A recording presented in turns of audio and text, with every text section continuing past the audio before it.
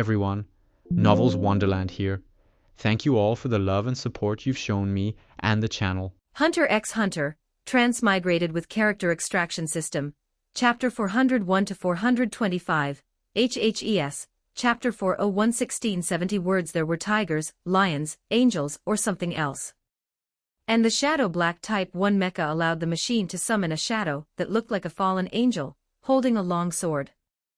The eyes could also shoot out some kind of laser. It was a weapon researched by the villains. 100-man team was still a bit useful. Loki raised his hand. Nin aura surged, but it didn't actually consume much aura. 100 Shadow Black Type 1 mecha appeared in front of Loki, neatly arranged in a square formation. These mechanical robots were all like generals wearing wide armor, their bodies completely wrapped in armor, and there were no circuits or anything inside. It was hollow. If they were knocked down, they would turn into a pile of empty armor. Summon your shadows. Loki regretted it a little after saying it, because these machines couldn't speak at all. He was giving them orders himself. With the existence of the system, he should only need to control them with his mind. A certain black energy began to rise from the bodies of these machines. In the blink of an eye, it gathered into tall creatures similar to fallen angels, standing behind each of them. And these shadows didn't have lower bodies. The lower ends of their bodies were connected to the machines. The shadows branched out and turned into black energy flowing channels, connecting the two together. It had to be said that it was quite spectacular to have 100 Shadow Black Type 1 mecha collectively summon their shadow beasts. The individuals of these shadow beasts were relatively large, although they only had upper bodies. Loki nodded, slightly satisfied. He looked at one of the Shadow Black Type 1 mecha, and it walked out. Loki raised his hand, and a flame rose. He launched a flame attack towards the other party. The flame collided with the Shadow Beast's body, and the Shadow Black Type 1 mecha took a few steps back. And the Shadow Beast didn't have too many scars. The defense is not bad. Although this attack was just a casual attack from Loki, it was very good that it could block it. Roughly estimated, ordinary Nin users who encountered this kind of Shadow Black Type 1 mecha would not be opponents at all, unless they had developed their own Nin ability, and it was the kind of ability that was biased towards combat. It would probably be very difficult to eliminate the Shadow Black Type 1.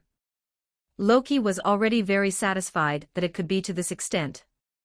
After all, it was a grade draw. He didn't expect to draw anything good. Now it seemed that his luck was not bad.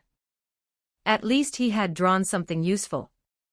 This Shadow Black Type 100-man team could probably help Loki perform some reconnaissance, or eliminate some small fries. Next time he encountered those guys who weren't worth taking action against, he could directly send out the Shadow Black Type 1 to solve the problem. Moreover, they didn't consume Loki's Nen. After summoning them, it seemed that he could take them back whenever he wanted. Of course, if he wanted to take them back, it had to be within a certain range. If the distance was too far, he couldn't just take these Shadow Black Type 1 into the system space. In general, the grade draw was not a loss. Loki could only use these Shadow Black Type 1 like Moro's Purple Smoke Machine Soldier team. Raising his hand and waving it, the Shadow Black Type 1 troops all disappeared, as if they had never appeared. Loki was planning to go rest when ding dong, mission triggered, one who covets the god position. A person from outside is attempting to ascend to the shrine and become the new god. Defeat these delusional people. Reward, draw X1. This made Loki a little surprised. Becoming the new god? Did that mean they wanted to kill him and take his place, to control the entire Greed Island? Is it beyond? Saying this, Loki shook his head. Probably not. Although Beyond has ambition, he doesn't care about things like power. Loki had also met Beyond. He said something about creating a Nin user world. Loki guessed that it was just to be able to adventure more freely. After all, when everyone was a Nin user, everyone would want to challenge the outside world like him. And ordinary people wouldn't have this kind of idea. Because they were afraid of bringing a terrible disaster that they couldn't resist. So this mission probably didn't refer to beyond. Then who could it be? Just as Loki was thinking, Hisoka sent Loki a message. Hisoka, who was preparing for the devil fruit incident, hadn't prepared yet, but he already had something fun come to his door. And the guy who came to his door was Kurapika. Kurapika seems to want to see you. Lord Loki. Hisoka's voice came from a light ball that appeared next to Loki. Does he want to see me? Loki frowned at the matter of Kurapika coming to his door. He didn't need to think to know that he probably wanted him to deal with Beyond. He was still waiting for Beyond to clear the game and complete the system mission. Thinking about it, don't hold back. If Kurapika wins, bring him up. If he loses, let him go. Aren't you going to make any exceptions? Isn't he your friend, Lord Loki? With a gentle wave of his hand, he ended the call with Hisoka. Loki didn't have time to care about anything else now. What he was thinking about now was the newly appeared mission. Who was that person who wanted to kill him besides Beyond? Below the shrine where Loki was, in the internal space of the floating island, at a place, was where Hisoka was staying. This place at first glance seemed to be a very beautiful garden. A scene with birds singing and flowers fragrant. Staying here made people feel very relaxed. There were blue clouds and warm sunshine in the sky. However, in reality, this was just a closed space. Similar to an end space but not quite. The size of this space was probably only the size of a soccer field. Hisoka stood on the grass, looking at the light ball that was dimming beside him. The call has ended. Hisoka smiled. And in front, suddenly a few nen auras appeared. Kurapika, Leo Rio, and Moro appeared here. The first second they opened their eyes, they were shocked by the surrounding environment. Didn't you say that we had already entered the floating island? Why does it seem like we're not around? Leo Rio said. His eyes turned and suddenly discovered. Not far in front, Hisoka was looking at the three of them with great interest. Leo Rio shouted loudly. Kurapika and Moro had already seen Hisoka long ago. They didn't just care about checking out this strange place like Leo Rio. Kurapika said faintly, Leo Rio, this is probably some kind of nen space, so we should have really entered the floating island. Razor shouldn't have lied to us. Is this guy our next opponent? Moro said. His face also wasn't very good. He also had an impression of Hisoka. The other party was an extremely powerful guy. Even to some extent, Hisoka's aura might not be stronger than Razor's. But his combat power was definitely not inferior to Razor's. Perhaps it might even be above Razor. Because Hisoka's perverted combat talent and his nen ability, Bungee Gum, were quite difficult to deal with. I didn't expect that the first people to come up here would be you. What a surprise. Hisoka said with a smile, walking towards the three of them. I guess you didn't come here for special item cards, right? The three didn't answer Hisoka. Hisoka continued, should I tell you, you won't be able to see Loki at the end of this game event. Leo Rio was stunned for a moment. You won't be able to see him. Hearing this, Hisoka shook his head regretfully. Unfortunately, this game event was thought up by me. The purpose was just to find strong opponents to pass the time. What I got in the end was just a particularly rare magic card. But Razor didn't say that we could see Loki at the end of the Challenger Road. Looking at Moro, Hisoka nodded. Originally, you should have been able to see him, but the final reward is now with me. Saying this, Hisoka took out a card. This is the card you can get after defeating me. Originally, it should have been given to you by Loki personally, but now this card is with me. After listening to Hisoka's words, Leo Rio was very annoyed. It's still not possible. Why is it so troublesome just to see Loki? Of course, Lord Loki is now the god of this island. Is it so easy to see a god? Moro and Kurapika looked at Rio, not knowing what to say. This guy was too easy to believe others. Hisoka was the kind of guy who liked to lie a lot. He casually believed his words. This guy should be an enhancer rather than a emitter. Rio, he's lying to you. Kurapika immediately saw through Hisoka's lies, making Hisoka pout unhappily. Don't see through me so quickly. Kurapika, you have no sense of humor at all. Rio was stunned for a few seconds, and then clapped his hands. So he was lying. Kurapika sighed helplessly. Turning his head to look at Hisoka, Hisoka, you should be able to contact Loki, right? I want to see him. Whether it's as an individual or as a new member of the Zodiacs, I have something to say to him. I'm sorry. Underscore underscore underscore underscore underscore underscore underscore underscore underscore underscore underscore underscore underscore underscore underscore underscore underscore underscore. For more advanced chapters visit patreon.com/bars45. For $10, all advanced chapters. Schedule Monday through Friday, update 3 chapters a day Saturday through Sunday off. Chapter 402, HHES, Chapter 402 1674 words. Hisoka shook his head. I can't do that. Anyway, you're already considered challengers, so let's fight first. Hisoka, do you know what's happening outside? Kurapika continued to ask. Hisoka, are you talking about the things that happened on the island? Of course I can know. As the producers of the game, we can directly see many places on the island. There are too many problems that need to be dealt with. Only Loki can solve these things. First, there's Beyond. The chairman's son must be arrested and investigated to find out if he was involved in the Chimera Ant invasion incident. And now Beyond seems to be planning to start a war between Nin users and ordinary people. Loki also had a conflict with the 5 vows. We must see Loki in order to deal with these things. Listening to Kurapika saying so much, Hisoka didn't care at all. What you said has nothing to do with me. In short, if you want to pass my test, then come and fight. If you satisfy me, I might try to help you contact Lord Loki. Oh. It seems that we can't avoid a fight. Morel walked out with a serious expression. He carried a huge pipe.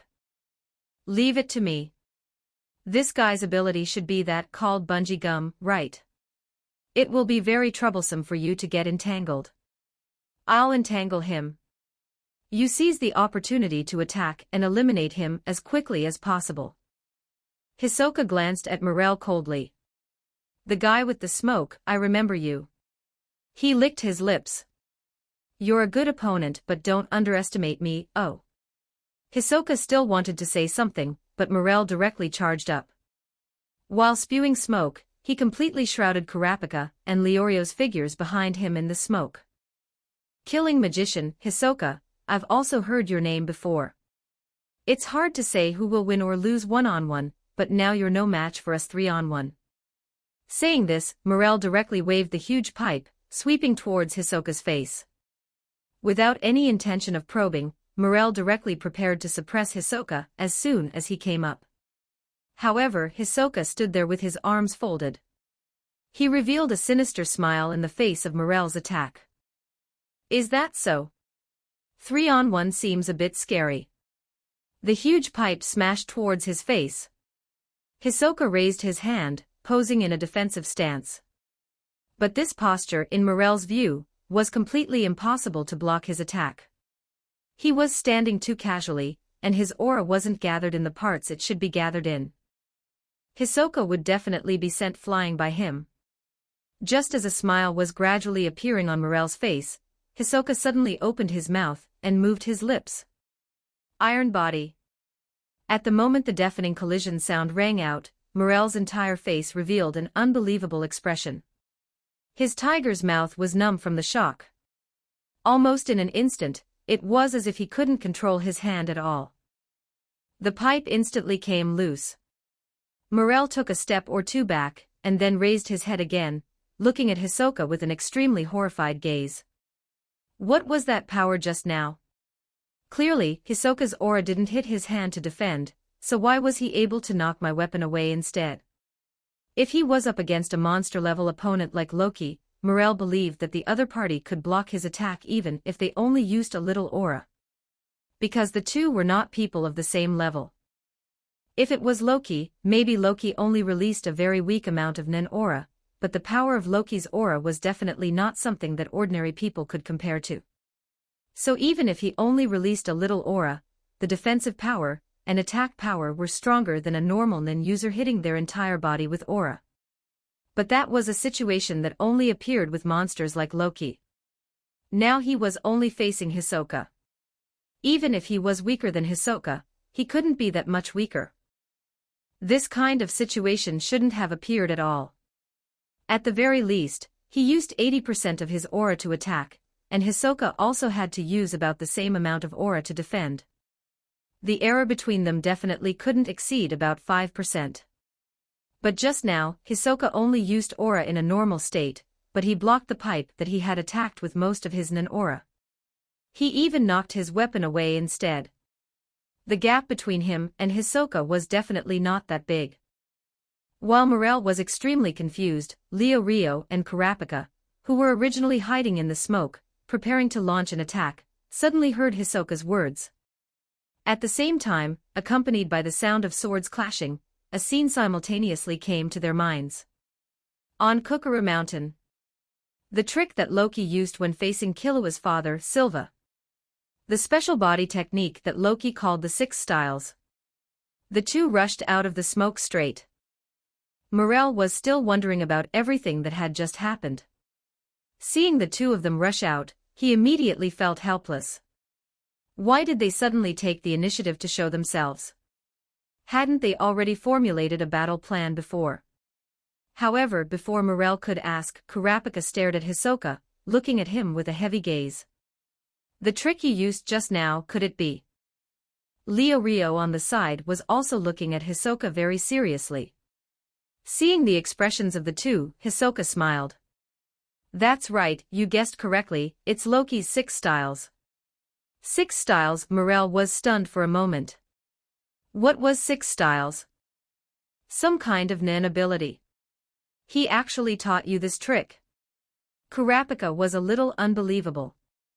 This kind of powerful trick shouldn't be taught to other people casually, right? Rio was also very surprised.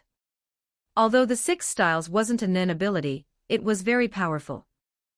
If it was combined with Nen, it might be able to exert unexpected power. It's not just me, oh. Jing, didn't they also learn it? Hisoka raised his right hand and pinched his sharp chin. Razor also learned it, but he only learned Moon Step and Shave. He's still practicing the rest. Loki would actually share this kind of powerful trick. Rio couldn't understand Loki's actions. Even if he wanted to teach this kind of trick, he should teach it to his disciples, or his sons and daughters, to pass it down, right? He just casually taught it to other people, and not just one. At this time, Morel took the opportunity to retrieve his weapon, turned his head, and looked at the three of them. What are you talking about? What Six Styles? Is it the ability that Hisoka used just now? Kurapika shook his head. The Six Styles isn't an ability. Then what is it? Why do you guys look so surprised? Surprised, of course they were surprised. The first time they saw Loki use the Six Styles, they only felt amazed. But later, as Kurapika cultivated Nen, and his strength became stronger and stronger, he understood the meaning of the Six Styles even more. That wasn't just a simple body technique. Among them, Moon Step was the trick that people wanted to master the most. It gave people the ability to fly in disguise. Even among Nen users, there were basically very few people who could fly. Kurapika closed his eyes, recalling the scene when Loki used the Six Styles. The Six Styles is a body technique that Loki developed himself. Cultivating the Six Styles doesn't require learning Nen. The Six Styles can allow an ordinary person who doesn't know aura to possess extremely strong combat power. Even when facing nin users, they might not be unable to fight. This evaluation made Morel a little surprised. To be able to have Kurapika give such a high evaluation, it seems that the 6 styles is not simple. Kurapika looked at Morel. The 6 styles includes defense, movement techniques, close combat killing moves, ranged attacks, dodging, aerial movement, and all-round combat skills. After explaining, even Morel was stunned. All-round combat skills. Just body techniques. A person who doesn't know nin can actually allow him to launch ranged attacks. What made Morel even more unable to react to was aerial movement. Could body techniques achieve this level? Want to learn? Hisoka asked. Kurapika and Leo Rio both trembled violently. Looking at the appearance of the two, Hisoka knew the answer. Although the 6 styles was just a body technique, it was definitely very attractive to nin users. Loki put it in the game. Oh. You can go back and look for it, in an event called the Hero of the Island. He put such precious body technique skills in the game. He just directly put it in the game for all the players to learn. This made even Morel stunned. If the 6 styles was really as powerful as Kurapika said, then putting it in the game casually for all the players to learn the 3 no longer spoke. This kind of approach made people feel admiration. If it was them, they possessed such powerful body techniques, there was no way they would let other people learn it casually. Flicking the pipe in his hand, Morel's expression became calm. Although it sounds like that 6 styles is indeed a very good technique and trick, but no matter what, it's just body techniques. He glanced at Kurapika and Leo Rio. You have no chance of winning against us 3, even with that 6 styles. Although Kurapika didn't quite agree with this statement, he didn't oppose it either. Morel plus him and Leo Rio. Hisoka's bungee gum was certainly difficult to deal with, but facing the 3 of them at the same time, even Hisoka didn't have any chance of winning. Underscore underscore underscore underscore underscore underscore underscore underscore underscore underscore underscore underscore underscore underscore underscore underscore underscore underscore. For more advanced chapters visit patreon.com/bars45. For $10, all advanced chapters. Schedule.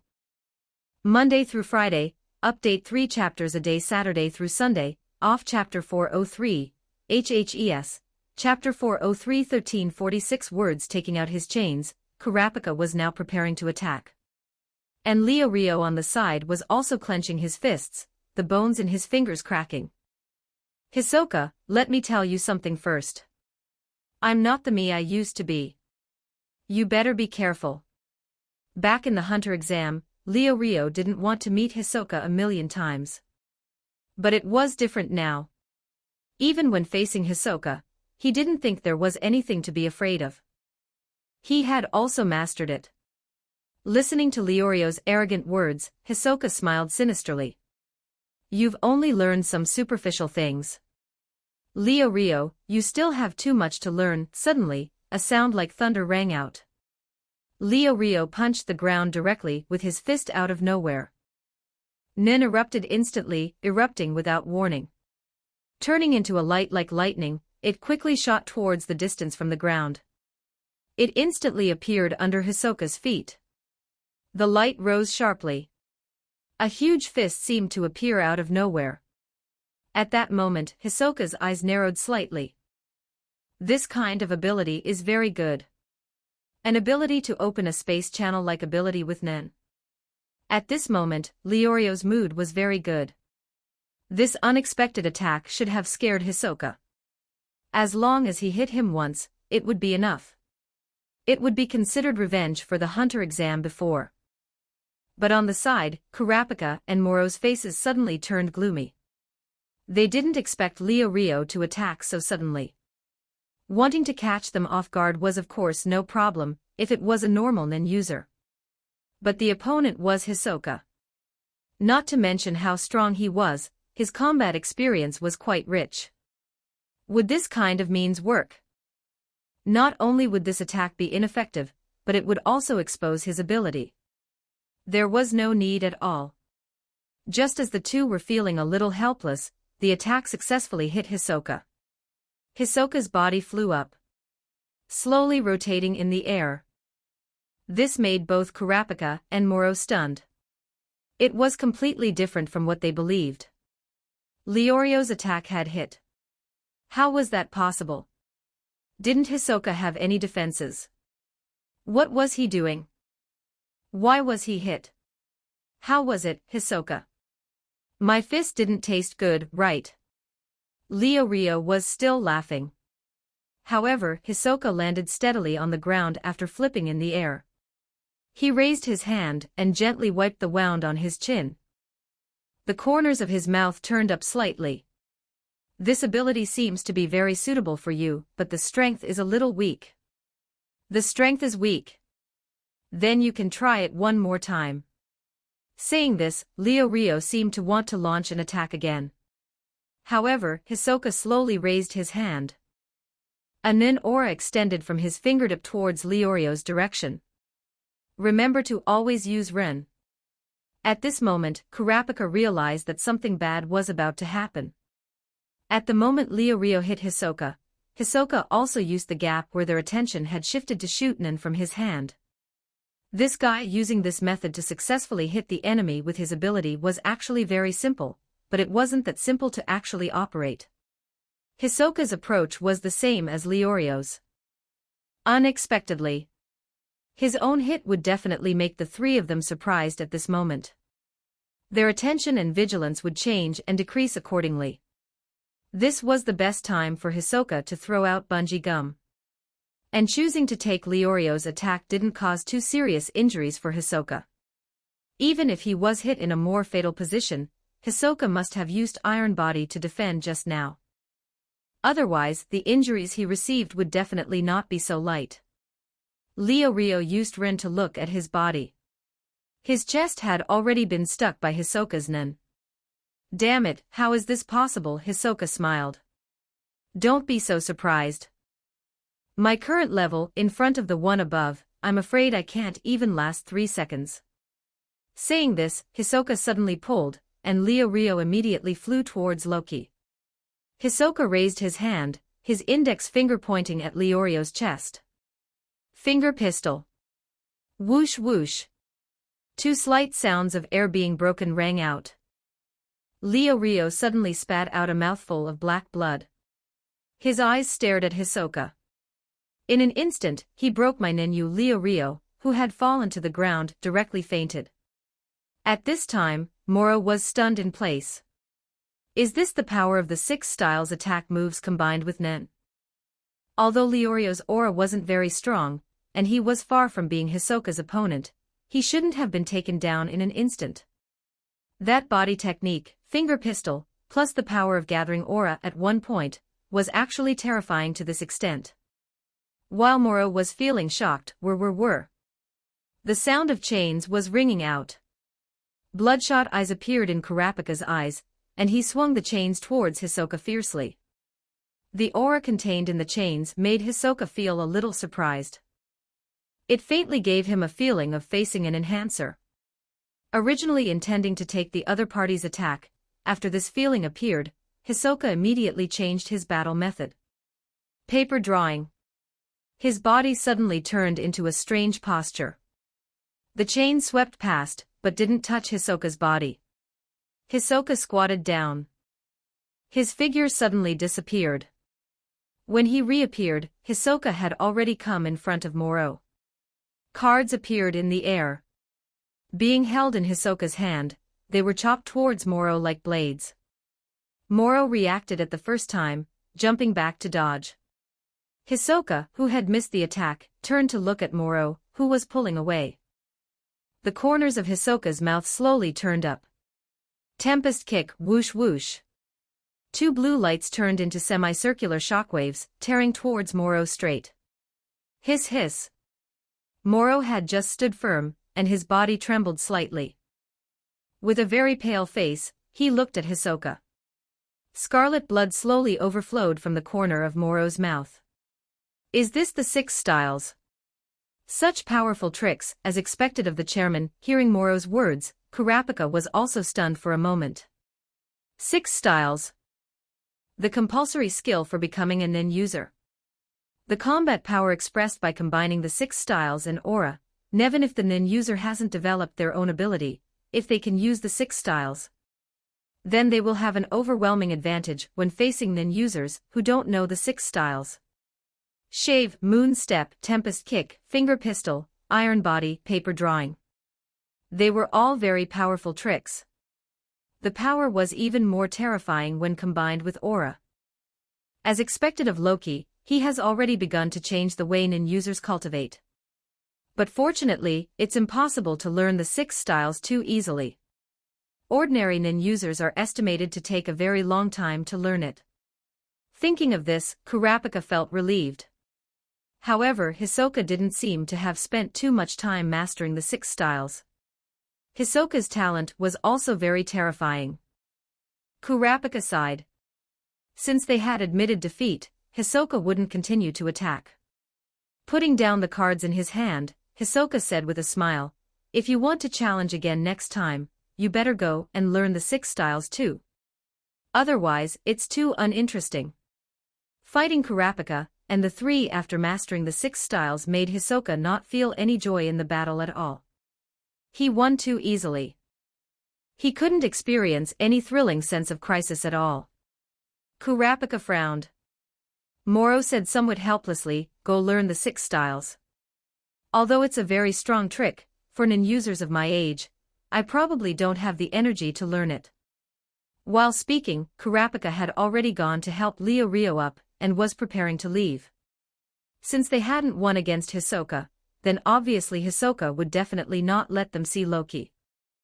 Underscore underscore underscore underscore underscore underscore underscore underscore underscore underscore underscore underscore underscore underscore underscore underscore underscore underscore. For more advanced chapters visit patreon.com/bars45. For $10, all advanced chapters. Schedule Monday through Friday, update 3 chapters a day. Saturday through Sunday, off chapter 404, HHES, chapter 404 1982 words. However, it didn't matter. Hisoka was able to successfully learn the 6 styles in a few months, and Kurapika was confident that he would be able to do it too. Just as Morel was regretting that it would definitely take a lot of time for him to learn the 6 styles at his age, 1 year, 2 years, or even 5 or 6 years, would probably be needed to learn it. The time was too long, so although this was a very powerful trick, it was a bit of a tasteless chicken rib for him. With that much time, it would be better for him to hone his own skills and improve his abilities, which was obviously better than learning new tricks. But at this time, Hisoka opened his mouth and said, "Use the breath of Archangel." This sentence made the two stunned for a moment. What did he mean by using the breath of Archangel? What would they do with the breath of Archangel?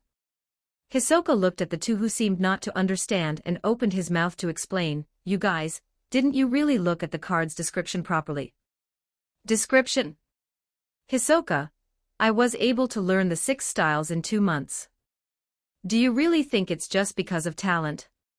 He smiled. Cultivating the 6 styles requires using cards in coordination.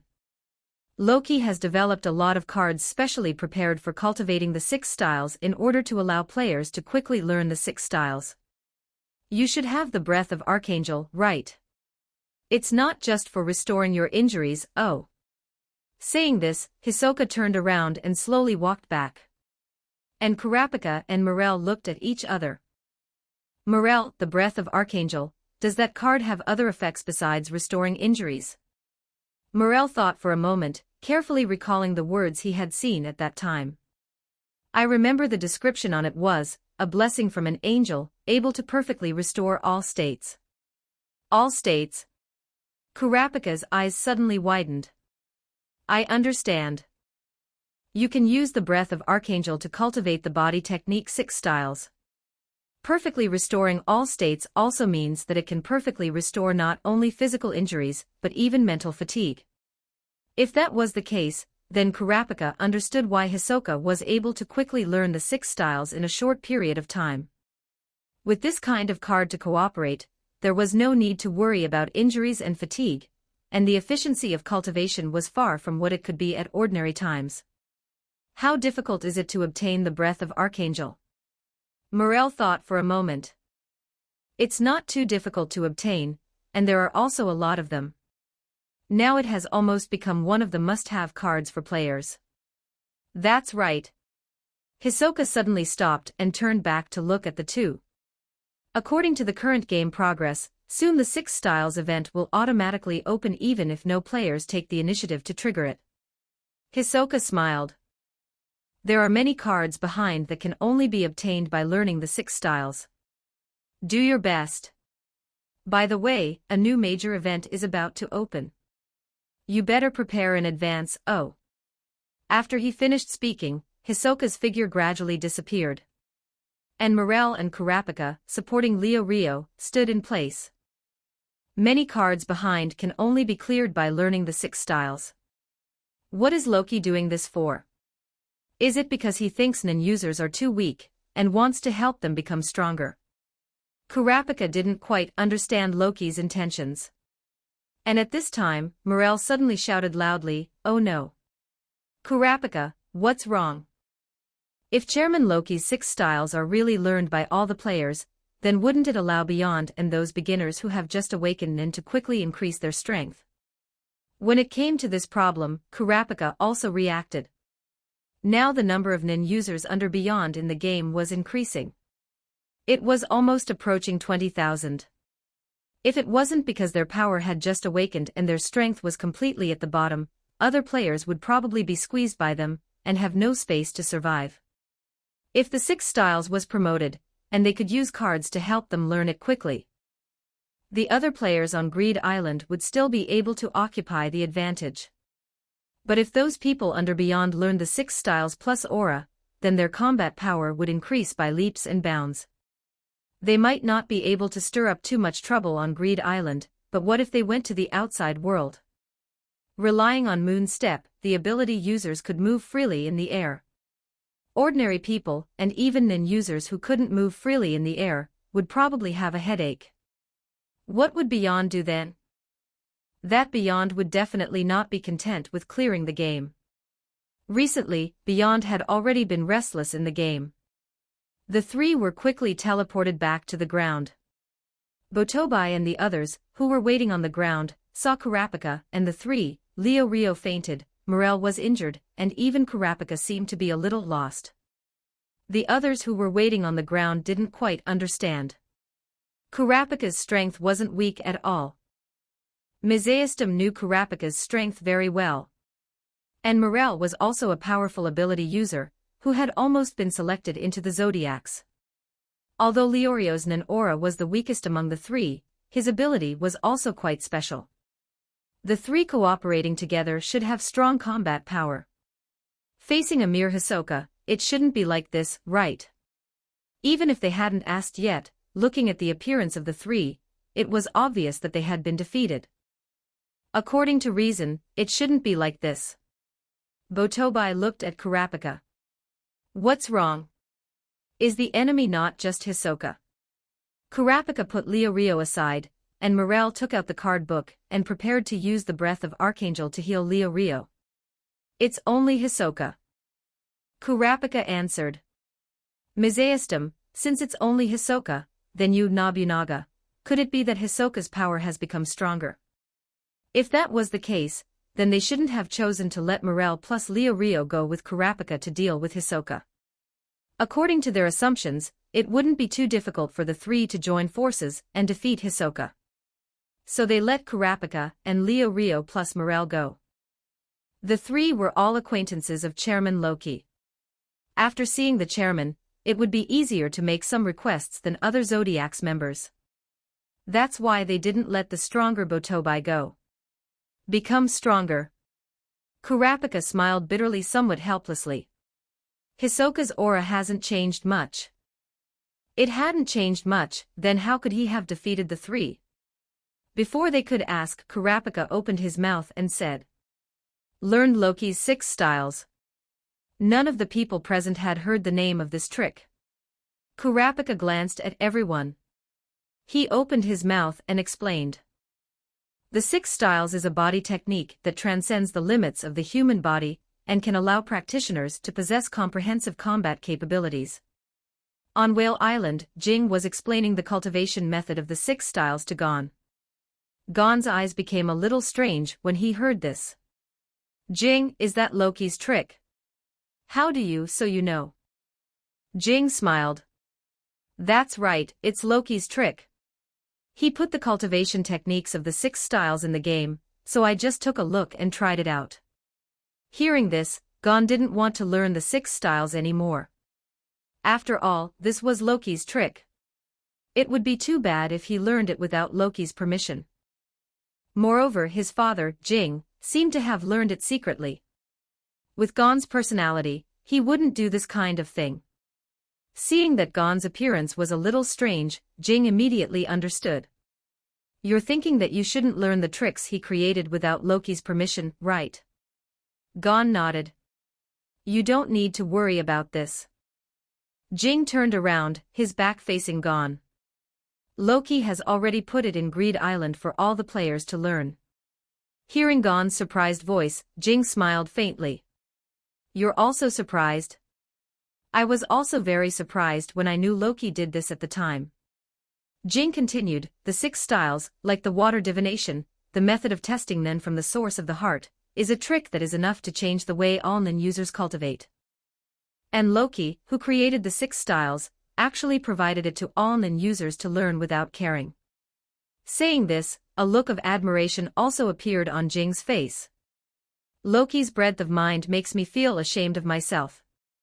Even without what Loki had done before, just the matter of creating the 6 styles, and letting everyone learn it would be enough to make Loki reach the same height as Chairman Netero. The 6 styles is too helpful for Nen users. Saying this, Jing paused for a moment. If those Nen users had used the 6 styles when dealing with the Chimera ants, the situation wouldn't have been so bad at the beginning. After listening to Jing's evaluation, Gon was stunned in place. Loki not only has strength that far exceeds others, but even his contribution to this world has reached a legendary height. Greed Island. The Zodiacs, who had also heard Kurapika's explanation, had almost the same expressions as Gon, feeling shocked. Nobunaga, although I already admire what Chairman Loki has done, providing the 6 styles, such a trick, for all Nen users to cultivate. This behavior makes people feel very admirable. The 6 styles is undoubtedly a huge improvement for Nen users. The chairman can selflessly teach his original tricks to everyone, allowing others to become stronger, which is indeed very admirable and admirable. Mizaistum said and changed the subject. If the 6 styles is learned by players with evil intentions, it will also be a disaster for the world. This problem did exist, but Botobai said faintly, abilities are neither good nor evil. There's nothing wrong with the chairman's actions being admirable. Botobai's words made Mizaistum have to shut up silently. Hisoka said that according to the current speed at which players are clearing the game, the cultivation method of the 6 styles will automatically open soon even if no one takes the initiative to trigger it. Kurapika said with a gloomy face. And in order to allow everyone to quickly learn the 6 styles, Chairman Loki seems to have created many cards to assist in cultivation. Saying the words behind, Kurapika didn't need to continue to add any more. If that was really the case, Beyond and those Nen users under his command who had just awakened aura would quickly become stronger. The consequences would be unimaginable at that time. Just when everyone was silent, a voice rang out again on Greed Island. All players, please pay attention. All players, please pay attention. The Devil Fruit event will officially open at 9 a.m. tomorrow. Players who want to obtain the Devil Fruit, please open the card book at 9 a.m. tomorrow to get the latest information. The suddenly sounded voice rang a total of 3 times before it ended. And the players were a little confused after listening. What is a Devil Fruit? It's probably some special game item again. The bartender who was serving the players wine suddenly opened his mouth. The Devil Fruit is a legendary secret treasure of the sea, It is said that those who eat it will obtain the power of the devil. Two players were stunned for a moment. Underscore underscore underscore underscore underscore underscore underscore underscore underscore underscore underscore underscore underscore underscore underscore underscore underscore underscore. For more advanced chapters, visit patreon.com/bars45. For $10, all advanced chapters. Schedule Monday through Friday, update 3 chapters a day Saturday through Sunday, off chapter 405, HHES. Chapter 405 1853 words, but he quickly understood. This should be one of the ways players could gather information before the event started. It was just that he didn't expect to coincidentally encounter someone with information. The two smiled. The power of the devil, what kind of power is that? Is it strong? They usually didn't take things in the game too seriously. After all, those were just preset words. Most of the time, there were exaggerations. However, the bartender who was wiping the glass slowly put down the glass. Don't underestimate the devil fruit, oh. The two players didn't care. Forget it, let's ask something practical. What's the difficulty of getting it? The bartender thought for a moment. As for the difficulty of getting it, there's no clear division. There was no clear division. This was the first time they had encountered this kind of situation. Could it be a card that could freely change the difficulty of getting it? The two players looked at each other. The bartender smiled. The devil fruit isn't something from this place, oh. It comes from the shrine. The shrine. All the players knew what the shrine was. However, in the past, asking about the shrine on the island was fruitless. They didn't expect that this time, someone would take the initiative to mention the shrine. The two players gradually became interested. The devil fruit comes from the shrine, so if we want to get the devil fruit, do we need to enter the shrine? The bartender looked at the two. Of course not. Mortals can't enter the shrine. It's true that the devil fruit comes from the shrine, but it was probably accidentally dropped from the shrine. The two were a little disappointed. Eating the devil fruit can give you a very strong power, oh. The bartender continued to say, but the two players were obviously not interested in the devil fruit. They continued to drink. And the bartender said to himself, according to the legends left behind in the past, people who eat the devil fruit can obtain very magical powers, such as being able to control lightning, or being able to control fire. As the bartender said this, the two players' actions of clinking glasses suddenly paused. What did you just say? You can live to control the power of lightning or fire. The bartender nodded. That's right. In the words of you heroes, you can directly obtain a special hero power. Hero power. The two slowly put down their glasses. They suddenly thought of something in their hearts, and they didn't dare to confirm whether their thoughts were true. And the devil fruit can't be turned into a card. It's really lucky that you heroes can meet the devil fruit. The bartender thought for a moment. Probably there will never be a second devil fruit after this time. After all, that's a fruit that directly allows people to obtain powerful power. After he finished speaking, the two players put down the glasses in their hands, turned around, and rushed out of the bar. At the same time, the other players in the tavern who had been listening silently also stood up one after another. Many players analyzed the information they had obtained and came to the conclusion that the devil fruit was very likely something that directly allowed ability users to obtain an ability out of thin air. Because everyone who could provide information had been emphasizing one thing. That was that every devil fruit had a devil living inside. Eating the devil fruit would allow them to obtain the power of this devil, perhaps controlling the wind, controlling lightning, or turning into a monster. In the eyes of the players, it was undoubtedly giving you a special ability out of thin air. If the Spring of Life only made some players excited, then the opening of the devil fruit event made all the players on Greed Island boil, directly allowing people to obtain an ability out of thin air. Is that possible? The player who asked this question was quickly asked back by the other players. When the Spring of Life card came out, you also thought that this kind of card couldn't exist, right? But what was the actual situation? The player's eyes began to change. If the devil fruit could really allow people to directly obtain a complete NON ability, then it would be a huge attraction for most players. Everyone seemed to be looking forward to the devil fruit event officially starting tomorrow. In a certain forest, next to several tents, a person stood by a tree and gently shook it. Devil fruit. Able to directly allow players to obtain a NON ability. This person's back was to the light, and he pulled up the zipper in front of him. He turned around and took the handkerchief handed over by the person next to him, wiping the dirt on his hands. It sounds like it's a bit similar to that strange pot that Father Emperor gave us. Saying this person casually threw the handkerchief to the person on the side. Interesting. I didn't expect that something created by a NON user would be so interesting. Devil fruit. I'm very interested. You guys continue to pay attention and don't let go of any information. He walked to the fire in front, sat cross-legged on the animal skin mat, fiddling with his clothes. He raised his eyes and looked at another subordinate. Have you contacted that beyond? The other party nodded. That's good. Let's pack up and go see him. Cooperating with the other party will allow me to occupy a certain advantage in this succession war. Why does your highness have to choose beyond? Isn't cooperating with the Hunter Association a better choice? I know what you're thinking. The chairman of the Hunter Association is one of the producers of this game.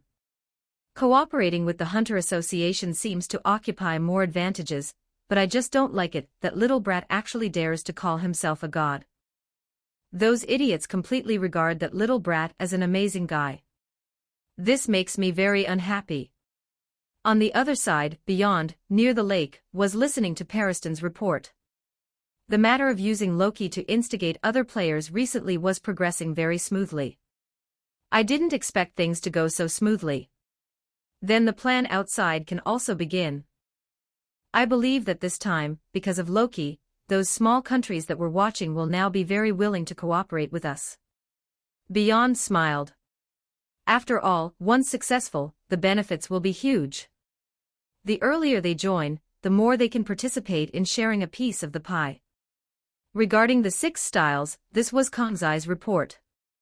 The above was a detailed record of the people who had personally experienced its power, such as Kurapika and others.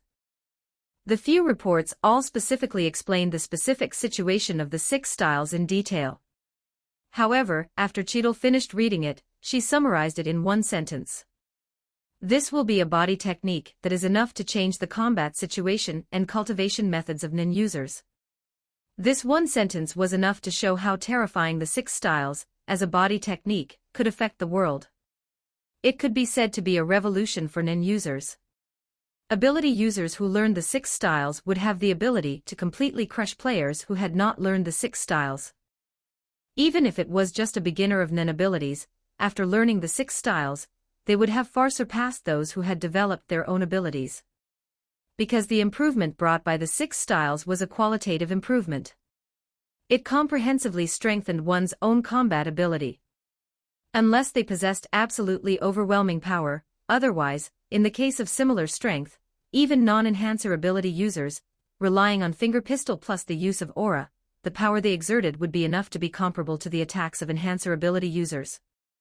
How can such a powerful body technique be casually allowed for all NON users to learn? Cheadle's hand was trembling faintly. If it's learned by a guy with evil intentions, how many tragedies will it lead to? Although this was the case, Cheadle also admired Loki for letting everyone learn this kind of powerful trick. His breadth of mind was so wide. This move was of great help to everyone in the entire NON user world. It seemed to make Cheadle faintly see Netero's shadow. However, although she admired him very much, even if Loki didn't plan to hoard this body technique and give it to others to learn, he should also choose the practitioners. He couldn't let people with ulterior motives learn such powerful tricks. I must stop Loki. This kind of trick must not be casually allowed for everyone to learn. Cheadle suddenly stood up from her seat. She raised her steps and walked towards the outside of the office. She seemed to be planning to personally enter the game. And the person who was monitoring the Hunter Association headquarters building, after observing from a distance, immediately reported to the higher-ups. Even Cheadle, one of the Zodiacs in charge of handling association affairs, is planning to run away. Where does she want to escape to? It may be Greed Island. If she directly enters Greed Island, we will have no way to deal with her. At the headquarters of the Five Vows, only 2 members were left. The other 3 were busy dealing with the most agitated countries. After the 2 received this news, their faces began to turn gloomy. As expected, the Hunter Association didn't tell us anything this time. This group of ingrates, it's us Five Vows who have been directly supporting the Hunter Association. That Cheadle must have accepted the instructions of the current chairman from the beginning, which is why she has been saying that she can't contact that little brat. What should we do? One person asked. The other person threw the intelligence in his hand on the table. This is the intelligence that the people on Greed Island sent back to us. That little brat has started to buy off those NIN users again. Directly bestowing others with a powerful ability. Does this little brat really think he's a god? Greed Island was created from the beginning to gather NIN users. The 2 said one sentence at a time.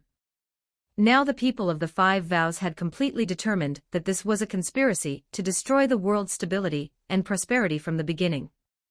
Starting from Greed Island to later beyond, the son of Netero, shouting out the slogan of creating a world for NIN users, they were all hooking the Five Vows step by step. Now the Five Vows were not only being ridiculed, but the Hunter Association seemed to be an innocent victim. Underscore underscore underscore underscore underscore underscore underscore underscore underscore underscore underscore underscore underscore underscore underscore underscore underscore underscore. For more advanced chapters visit patreon.com/bars45. For $10, all advanced chapters. Schedule Monday through Friday, update 3 chapters a day Saturday through Sunday off.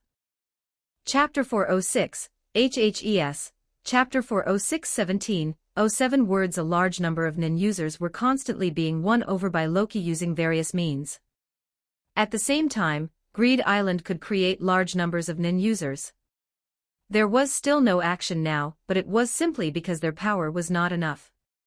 After they had accumulated enough power, he believed that Loki and these people would definitely have big moves. The 2 looked at each other. No, we definitely can't just sit and wait for death like this anymore. We must take the initiative to attack. It's probably impossible to destroy Greed Island from the outside, but what if we destroy it from the inside? The inside. Is there a way to deal with those people from the inside? This game is full of NIN users. Although our manpower is very good, how many NIN users are there on Greed Island now? Perhaps 50,000. Even if the Five Vows mobilized all the NIN user troops under their command, they would not be a match for this number of NIN users at all. The training of NIN users was not that easy. Before the Spring of Life appeared, perhaps only one person with talent could be found among tens of thousands of people. And it would take nearly 10 years to train this person into a qualified NIN user. The cost of training a NIN user was quite large. It was already quite good that the Five Vows could form a NIN user troop that completely crushed the Hunter Association in number before. But there weren't as many as tens of thousands of people. Looking at the guy who had been working with him, he still didn't seem to understand. This person stood up and took off his sunglasses. The weapons we possess are not just nuclear weapons, this kind of destructive weapon. The air in this room seemed to become a little cold. The other person heard this sentence, and was stunned for less than half a second. He quickly reacted. You mean to use that kind of thing? He said somewhat uncertainly, if we don't control it well, even the people outside are likely to die and be injured in large numbers. The person who proposed this method also smiled. What does it matter? This is what broke out from Greed Island, isn't it? We can only blame those NIN users or that damned little brat. Framing and blaming, while also being able to win a good reputation in the end, was indeed a good method. The method was a good method. But in this way, the number of people who died would be unknown, whether it was tens of millions or hundreds of millions. However, being able to sit as one of the representatives of the 5 vows, he was not a soft-hearted guy. As long as he could solve the trouble, paying a little price was nothing. What's more, it was just a little death. In a stable world, the population would quickly be replenished again. The two made a decision. The other 3 representatives of the 5 vows who were outside would probably be notified soon, and they couldn't possibly object. What they were planning to do on Greed Island was temporarily unknown. But the current Greed Island, all the players on the entire island, were looking forward to the opening of this event called the Devil Fruit event. Although many players analyzed that eating the devil fruit could obtain a powerful ability, they were still worried in their hearts, more or less, until the end. Many players held their card books early, and were ready to check the latest notifications about the devil fruit at any time. And time always passed very slowly. Or it should be said that most of the players didn't sleep all night. They were in an abnormally excited state, so they seemed very excited. They felt that time was passing very slowly. Hisoka, who was preparing to carry out this devil fruit event according to Loki's orders, came outside the shrine. Standing on the wide open space outside, he said towards the direction of the shrine, "Lord Loki, I'm leaving. Are there any other orders?" Loki, who had suddenly opened the shrine door, walked out. At the first moment he saw Loki, a terrifying aura that came at him instantly enveloped his entire body. This aura was like a heavy hammer, hitting Hisoka's heart hard. But at the same time, Hisoka felt that Loki seemed to be trying his best to restrain his aura, but he still couldn't completely control it. What kind of power is it that even a monster with perverted talent like Loki can't perfectly control? Hisoka's eyes rolled. His eyes stared at Loki with extreme longing. Not being able to hunt Loki, or rather, not being able to hunt Loki, was Hisoka's greatest regret. After all, although he didn't think he was weak, he was completely incomparable to Loki. Hunting Loki was a matter with no chance of winning. Although dying in battle was also very good, Hisoka still wanted to enjoy the thrill of hunting more. He would still consider hunting Loki until the day he completely couldn't find anything interesting. Narrowing his eyes and taking back his gaze, Hisoka asked, as expected of Lord Loki. "The speed at which you become stronger is still so terrifying." Hisoka slowly opened his eyes, looking at Loki, who had a calm face. For Lord Loki, it seems that the ceiling of strength will never exist. Listening to Hisoka's weird voice, Loki opened his mouth and said faintly, "Did you feel it?" Hisoka nodded. "Is it because you've improved too quickly and haven't mastered it yet?" "It seems that my control over this new power is still not good enough," Loki said with a somewhat disappointed look. Hisoka said that he was already used to it.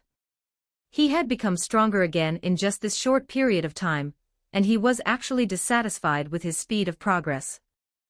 Probably only this one in the whole world. As expected, monsters and people can't be mentioned in the same breath. Hisoka asked, "If there's nothing else, I'll leave." Saying this, Loki raised his hand to signal for Hisoka to leave.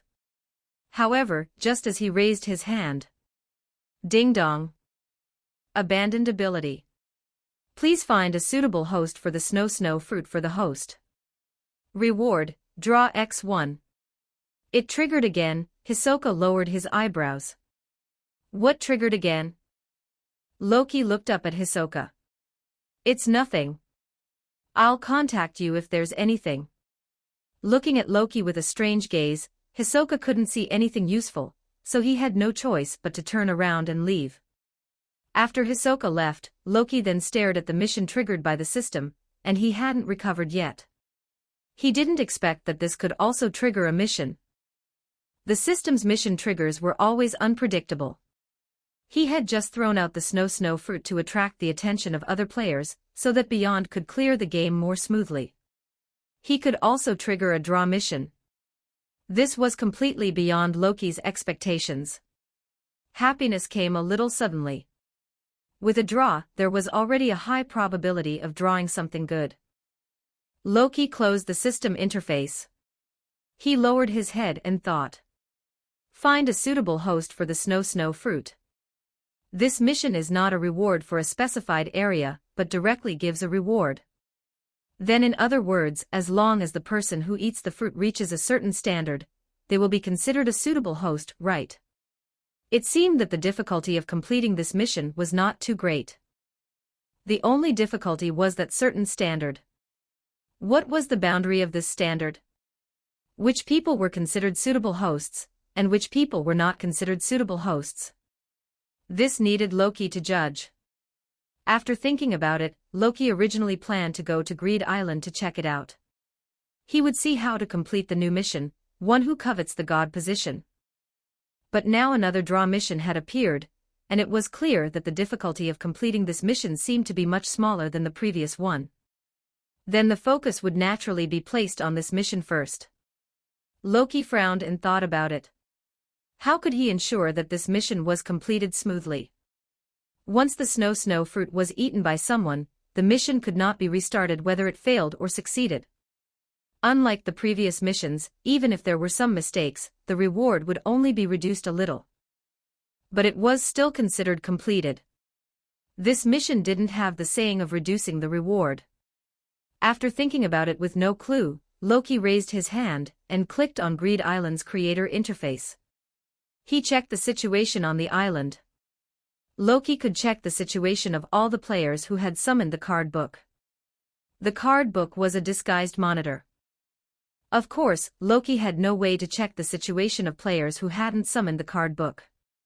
But now, the card book was displaying information about the opening of the Devil Fruit event. Almost more than 80% of the players had summoned the card book. Loki could check the situation of most players. He didn't know if he didn't look, but now when he looked, Loki discovered that Greed Island had actually had more than 30,000 players without realizing it. The number of players had actually increased so terrifyingly. Of course, a large part of it was thanks to Beyond. He used the Spring of Life card to help many ordinary people awaken their Nen abilities. And these players who had awakened their Nen abilities had also naturally become Beyond's subordinates. Seeing this situation, Loki instead smiled. Beyond is doing very well.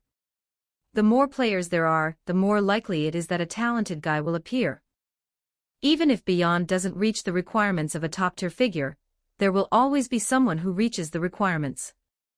Underscore underscore underscore underscore underscore underscore underscore underscore underscore underscore underscore underscore underscore underscore underscore underscore underscore underscore. For more advanced chapters visit patreon.com/bars45.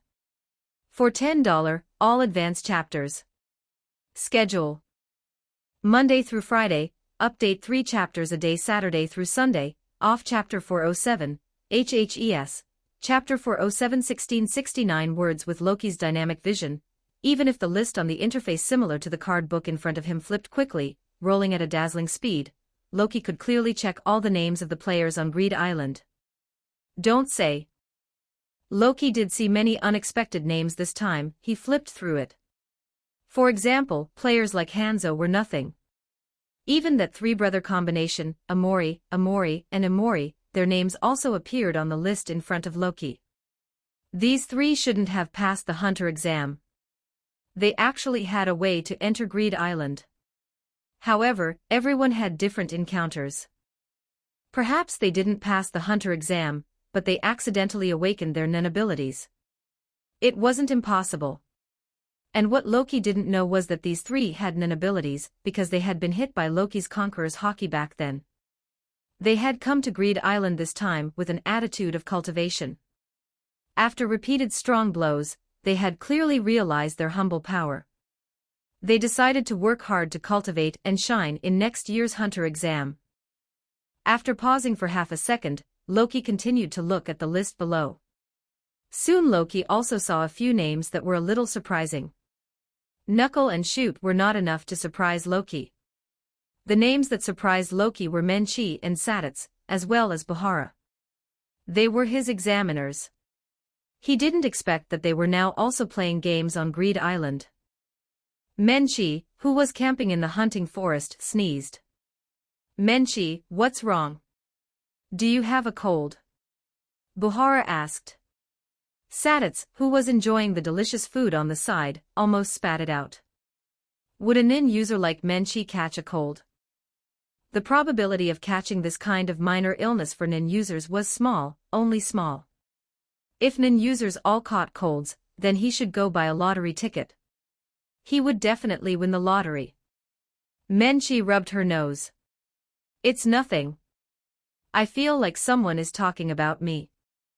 Loki, who was in the shrine, glanced at the situation of the three. He was using Buhara's card book. He was taking out some strange cards. Looking at it, Menchi and Buhara were food hunters. They seemed to be coming to Greed Island to find the wonderful taste game monsters that Jing had specially designed. This kind of monster was not a specified pocket card, but a water-form game monster. After death, it was just an ordinary cup of water. But the strange thing was that the taste was very changeable, and even anything that could be imagined could be drunk out. This was just using the transformation system. Coupled with some strange rules that Jing had formulated, plus Loki's nen, he could create this strange thing. It seemed that this thing was a very precious thing for food hunters like Menchi and them. And Sadits was concerned about the origin of Greed Island.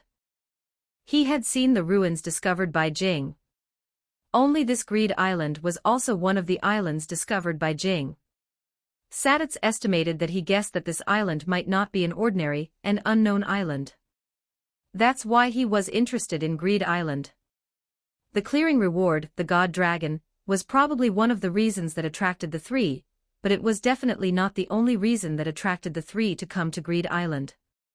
Loki didn't pay too much attention to his former examiners, now nominal subordinates. He continued to look down. A few more names appeared that made Loki feel interested. Linson, Melody, Basho. These three actually also appeared on Greed Island. Loki was very surprised. Although the clearing reward is very attractive, it shouldn't be for Melody, right? Thinking about it, Loki suddenly thought of Melody's terrifying body hidden under her wide clothes. Perhaps Melody wanted to restore her former appearance, and wanted to use the power of the god dragon to restore it. These people he had seen before could only make Loki pause slightly. They no longer made Loki feel too much interest to pay attention to them. Continuing to look down, Loki truly stopped soon. Neon Nostrade. This little girl has also come to Greed Island. Loki was stunned for a moment, and then suddenly remembered that because of his relationship, it seemed that this little girl's ability had not been stolen by Krallo. Even if it was stolen, Krallo was dead, and the ability should have returned to Neon's body. It wouldn't be strange for her to be on the island.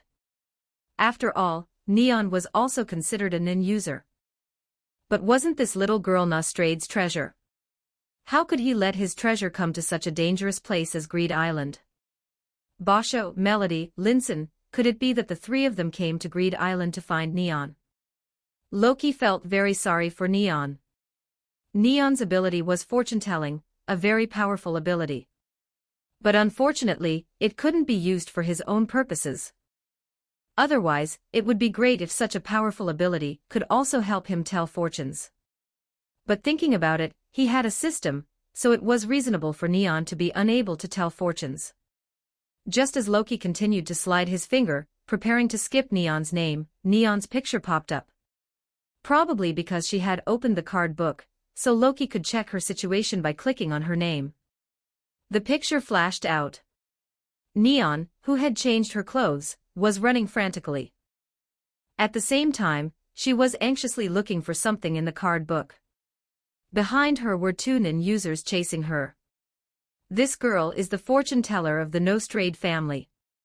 I heard that her fortune-telling is very accurate. If we hand her over to Lord Beyond, the two of us will definitely get a good reward. Of course, the premise is that she really has some kind of powerful fortune-telling ability. Saying this, another person smiled coldly. Even if her fortune-telling is a lie, it doesn't matter. Such a mafia young lady has actually entered the country of NIN users. I'll take the revenge that I was chased by those damned mafia in Norg City last time on her. This person licked the corner of his mouth. A sinister light was revealed in his eyes. His companion understood the other party's plan when he saw him reveal this kind of light. He also smiled evilly. Then it settled. This little girl seems to be quite cute. I like cute little girls like this the most. And Neon, who was stumbling and running in front, actually took out a few cards that had turned into stones. After reciting the spell, she turned around and took out the stones and threw them hard at the two. Loki. He thought she had magnetism or a similar escape magic card, but he didn't expect her to just take out two stones. Seeing this, Loki was a little speechless. Anyone who had formally cultivated NIN abilities wouldn't have this kind of situation, right? Using stones to smash two NIN users. What a cute lady. His eyes revealed disdain. What was this flower that grew up in a greenhouse doing here? Was she looking for death? Shaking his head helplessly, Loki's figure instantly disappeared from the shrine. Below, Neon, who was running wildly somewhere, although she had a face full of fear, she was still running forward strongly. Saying that she didn't know how to use aura. But her speed of escape was not slow at all. NIN aura flowed and erupted between her palms and soles in a very smooth manner. It constantly provided her with a powerful propulsion force, making her speed actually vaguely equal to the two chasing her behind her. This was the potential that humans burst out when facing life-threatening danger. Because of Neon's burst, the two ability users chasing her behind her also began to curse. Why is this girl running so fast? After chasing for so long, she can actually still hold on. His companion was also a little surprised, but he didn't care too much. It doesn't matter. We can just spend more time. This little girl will eventually be unable to hold on. That's right. The two then continued to bury their heads and chase. And Neon in front, after changing her clothes, she put on a skirt that was convenient for action. Although it didn't affect her movements, she relied on her potential to maintain this speed of escape. In the end, she herself didn't know how to use her own power. The fierce chase made her blood begin to accelerate. Although it didn't make her dizzy, she still felt that her body was very heavy. It was as if she was about to lose consciousness. Am I really going to fall into the hands of those two bad guys? Tears began to well up in Neon's eyes. But she bit her lips hard, enduring the tears that were about to overflow. She buried her head and continued forward. I definitely can't fall here. This time, I must find out the reason why my ability can't be used. Neon had her own purpose for coming to Greed Island. After the incident in York New City ended, she and her father returned to the Nostrade family's residence. At first, Neon didn't feel that there was anything wrong. But soon she discovered that her fortune-telling was becoming more and more difficult. At first, it was just a problem with the accuracy of the fortune-telling. This made her father's reputation in the mafia plummet, and she then became irritable. She questioned Neon. The father and daughter began to argue. Afterwards, Neon gradually discovered that even inaccurate fortune-telling was gradually becoming difficult for her. Underscore underscore underscore underscore underscore underscore underscore underscore underscore underscore underscore underscore underscore underscore underscore underscore underscore underscore. For more advanced chapters visit patreon.com/bars45. For $10, all advanced chapters. Schedule Monday through Friday, update 3 chapters a day. Saturday through Sunday, off chapter 408, HHES, chapter 408 1492 words. In the end, she didn't do fortune-telling for her father's clients. It seemed that the higher the social status of a person, the more likely it was that they couldn't be fortune-telling. The people she could do fortune-telling for actually became people who were as ordinary as servants or ordinary people, who were very ordinary in social status. Neon didn't know what to do. She accidentally heard her bodyguard Kurapika mention a game to her father. He said that the Hunter Association needed Kurapika to perform a mission in a game. Her father immediately fired Kurapika. Neon was on the side when the two were talking. Her father said with a big laugh, "The reward for clearing a game is to fulfill a wish." That's really funny. The Hunter Association actually believes in such a fantasy thing. Being able to fulfill a wish by clearing a game was indeed very funny. But Neon's father hadn't laughed for long. Kurapika stood up and said, "That's the game made by the current chairman of the Hunter Association." Neon didn't know who the chairman of the Hunter Association was, and Nostrade didn't know either. But the association chairman who controlled the Hunter Association had personally made a game. It was said that the person who cleared it could fulfill his wish, so it didn't seem so funny. Since it was a game made by the chairman of the Hunter Association, and clearing it could fulfill a wish, Neon decided to clear the game. She wanted to find out why her fortune-telling had this strange problem. So she entered the game. And although Neon had already awakened her Nen ability, she was completely a super rookie, who was even more of a beginner than a beginner in the use of Nen. She didn't understand anything. Such a player appeared on Greed Island. It was completely a prey that was sent to the door. After meeting a few players with ulterior motives, she naturally became what she was now. Neon was constantly encouraging herself in her heart. "I must persevere, I must find out the problem on my body, I must not fall here like this, I absolutely must not. What problem is there on your body?" Hearing this question, Neon didn't open her mouth, but answered in her heart. "My fortune-telling has become very strange. It doesn't seem to work anymore." After saying this in her heart, Neon was stunned for a moment. Was that just my hallucination? Why do I feel like someone is? Suddenly, Neon raised her head. In front of her, on the trunk of a giant tree, a white figure stood there straight. Wine-red hair danced in the wind. A pair of dark eyes on a cold face stared straight at her. Accompanied by the breeze that rippled at this moment, Neon's footsteps slowly stopped, standing in place. She looked up at that extremely familiar face. This person is Whoosh Whoosh. The breeze blew gently. The leaves all over the sky were rolled up. At this moment, Neon seemed to have forgotten the danger. The body that originally felt extremely heavy seemed to become very light. However, Neon hadn't been immersed in this comfortable feeling for long. Two hurried footsteps came from behind. The two players who had been chasing her before had finally caught up with Neon. "You can't hold on anymore. You finally stopped." The guy who took the lead in coming behind Neon spoke, while his face gradually changed from an excited and joyful appearance to a terrified and nervous appearance. An extremely oppressive aura, like a mountain, suddenly pressed down.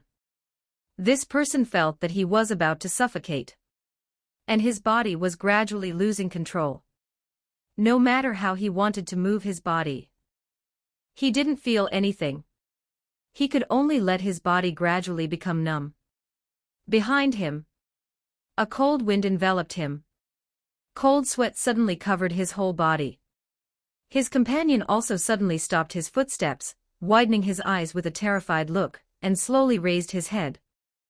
This feeling is on the endless plain outside the starting town. Loki walked on the grassland, watching the players who were hunting some kind of monster. A day had passed since Loki had seen Neon.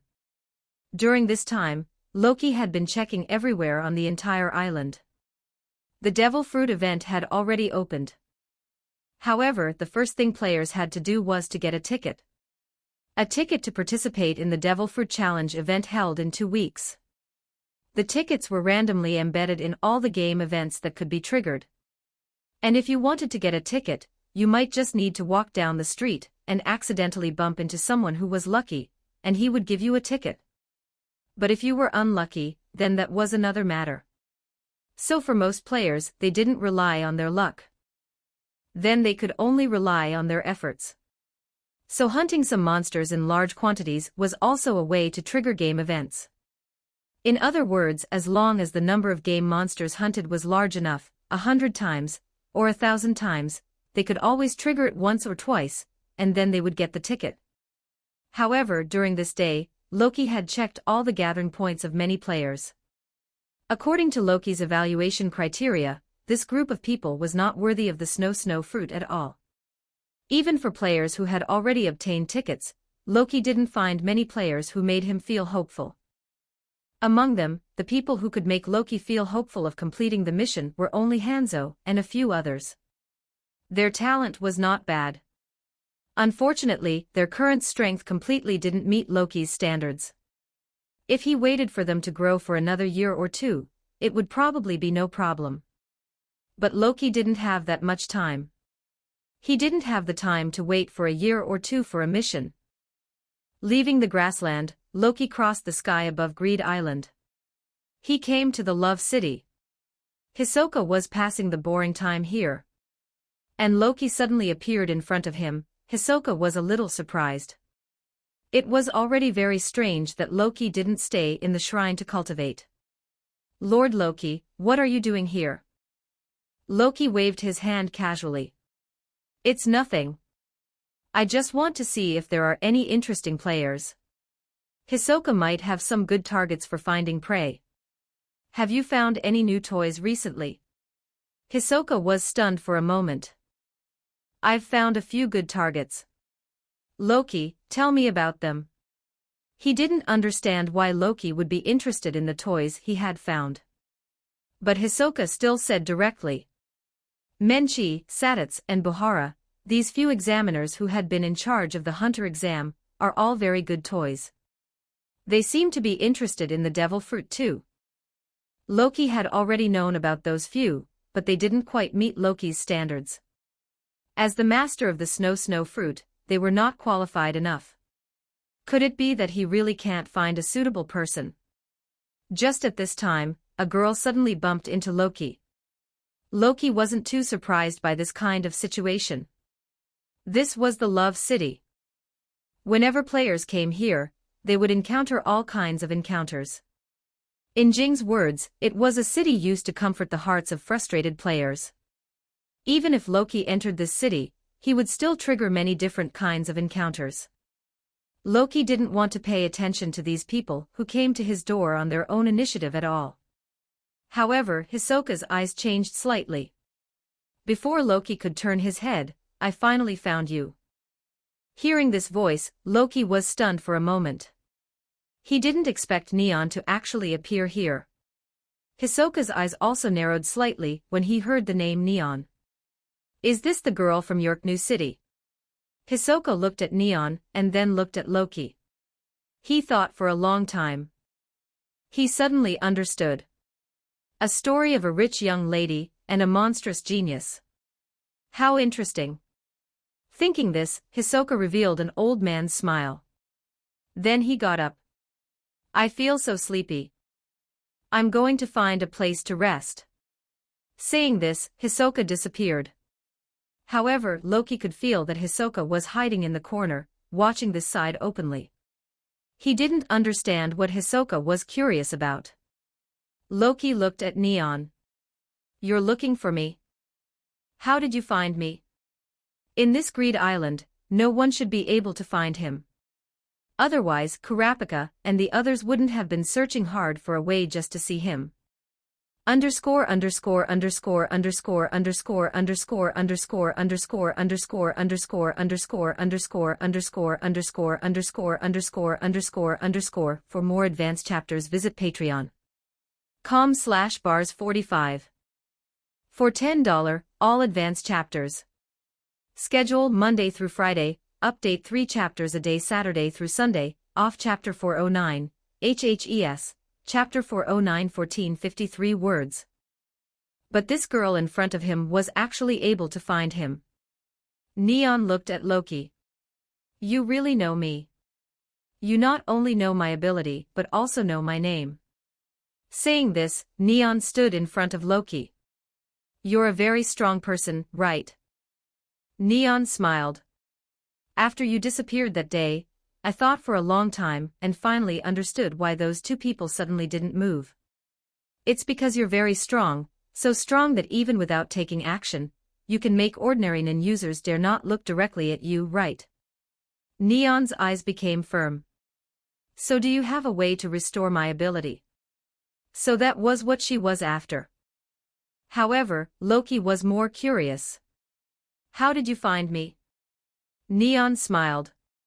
You should also know that my ability is fortune-telling, so although I can't do fortune-telling for others, it's still easy to find a person if I just want to find one. Is that so? Loki's eyes moved slightly. Perhaps the opportunity to complete this mission was on Neon.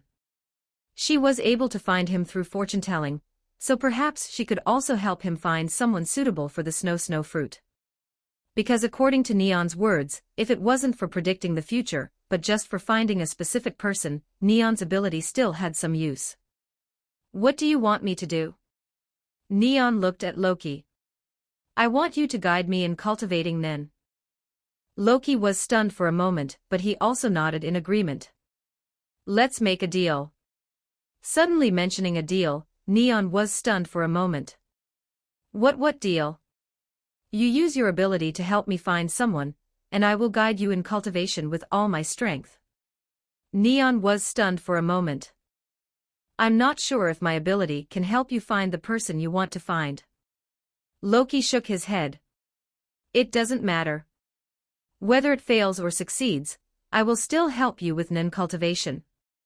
It would be difficult to find a player who met the system's requirements by relying on Loki himself. And although Neon's ability had become weaker, as long as he narrowed the scope and went through layers of screening, and let Hisoka pick out a few people to use Neon's fortune-telling to choose a person, then it seemed that the chances of successfully completing the mission would be much greater. Neon looked at Loki, although she didn't know who Loki wanted to find. And she didn't have much confidence in her ability. However, since Loki had said so, she agreed. Okay, I agree too. Loki reached out his hand. This made Neon hesitate slightly. The two shook hands amicably. Hisoka, who saw this scene in a corner, his eyes became very strange. As expected of our Lord Loki, you're making progress very quickly. After feeling the strange gaze from Hisoka, Loki felt uncomfortable all over. After thinking about it, it was better to go back to the shrine. He glanced at Neon. Loki reached out and grabbed Neon's shoulder. Looking at Neon, Loki just said faintly, "Don't move around later." Don't move around. What do you want to do? Suddenly, a powerful NIN aura erupted from under Loki's feet. Loki's body instantly turned into a light, rushing straight up into the sky. And Neon, before she had time to finish speaking, suddenly shouted. Grabbing Loki's hand, she frantically climbed towards Loki's body. In the blink of an eye, she was like an octopus, hugging Loki tightly. Being messed with by Neon like this, Loki couldn't continue to use Moon Step. Loki pulled Neon's hand. What are you doing? Why did you suddenly jump so high? We'll fall to our deaths. Quickly find a way to get down. I don't want to die like this. The talkative Neon made Loki feel helpless. It seems that I can only try this trick. Since I can't use Moon Step to move forward, Loki also had other ways to continue flying. Using the fire spirit would be too conspicuous. Click click. Suddenly, pieces of crystal-clear ice crystals condensed on Loki's back. Those pieces of rhombus-shaped ice were like feathers. In the blink of an eye, they formed a pair of ice crystal wings. Neon was still in fear, but when she saw this pair of beautiful wings, she was stunned. Angels, the ice wings that reflected colorful light in the sunlight, gently flapped. A gust of wind was stirred up, dragging Loki and Neon straight towards the sky. Using ice to make wings to control and fly, the speed was much slower than Moon Step. Perhaps it was also because the speed had slowed down and become relatively stable afterwards. Neon wasn't so afraid anymore. Although she was still hugging like an octopus, she dared to stick her head out and look down. So beautiful. The feeling of being high in the sky in this way was a completely different experience from watching the ground from a flying ship. Unrestrained. The wind blowing beside her was like a pair of warm hands, gently touching you. Neon turned her head and looked at Loki in front of her, who was looking at the sky with no change in expression. She suddenly shrank her head. On the shrine, Loki landed steadily. Can you let go now? Neon was stunned for a moment. Have we arrived? Jumping down from Loki's body, Neon tidied up her somewhat messy clothes and hair. Where is this? Floating Island. Floating Island. Hearing this name, Neon was stunned for a moment. Is this the strange island floating in the sky above the island? That's great. We actually came to this kind of place. Loki ignored her and walked straight towards the shrine door. Neon didn't have time to check the scenery around her, so she hurriedly followed Loki. By the way, what's your name? Have I seen you somewhere? Loki didn't answer her. What's the matter with that wing you had just now? It's so beautiful. Can you tell me how you did it? Is it also an item in the game? You're a very strong ability user, so are you a hunter? You should have collected a lot of cards, right? Can you show me? In just a few steps, Loki felt that his head was about to explode. Why has this woman become so talkative? Loki didn't feel that she had many words in York New City, but he didn't expect her to actually become so talkative now. Loki didn't want to answer any of the questions she asked. He just wanted to wait until 2 weeks later, when the Devil Fruit competition officially began, and then pick out a few final qualified people, and let Neon use fortune-telling to choose the people who could complete the mission. Loki, who had never cared much about time, had been with Neon for less than a few minutes. He had already started to frantically want time to pass faster. Coming to the shrine door, Neon looked at the huge shrine door. So amazing, this door is actually so big. It should be very heavy, right? Loki raised his hand and gently pushed open the shrine door. Each door weighs 16 tons. While saying this, Loki seemed to have no feeling at all, easily opening the 2 doors. Neon stood in place and nodded. 16 tons, ah. Loki walked forward. And Neon stood in place. Wait, what did you just say? 16 tons. Loki turned his head with a calm look. What's wrong? Is there a problem? Was there a problem? There was a big problem. Neon looked at Loki blankly. The door weighed 16 tons, and he had that easy look. Did these 2 doors really weigh 16 tons? She silently stepped into the shrine. The door slowly closed. Neon wanted to try to push it, but Loki had already walked further inside, so she had no choice but to quickly follow. You look thin and weak, but are you really that strong? There was actually a lot of space inside the shrine. Loki had even built his living area here. Behind the shrine was a huge platform, which was Loki's small garden, only about half the size of a soccer field. Neon, who had seen all kinds of strange decorations inside the shrine along the way, seemed to have almost dazzled her eyes. And after coming to this small garden, Neon became even more excited. On the floating island. Underscore underscore underscore underscore underscore underscore underscore underscore underscore underscore underscore underscore underscore underscore underscore underscore underscore underscore. For more advanced chapters visit patreon.com/bars45. For $10, all advanced chapters.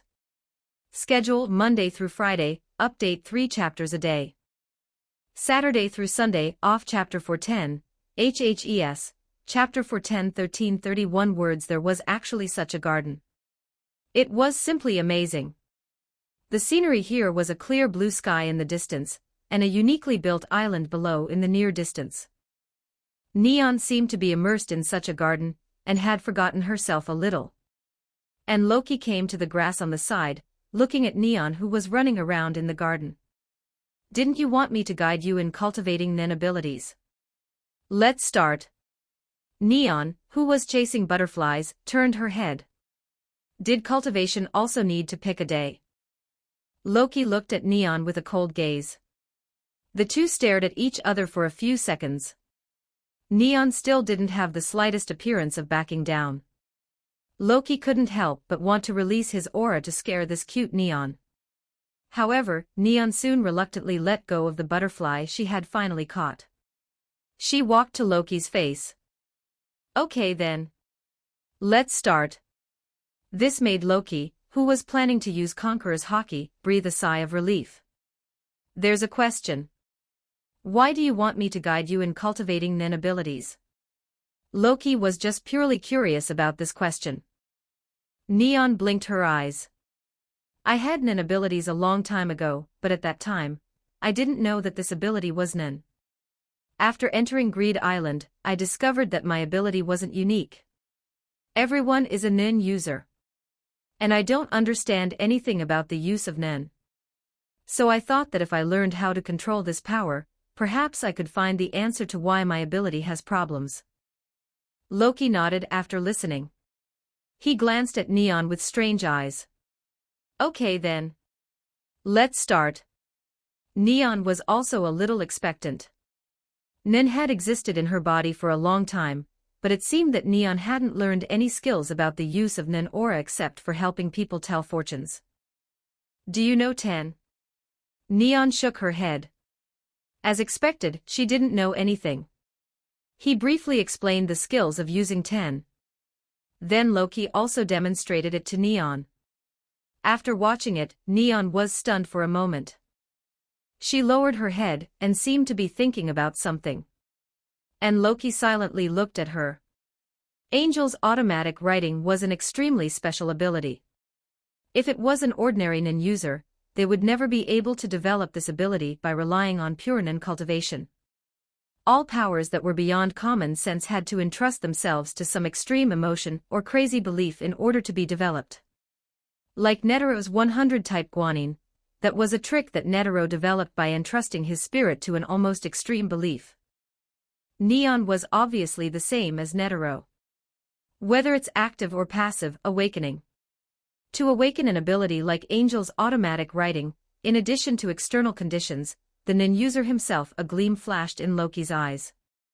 And just at this time, Neon suddenly raised her head. The aura that had been completely unable to be locked around her body before automatically wrapped around her body in an orderly manner like soldiers.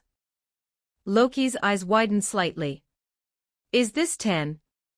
What a magical trick. It's like wearing a weightless piece of clothing. It's very warm." Neon succeeded on her first try. She jumped up and down while waving her hands and feet. However, Neon, who was happy, noticed that Loki's eyes had become very strange.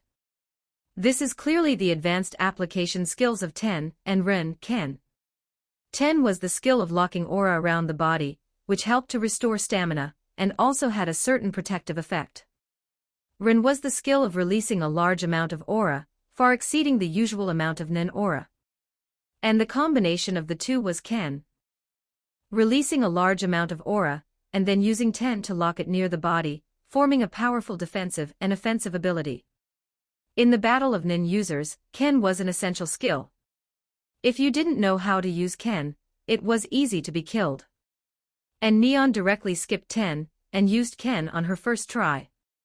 This wasn't too surprising for Loki. At least in Loki's view, this learning speed was considered okay.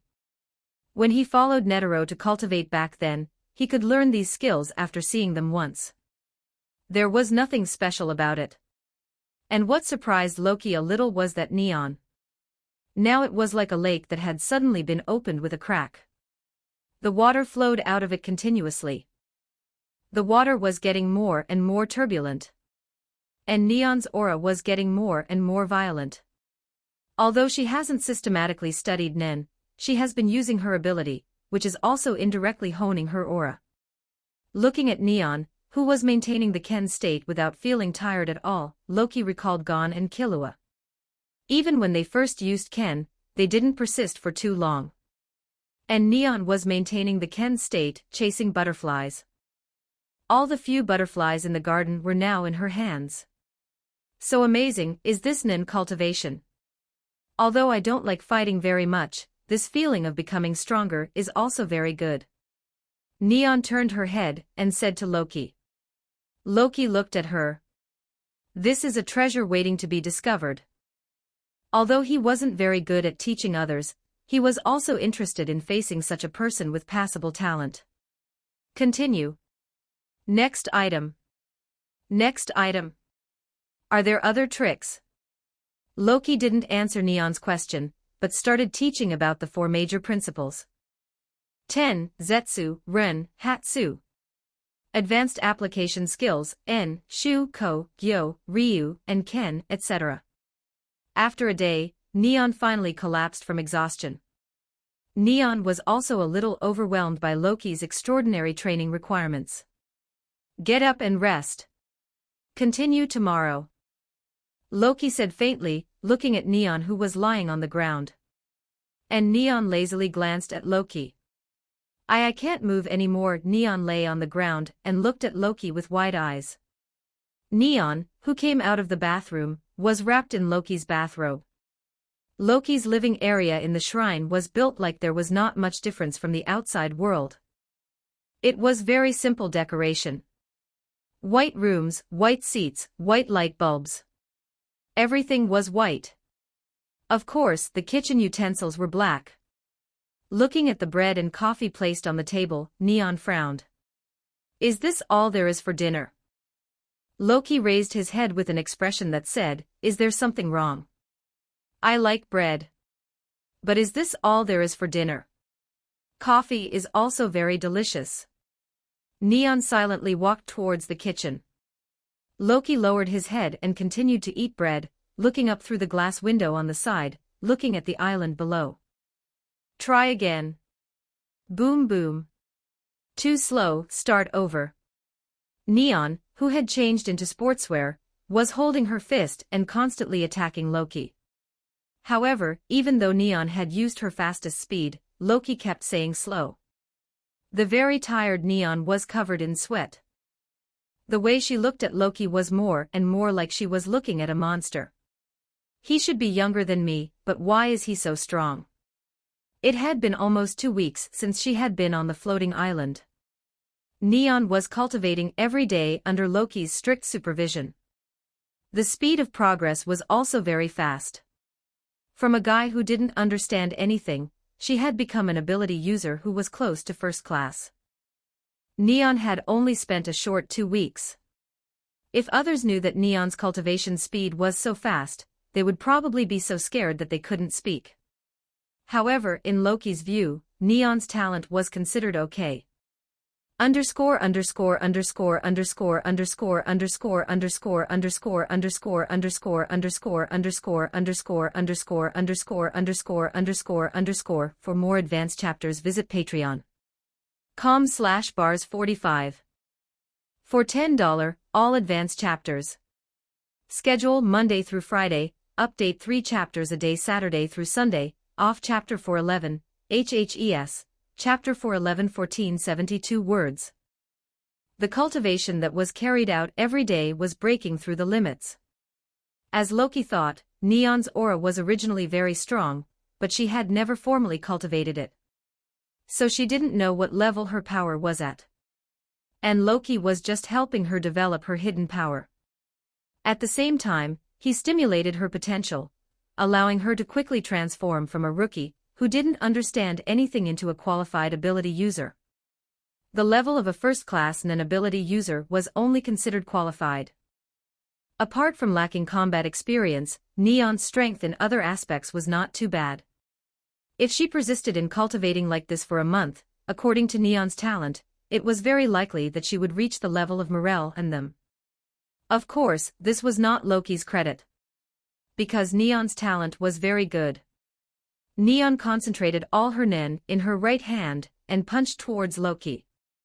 However, this time Loki didn't even raise his hand.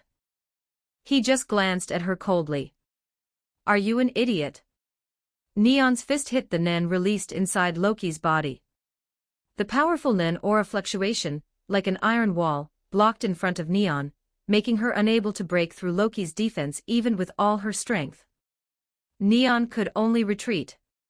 She covered her somewhat red hand, and looked at Loki with some grievance. However, what she received was only Loki's cold face, and eyes that looked at her like she was an idiot. Concentrating all your aura to attack, it's very good that you have realized this point, but this kind of attack can only be used if you have absolute certainty of winning. Or if you can guarantee that you won't be injured. Otherwise, if the enemy attacks the place where you don't have aura protection, then you will die instantly.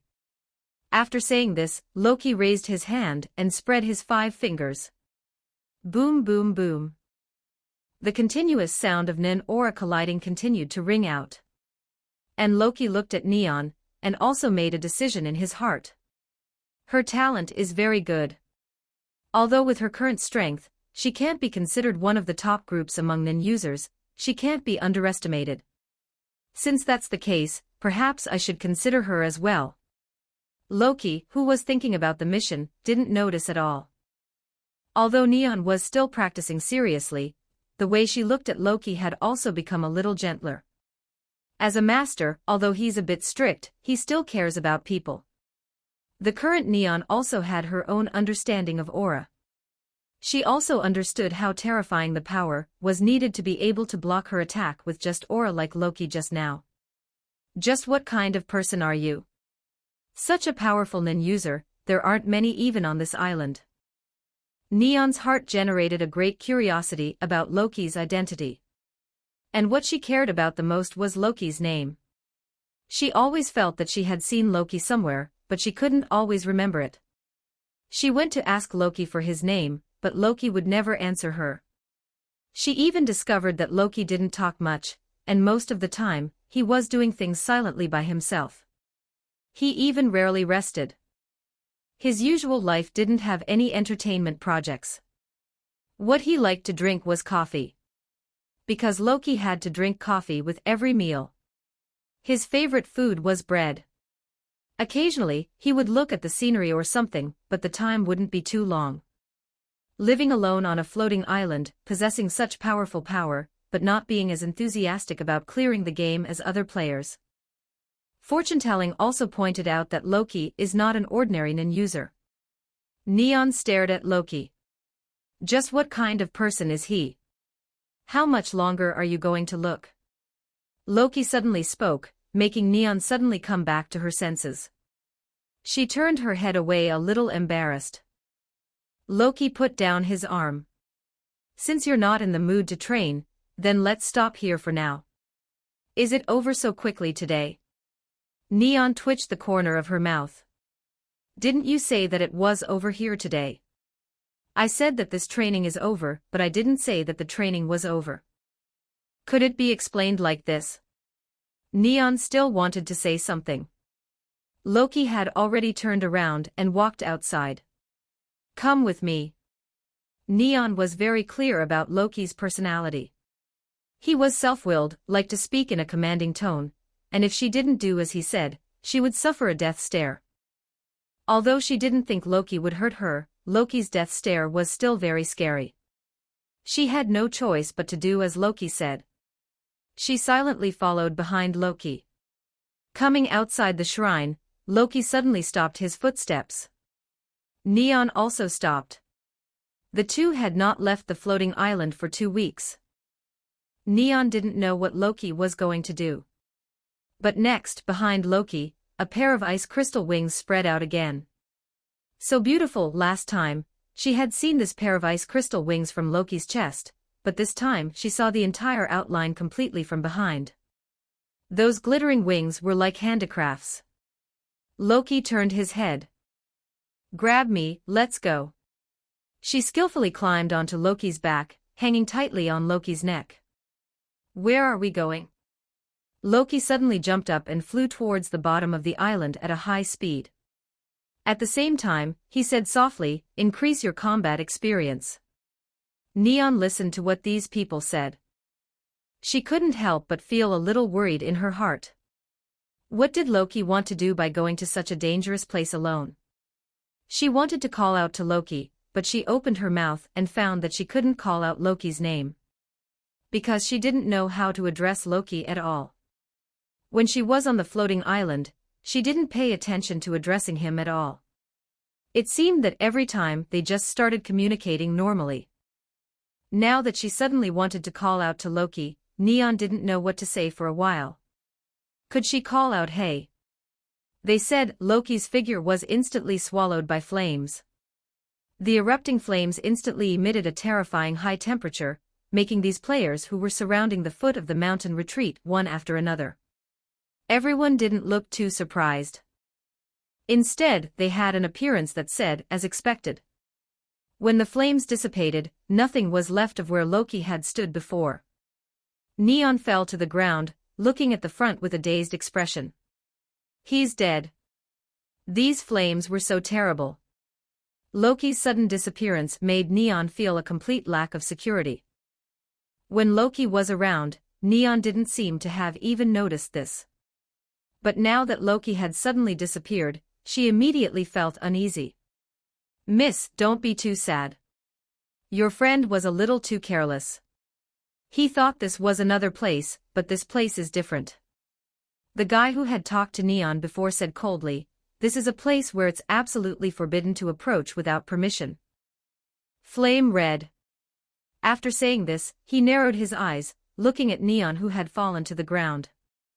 What a cute young lady. Now she's alone, and she's a complete rookie. It shouldn't be too difficult to deceive her.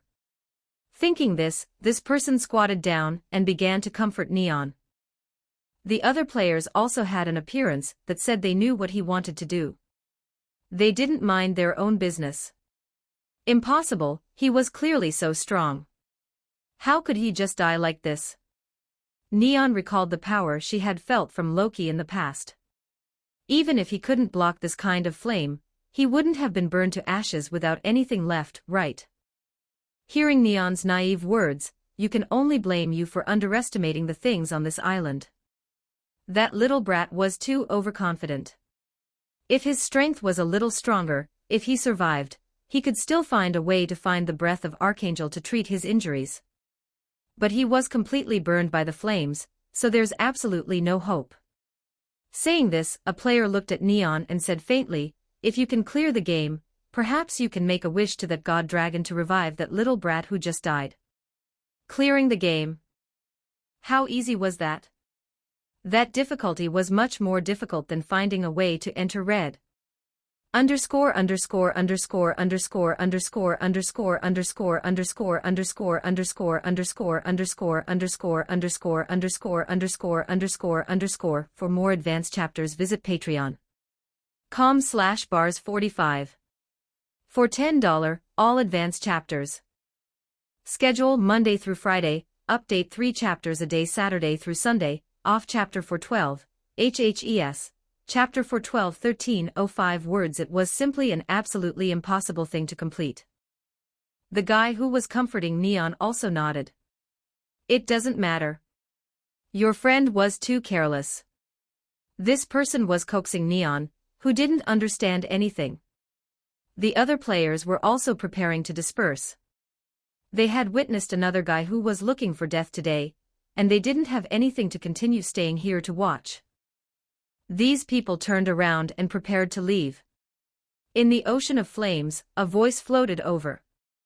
How much longer are you going to talk to this idiot? The silent Neon, whose tears were already swirling in her eyes, suddenly heard this voice, and her eyes lit up.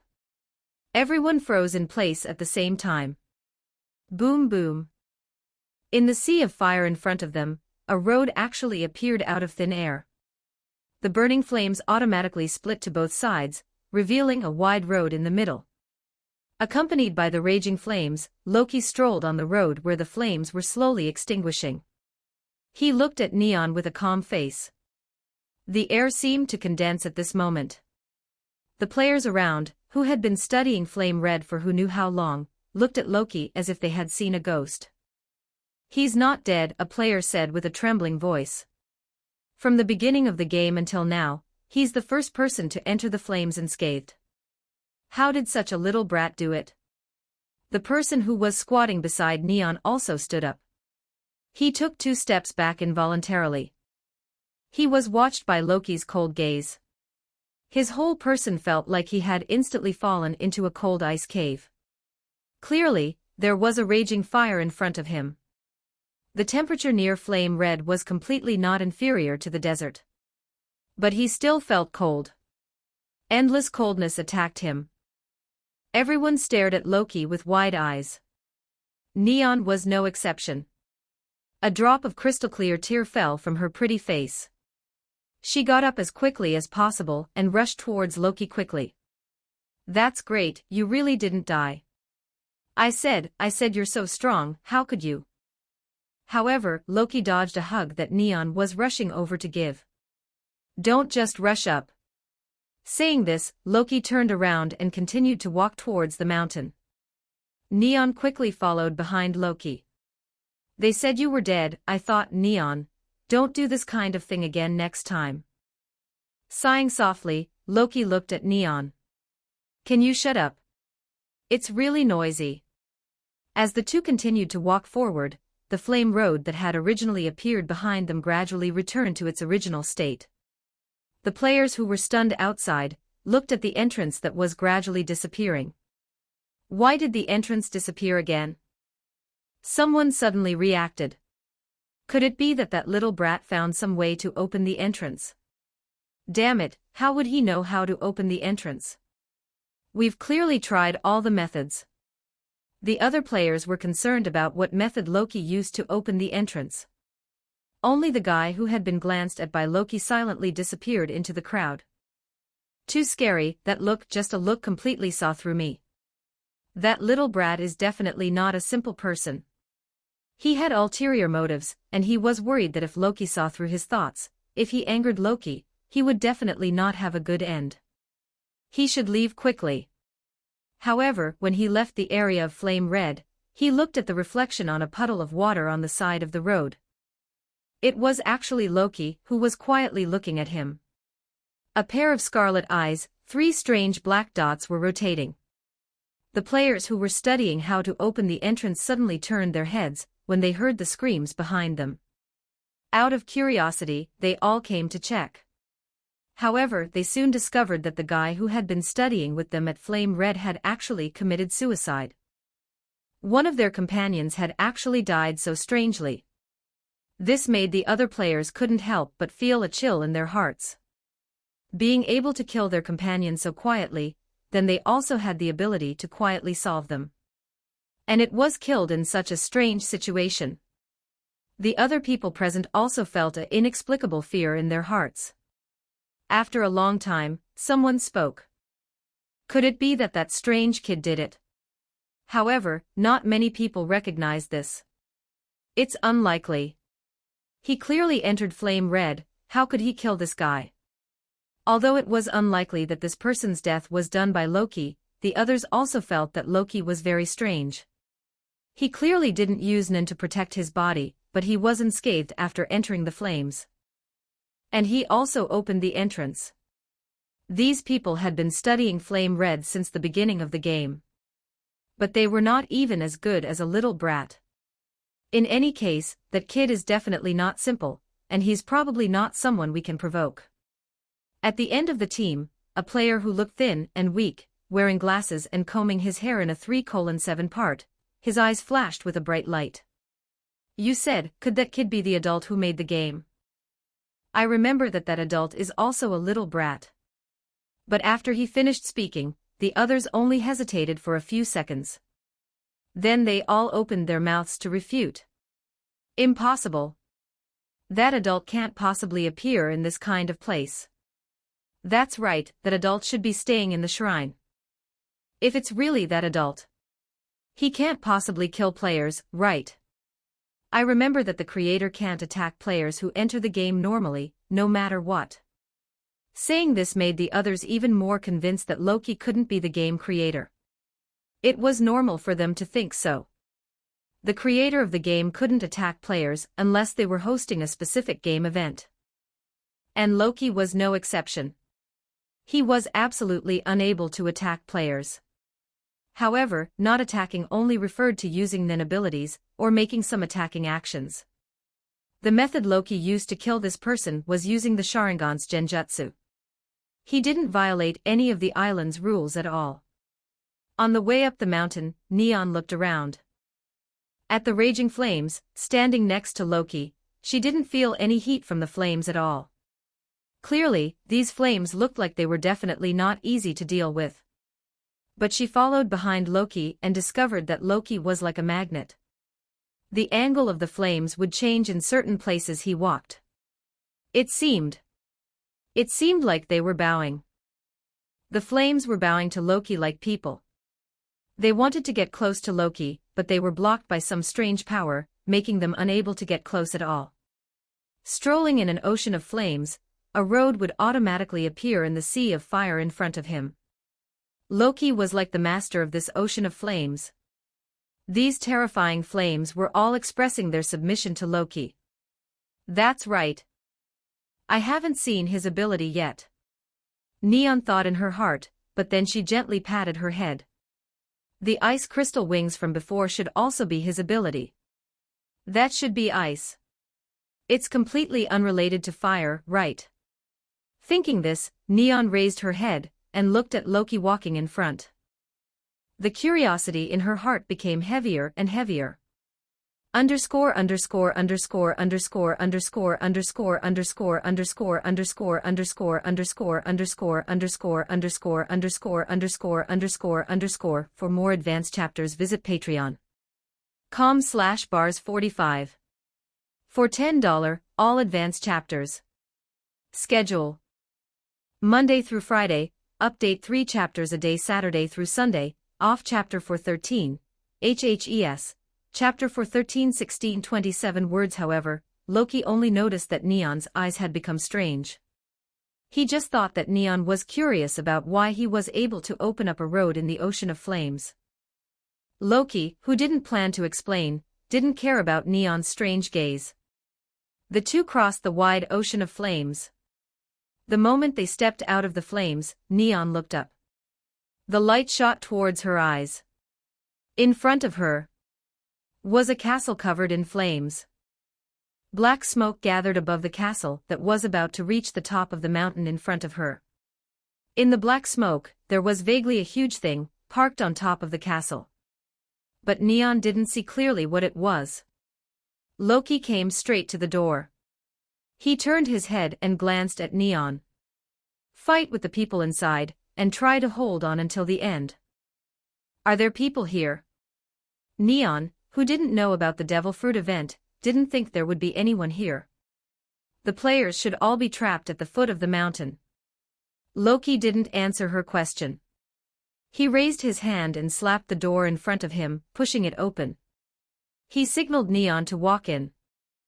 Neon stepped into the castle. The first thing Neon saw when she entered was what looked like a huge castle from the outside, was actually a huge arena inside. All around were surrounding stands, and a huge arena floating in the ocean of flames in the center. The temperature inside was even much higher than outside. So amazing, the person who created this place is really a genius. To actually have such a whimsical idea. Although those flames look very dangerous, but they're really saying this. Neon turned her head. But Loki had long disappeared. And while she was turning her head in confusion, the players who had already entered here were sitting in the stands, everyone staring at Neon. Neon's unique appearance was too different. The other people all entered flame red through coordinates. They landed directly on the stands. But Neon actually came in from the door. Clearly, she didn't come in using a card.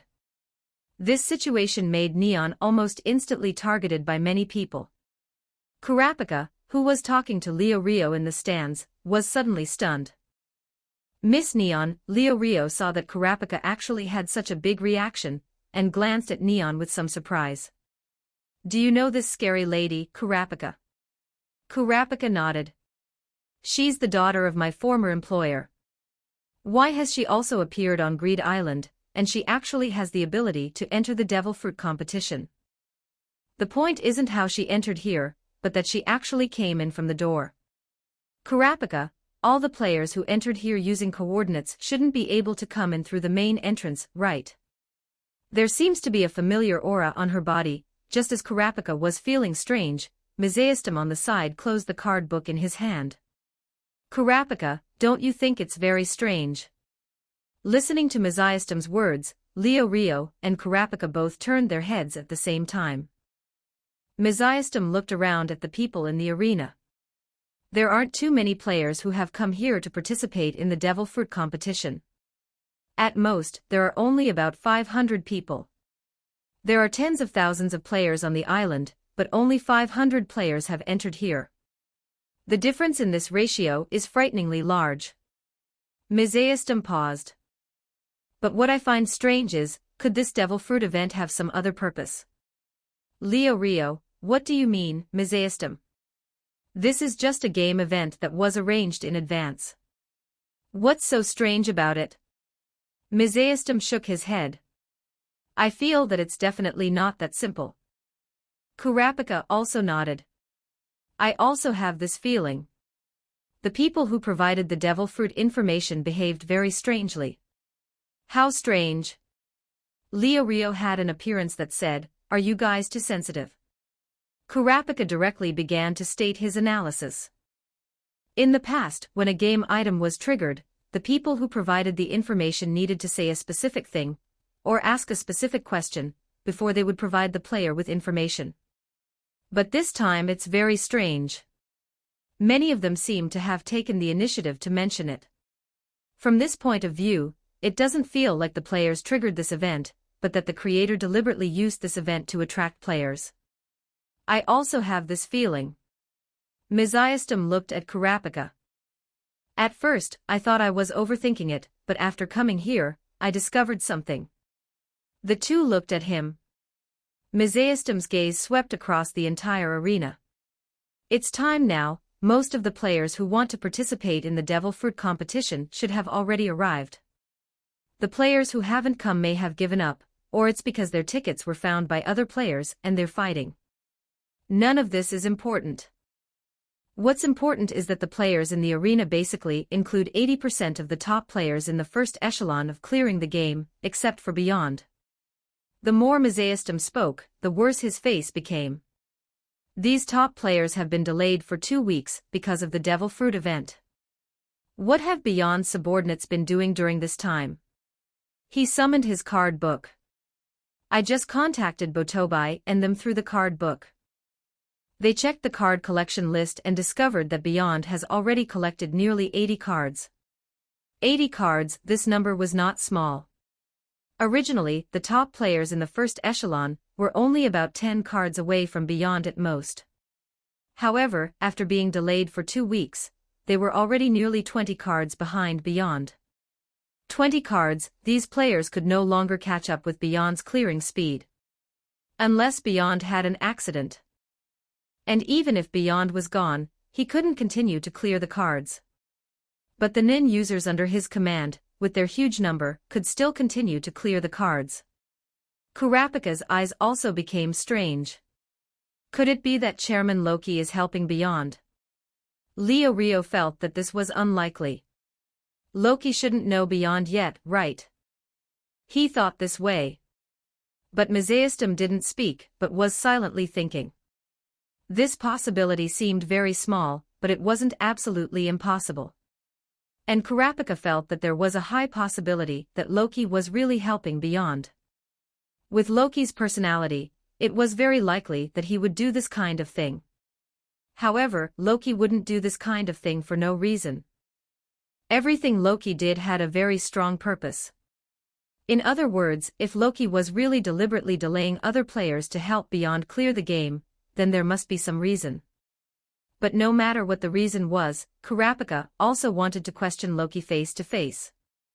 On the other side of the castle, Hisoka, who was preparing to arrange the Devil Fruit competition, was dividing the players one by one, and then arranging their respective teams.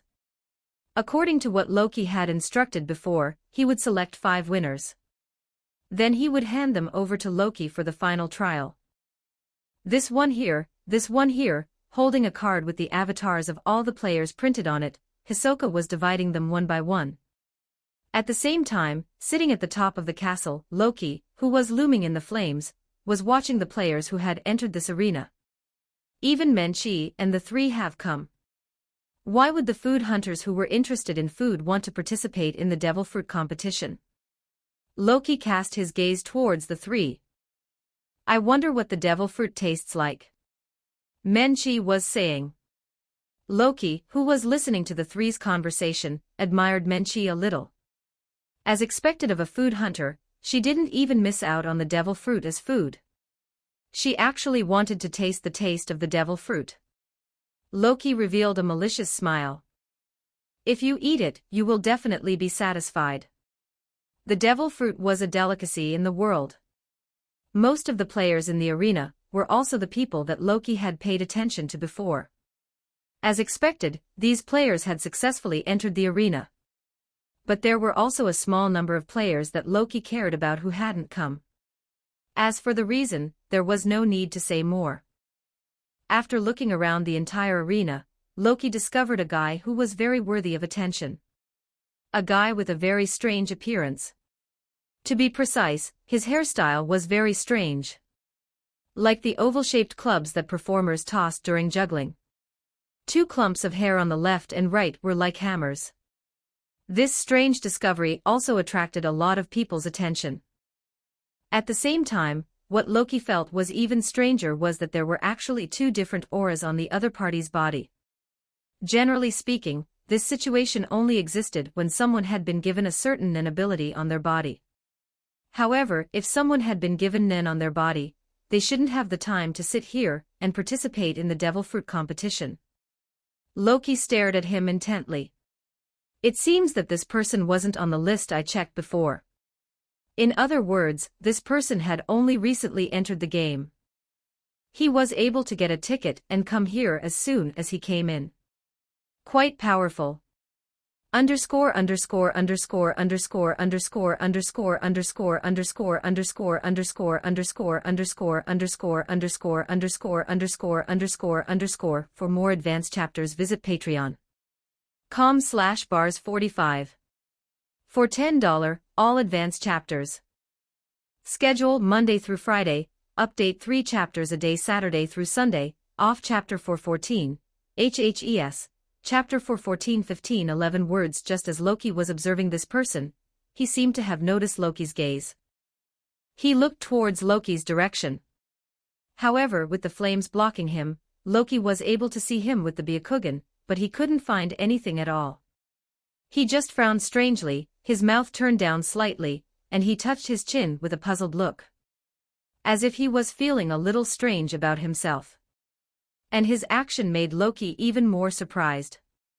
He used the Byakugan to observe all the players in the arena. The other people didn't notice Loki. Only this person noticed his gaze. It could be seen that this guy's strength was definitely not something that ordinary people could compare to. Interesting, this guy is indeed worth paying close attention to. At this time, on the 2nd floor of the castle, a semicircular protruding platform was lit with flames. Hisoka's enchanting figure appeared on this balcony. Flames gathered around the balcony. Naturally, it attracted the attention of other players to gather over. Hisoka looked at the players below. From Hisoka's point of view, he also discovered a few good new toys. However, they were only good. They weren't particularly interesting. Everyone's enthusiasm for the devil fruit is really high. Hisoka's strange tone of speaking made people want to punch him. Just listening to him say 2 sentences made even Loki get goosebumps all over his body. Seeing Hisoka, Kurapika, and Leo Rio silently looked at each other. The 2 probably didn't expect that Hisoka would be hosting this event. His ability to come here proved that Hisoka had a way to move freely between the floating island and the ground. Even seeing Loki probably wasn't a difficult thing for Hisoka. However, Hisoka was not someone who was easy to talk to. Perhaps if Gon was here, and he asked Hisoka for help, Hisoka might agree. But for other people, it was different. My name is Hisoka. I'm one of the game creators. Although everyone is here to obtain the devil fruit, it's a pity that there's only one fruit. Hisoka narrowed his eyes and held out one finger. This one here doesn't just mean that there's only one devil fruit as a reward this time, but it means, from now on, a second devil fruit will not appear in the game. A super item with a difficulty level of getting it, the devil fruit. Are you excited? Hisoka licked the corner of his mouth. The players weren't excited, but he got excited first. Why doesn't anyone feel excited? You're really too boring. The players at this moment were looking at Hisoka. If it weren't because he was one of the game creators, they probably would have started cursing. That strange way of speaking and tone made people feel uncomfortable no matter how they listened. I can feel everyone's gaze. It seems that you can't wait any longer, so okay. I'll announce the rules of the devil fruit competition first. There were a total of more than 400 players present. Hisoka divided the players into 5 groups of 55 people. There would be competition within each group, and one strongest person would be born. After selecting 5 winners, you will go to another place to receive a trial. The final winner will get the devil fruit. Saying this, Hisoka looked up at the floating island. However, although he didn't directly say what the final location was, his action aroused the players' infinite reverie. That floating island had always been the place that all players yearned for the most. The mysterious floating island. No player didn't want to unravel its mysterious veil. He didn't expect that there might be a chance to go to the floating island this time. Even if he couldn't get the devil fruit in the end, he must compete for a spot. He would go to the floating island to see what was on it. Loki, who was standing on the top of the castle, was a little speechless at Hisoka's guidance. Clearly, Loki hadn't arranged the final battle. It was only because he needed to use Neon's ability to do fortune-telling for the people who were selected. If there wasn't a suitable guy, then Loki would have to think of another way.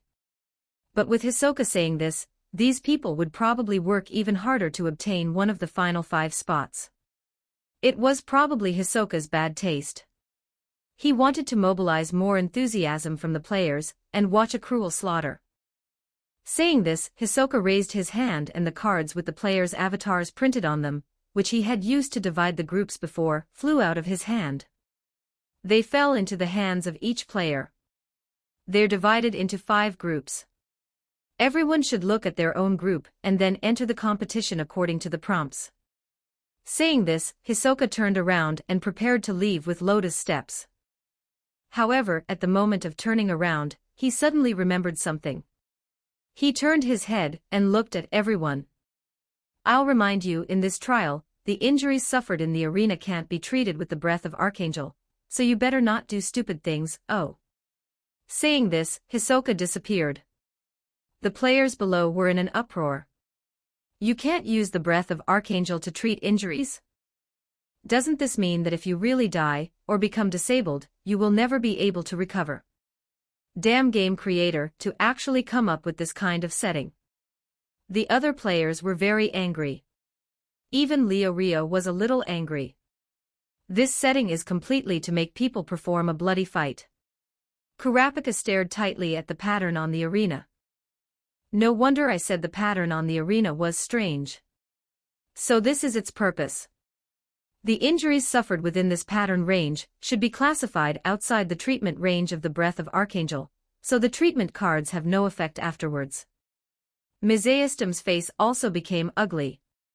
However, Loki now discovered that among the players who had learned of this news, there were also 5 or 6 people whose faces didn't change at all. This kind of performance was in line with Loki's expectations.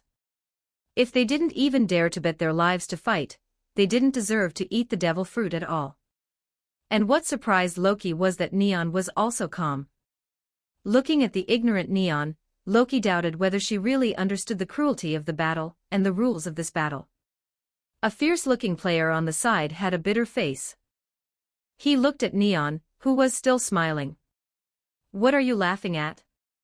Aren't you afraid? Neon was scolded, but she wasn't scared.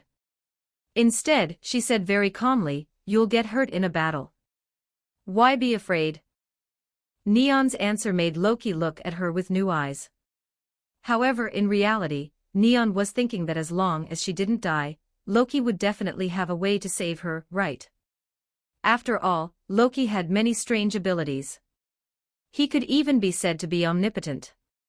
Neon's body was as soft as paper at this moment. With just a slight twist, she narrowly dodged the opponent's attack. The moment the two brushed past each other, the other party turned her head. Her eyes looked at Neon in horror. That look seemed to be saying, "What kind of trick is this?" The dodge made with paper drawing didn't seem like a movement that a normal human could make. The figures of the two crossed. Neon stood in place, looking like she had a close call. Around, the players who saw this scene were stunned. Did I see it wrong? Why did it feel like that girl's body turned into some strange shape, and she just happened to dodge the attack? Is this also a Nen ability? A Nen ability? It was absolutely impossible for it to be a Nen ability. In that instant just now, Neon clearly didn't even activate aura. What kind of Nen ability could be used without activating one's own aura? It was impossible to use an ability without activating aura. The woman who attacked turned her head and stared at Neon. Just a rookie dares to tease me. Neon turned her head and looked at her. Are you coming again? The other party didn't speak. Her gaze became even more stern as she stared at Neon. At this time, on the stands outside the arena, few people noticed the situation on Neon's side. But Mizaistum and Leo Rio had been silently paying attention to Neon under Kurapika's reminder. The three of them saw the trick that Neon used just now. The three of their expressions instantly froze. Leo Rio was almost scared to jump up. He pointed his finger in Neon's direction. The trick she used just now is underscore underscore underscore underscore underscore underscore underscore underscore underscore underscore underscore underscore underscore underscore underscore underscore underscore underscore. For more advanced chapters visit patreon.com/bars45. For $10, all advanced chapters. Schedule Monday through Friday, update 3 chapters a day Saturday through Sunday off. Chapter 415, HHES, Chapter 415 1629 words 6 styles. Kurapika said decisively. One of the 6 styles, paper drawing. I've seen Loki use this move, and it's exactly the same as what she did just now. Mizaistum heard Kurapika's certainty. Has this girl already opened the 6 styles cultivation event? Hisoka had said before that Loki had put the 6 styles cultivation method in the game. According to the current speed at which players were clearing the game, he believed that the 6 styles cultivation event would be open soon. Leo Rio nodded. It should be like that. There's no mistake. But Kurapika suddenly said, perhaps there's another possibility. Another possibility. Mizaistum and Leo Rio didn't understand.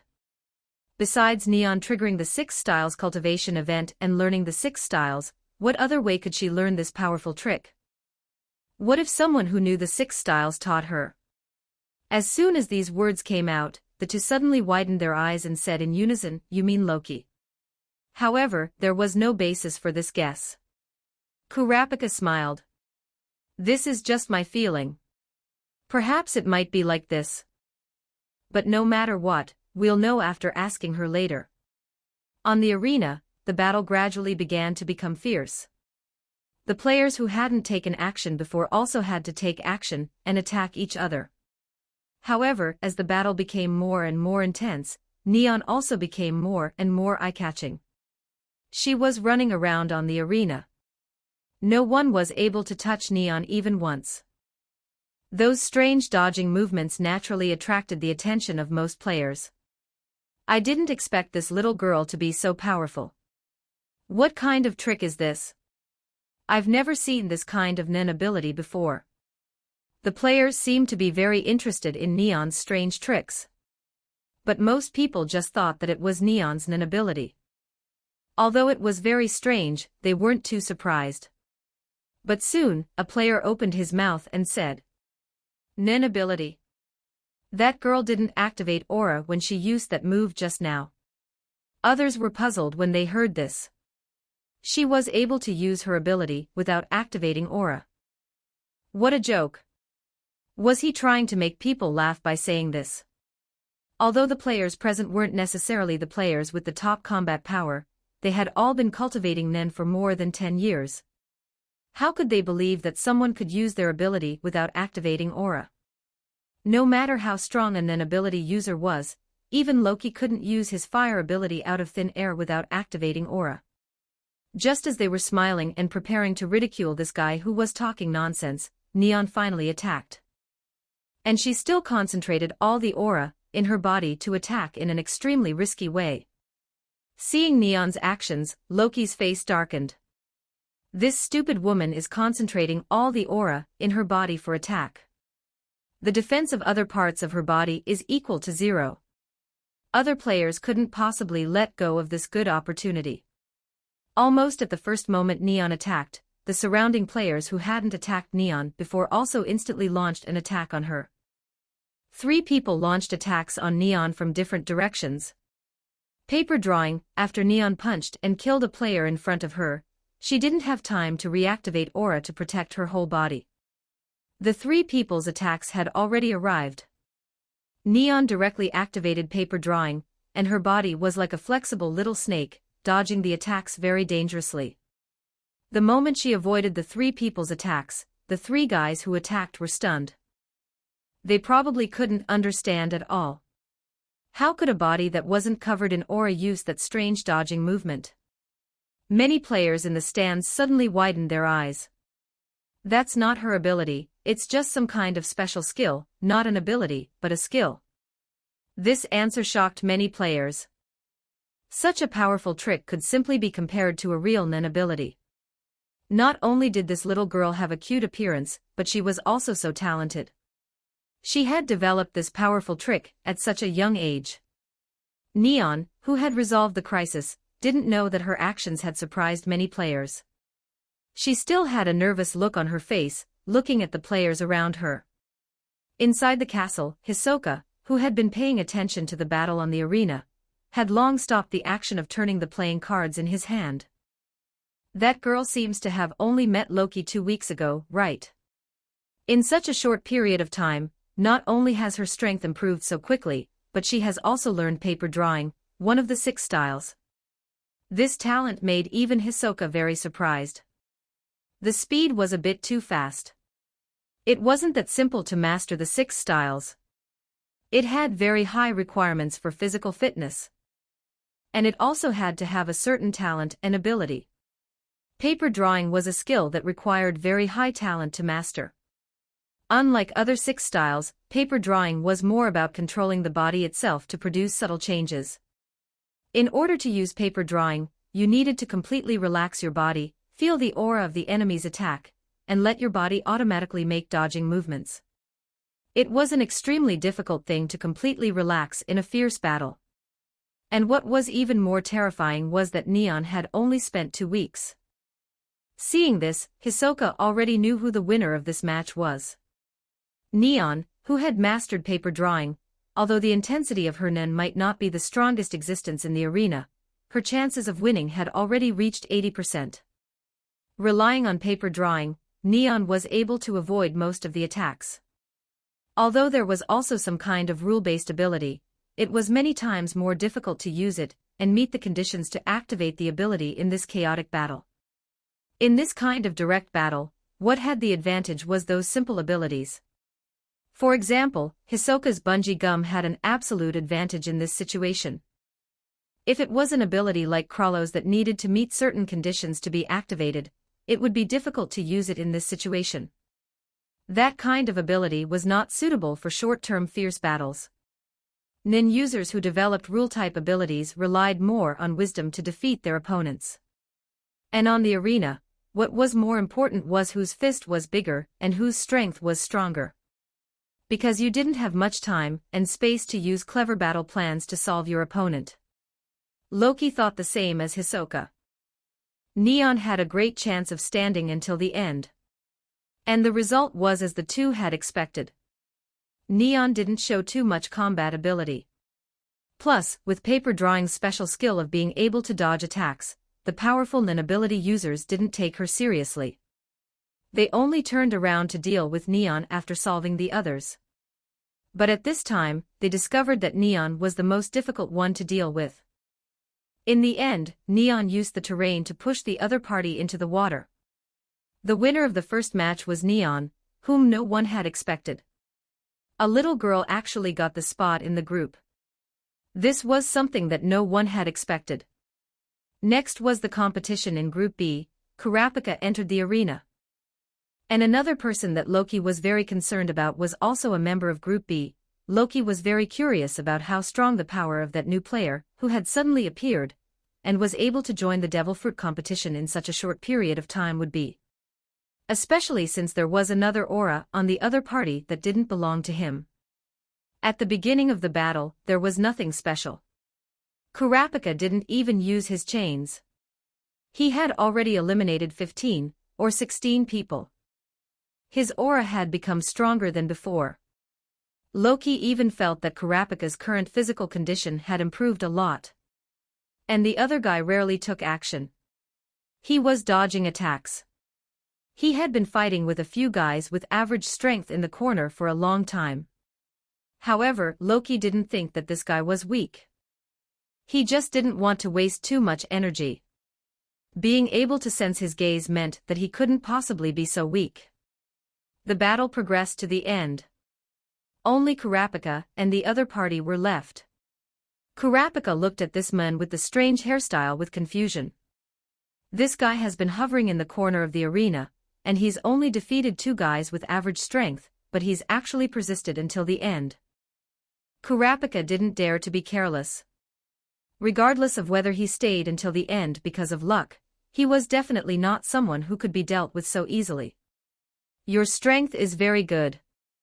Are you interested in being my bodyguard? Bodyguard? Kurapika didn't understand. Was he launching an invitation at this time to make him give him the opportunity just like that? What a childish plan. Probably only a 3-year-old child would believe it. However, without Kurapika answering, a person below the stage opened his mouth and said, "Idiot, save it. Don't take out this useless trick to embarrass yourself. The blonde kid in front of you is one of the members of the Hunter Association's Zodiacs." Hearing that Kurapika was a member of the Zodiacs, underscore underscore underscore underscore underscore underscore underscore underscore underscore underscore underscore underscore underscore underscore underscore underscore underscore underscore for more advanced chapters visit patreon.com/bars45 for $10 all advanced chapters. Schedule Monday through Friday, update 3 chapters a day Saturday through Sunday, off chapter 416, HHES. Chapter 416 1572 words. The other party was stunned for a moment. No wonder, I said your strength is very strong. You're completely not an ordinary ability user. What kind of person you are doesn't matter. On this island, you're just an ordinary player. Kurapika said coldly. He nodded. You're right, we're all ordinary players. I'm very curious why your chairman would make this kind of strange rule. Is this a disguised way of protecting those criminal non-ability users? Kurapika frowned. The chairman has his own plans. Seeing that Kurapika couldn't give an answer, the other party smiled. I really want to meet your strange chairman. Suddenly, Kurapika threw out his chains. Facing this strange person, it would be a foolish act to rashly step forward to probe. Maintaining a distance, attacking the other party with chains, and seeing what the other party's ability was the most correct approach. Manipulation type. Or is it conjuration type? Looking at Kurapika's chains, the other party narrowed his eyes and said faintly, seeming not too worried. He didn't plan to attack. He clearly saw Kurapika's chains, but he still stood still. He couldn't possibly not know Kurapika's intention. Then staying still meant that he didn't care about Kurapika's probing at all. Loki sat down cross-legged, and the flames also scattered a little. He tried his best to make his gaze less noticeable. You're not going to attack. Then I'll attack first. Saying this, Kurapika waved his chains and fiercely whipped them towards the other party. The waving chains seemed to turn into a nimble black snake in the air. It bit towards the other party fiercely. And at this moment, the other party put his hands in his pockets. He gently moved his footsteps. It was just such an ordinary dodging movement. It actually suddenly burst out with a piercing sonic boom. The speed. It was beyond everyone's imagination. No wonder he dared to stand still. Kurapika frowned, controlling the chains to change the direction of the attack and chase after the other party tightly. It was still a little short, and it didn't hit the target. But the arena shook slightly under Kurapika's attack. The players in the stands all tightly closed their mouths. The power on that small chain was not small at all. The other party was also obviously startled by the power of Kurapika's chains. The gaze from who knows where is still there, and this guy is not someone who can be defeated easily. As expected, it's not so easy to easily obtain the final victory. He seemed to be thinking about something. And Kurapika had no intention of stopping at all, and continued to attack with his chains. Boom boom boom. Continuous rumbling sounds came from the arena. Chapter 658, the end of the arena battle. After a deafening loud noise, the guy with the strange hairstyle jumped towards the stands. He turned his head and looked at Kurapika on the arena, with a question mark on his face. He smiled. Forget it, you're too strong. It's estimated that it would be a troublesome thing to defeat you. I admit defeat. After saying this, he sat down very casually. Kurapika froze in place. The other players below the stage were also dumbfounded. They had been fighting for more than 10 minutes, or rather, dodging for more than 10 minutes. Then he suddenly gave up. What kind of operation was this? What do you mean to troublesome? Please, you haven't taken your hands out of your pockets. What do you mean to troublesome? This guy's strange behavior made people not understand. However, Loki, who had been staring at him, understood a little. The other party's ability should be some kind of ability that needed to meet certain conditions to be activated. Faced with Kurapika, unless he formulated a very clever plan, he would be able to make Kurapika fall for it. Even if he defeated Kurapika, his ability would be exposed. For some Nen ability users, it was extremely bad for their Nen ability to be known by others. Especially for this kind of rule-type ability user, if the activation conditions of their Nen ability were known by others, if it spread out, it would become easy for others to deal with him in the future. He was able to come to participate in the Devil Fruit competition, so clearly the Devil Fruit was still very attractive to him. But compared to the danger after his ability was exposed, he was even more unwilling to expose his ability. This made sense. Kurapika also roughly guessed some things. He just glared at him fiercely, and then turned around and left. The door of the castle opened. He entered the castle like the previous winner, Neon. Next was the fight in Group C. After Kurapika entered the castle, the originally pitch-black castle lit up with candlelight, illuminating the way forward. A long, silent, dim passage. Passing through here, you would come to a magnificent hall. Neon was sitting on the sofa, eating something. When she saw Kurapika, Neon was stunned for a moment. Kurapika was a bodyguard in the Nostrade family for a period of time, so it was naturally impossible for Neon not to remember him. Although Kurapika was no longer employed by the Nostrade family, he still nodded politely. I didn't expect that even Kurapika is in this game. Kurapika smiled. What's surprising should be you, Neon. Why did you choose to enter the game? Speaking of this, Neon was a little unhappy. Because of some of my own reasons, I want to try to see if I can get a solution in this game.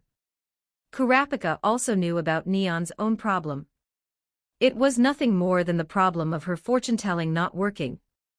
By the way, can I ask Miss Neon a question? Neon looked at Kurapika and nodded. It was rare to meet an acquaintance, and Neon had more to say. Miss Neon, where did you learn that trick you used before? Being asked this question, Neon was also stunned for a moment. It's very powerful, right? Of course it was powerful. This was a body technique developed by Loki. According to Loki's talent, none of the things that came from his hands were normal. From the strange beings before to the current Greed Island, God Dragon, 6 styles, hockey, none of them were things that made people feel shocked. I learned it from a person. Hearing this sentence, Kurapika's eyes became focused. A person? What's his name? Neon was stunned for a moment. I don't know his name. Not knowing the name, Kurapika didn't know what to say. How could she not know the other party's name? It was impossible to learn this kind of trick just by looking at it once, right? Neon should have also studied for a lot of time to master it. How could she not know the other party's name after such a long time of contact and communication? Unable to ask for the name, Kurapika had no choice but to change the direction of his questioning. Miss Neon, where did you learn this trick? Neon thought for a moment. In a place with very beautiful scenery. There are many interesting things there. After saying a circle, Kurapika finally heard a few key things. The place Neon was talking about was likely the floating island above the island. Although it couldn't be ruled out that the 6 Styles learning event was carried out on the floating island, the only adult who lived on the floating island was Loki. It seems that it's really possible that Loki taught Neon the 6 Styles. But Kurapika didn't understand how Loki met Neon, and why he taught Neon the 6 Styles. Loki never did boring things. If it was really Loki who taught Neon, then it should be for some purpose. However, Neon didn't tell Kurapika all of the next questions about Loki. After all, she had an agreement with Loki, and she couldn't tell Kurapika all of Loki's matters. In terms of relationship, Neon felt closer to Loki. And Kurapika could only be considered her former subordinate and acquaintance. They could exchange a few words, but it was impossible to tell the other party everything. Kurapika's probing didn't confirm that the person who taught Neon to cultivate the 6 Styles was definitely Loki. It might also be someone without a name. She had just triggered the 6 Styles cultivation event. 3 hours later, the 5 final winners gathered in the hall inside the castle. Besides Kurapika and Neon, there was also the winner from Menshi's group, and the other 2 were very strong players. After all 5 people appeared, Hisoka also walked out of the hall inside the castle. He clapped his hands. Congratulations to everyone for successfully achieving victory. But there's still a final trial. The person who passes will get the devil fruit. The final trial. Kurapika gently clenched his fist. The final trial should be the trial set by Loki. Then if I win, there should be a high chance of seeing Loki. Hisoka suddenly intensified his tone. Before that, everyone should rest for an hour for now. Underscore underscore underscore underscore underscore underscore underscore underscore underscore underscore underscore underscore underscore underscore underscore underscore underscore underscore. For more advanced chapters visit patreon.com/bars45. For $10, all advanced chapters. Schedule. Monday through Friday, update 3 chapters a day. Saturday through Sunday, off chapter 417, HHES, chapter 417 15:05 words. Saying this, Hisoka raised his hand and 5 badges floated out. There are many rooms to rest in the castle. It will guide you to find your room. Resting for an hour was a very puzzling behavior. Except for Kurapika and Neon, the others all wanted to see what the devil fruit was. Resting for an hour for no reason might be for the battle that was about to take place. It was to allow the players to rest briefly and recover their strength. But the people who were able to stand out from nearly 100 people couldn't have just won by luck. So the time to rest for an hour should be dispensable for them. However, since the game creator had said so, there was no other way. Neon was still admiring the strange decorations she saw along the way. She couldn't understand what kind of aesthetics the person who designed this style had. It was too strange. When Neon pushed open the door to her room, the first thing she saw was Loki standing by the window, looking down below. "What are you doing here?" Neon looked at Loki. Loki didn't participate in this devil fruit competition. How did he enter here? Only the 5 winners were qualified to enter here. Loki didn't answer her question. He just said faintly, "Use your ability to do fortune-telling. Among the 5 of you, who is the most suitable person for the devil fruit? This is the person I want you to help me find. Find the person who is most suitable for the devil fruit." Neon was stunned for a moment. She didn't react for a while why Loki would make such a strange request. And he had only agreed to guide her in cultivating Nen abilities for this strange request. But Neon still started to act according to Loki's words. She closed the room door. She went straight to the desk. Neon began to use her angel's automatic writing. Fortune-telling. However, in the end, it was as Neon had worried. After fortune-telling the other 4 people, no prophecy poem appeared. This fortune-telling that was sometimes accurate, and sometimes inaccurate made Neon very helpless. She raised her head, and looked at Loki cautiously. "These are the fortune-telling results of those 4 people." Loki took the results of the fortune-telling. There were only 4 strange patterns on the 4 pieces of paper. He couldn't see any clues at all. The prophecy representing Kurapika was a strange bean. The prophecy representing Menchi was a strangely styled knife. And the other 2 players were even stranger. From the shape of the patterns, Loki couldn't tell what these things were. Loki even believed that they were just random scribbles. Finally, Loki glanced at Neon. "Try fortune-telling yourself."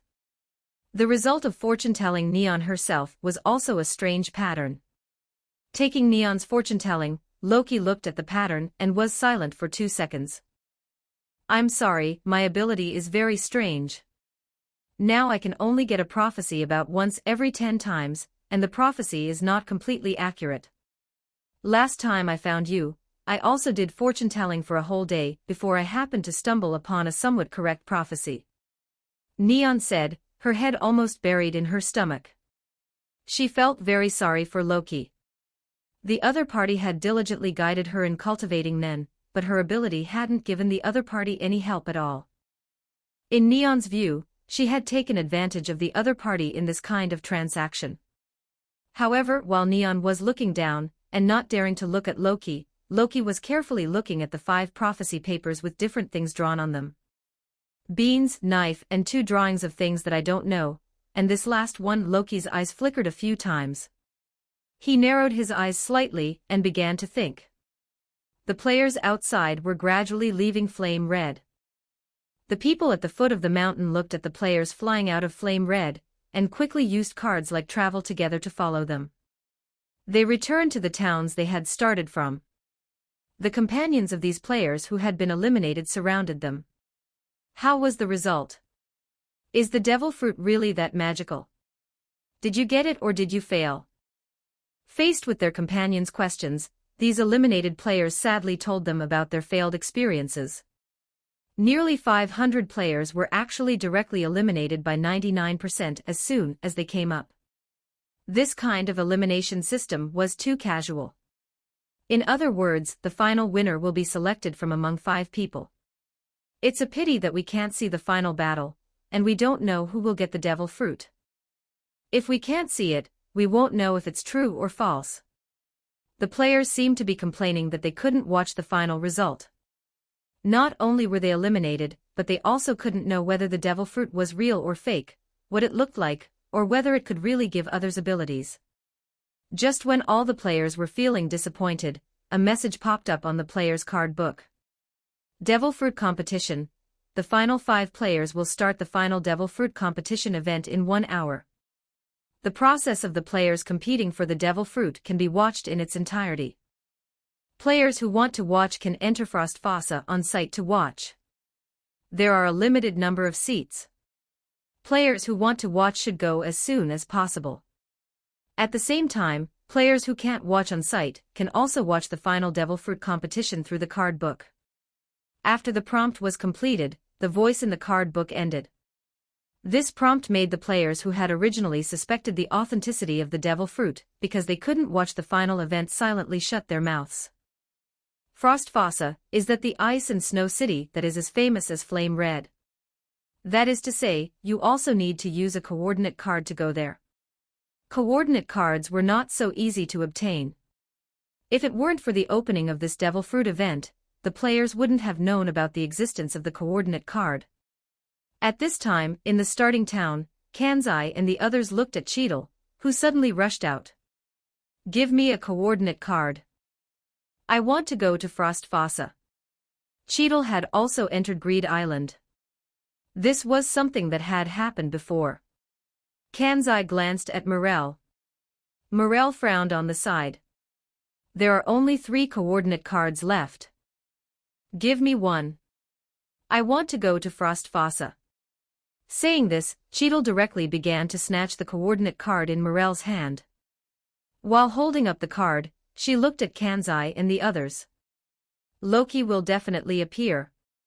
Leo Rio and the others said that 5 people were selected in the end, and Kurapika is also among them.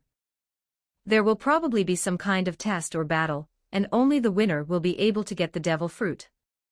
The people who were eliminated with a ratio of 100 to 1, the entire island, probably except for Loki, the other creators don't have the strength to test them at all, so Loki will definitely appear. After thinking about it, Botobai also got up. "Then I'll go too." Cheadle nodded and began to chant the spell. "Use coordinate, Frostfossa." Her whole person was wrapped in a ball of Nen aura, instantly soared into the sky, and disappeared in front of everyone. Cheadle sat in the stands, staring intently at the bottom.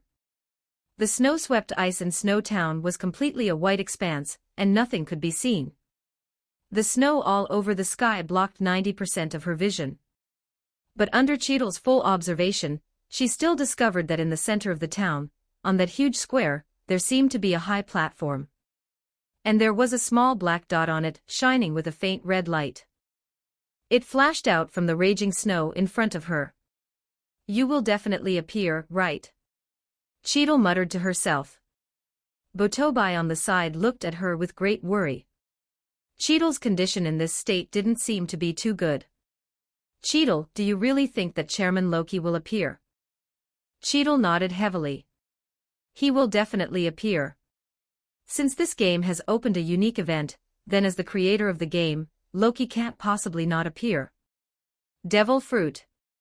Besides the spring of life, he actually created this kind of terrifying thing again, and the 6 styles. This bastard, although what he's doing is not a bad thing, the impact it will create will make the whole world fall into chaos. Underscore underscore underscore underscore underscore underscore underscore underscore underscore underscore underscore underscore underscore underscore underscore underscore underscore underscore. For more advanced chapters visit patreon.com/bars45. For $10, all advanced chapters. Schedule Monday through Friday, update 3 chapters a day. Saturday through Sunday, off chapter 418, HHES, chapter 418 1143 words more and more players were in the stands. And through the creator's background, Loki was also able to see that more than 50% of the players were watching this event. It was a pity that Loki didn't want to continue dragging it out. Otherwise, what he had originally planned was to use the devil fruit to hold back most of the players' attention and delay their time to clear the game. And now that he had released the mission, or rather, the reward, Loki didn't have the patience to continue waiting. Success or failure, Loki couldn't wait to reveal the answer. Wings formed from ice crystals suddenly appeared. Loki discovered that this way of flying, although slow, didn't take as much effort as Moon Step. It also wasn't as eye-catching as using the fire spirit. A pair of gorgeous ice crystal wings slowly unfolded. With a gentle flap, Loki's body slowly rose. He came to the sky. A jade-like hand appeared from under the white cloak. With a gentle wave, the ice and snow surrounding this town gradually disappeared. The originally terrifying snowstorm began to slowly stop. Fewer and fewer snowflakes were falling. Until, after 10 seconds, they completely dissipated in front of everyone. Light shone down. A delicate and exquisite small town shone with colorful light. It made the players who were talking in the stands stop talking one after another. Instead, they looked at this town that would only appear in fairy tales. Without the cover of the blizzard, no one had thought that this would be such a beautiful town. Even Cheadle, who had been wholeheartedly paying attention to Loki, was deeply attracted by the colorful light that was refracted by the ice crystals when the sunlight fell and passed through the ice crystal walls and houses at this moment. Under the sunlight, these ice crystals became as dazzling as gems. At such a stunning moment for everyone, no one opened their mouths to break this beautiful atmosphere. They looked at every part of the town. Everything was polished very skillfully. A player couldn't help but exclaim, "I didn't expect that the terrifying ice and snow city would actually have such a beautiful moment." Danger is often hidden beneath beauty. This was said by a player who was always maintaining absolute vigilance. The other players were a little disgusted by his words. But Loki would say that he was right when he heard these words. Many dangers were often hidden beneath beautiful things. Like the ice and snow city in front of him. Now it looked beautiful, but soon everyone would know how many dangers it hid. Whoosh whoosh. The sound of the wind being gently fanned rang out.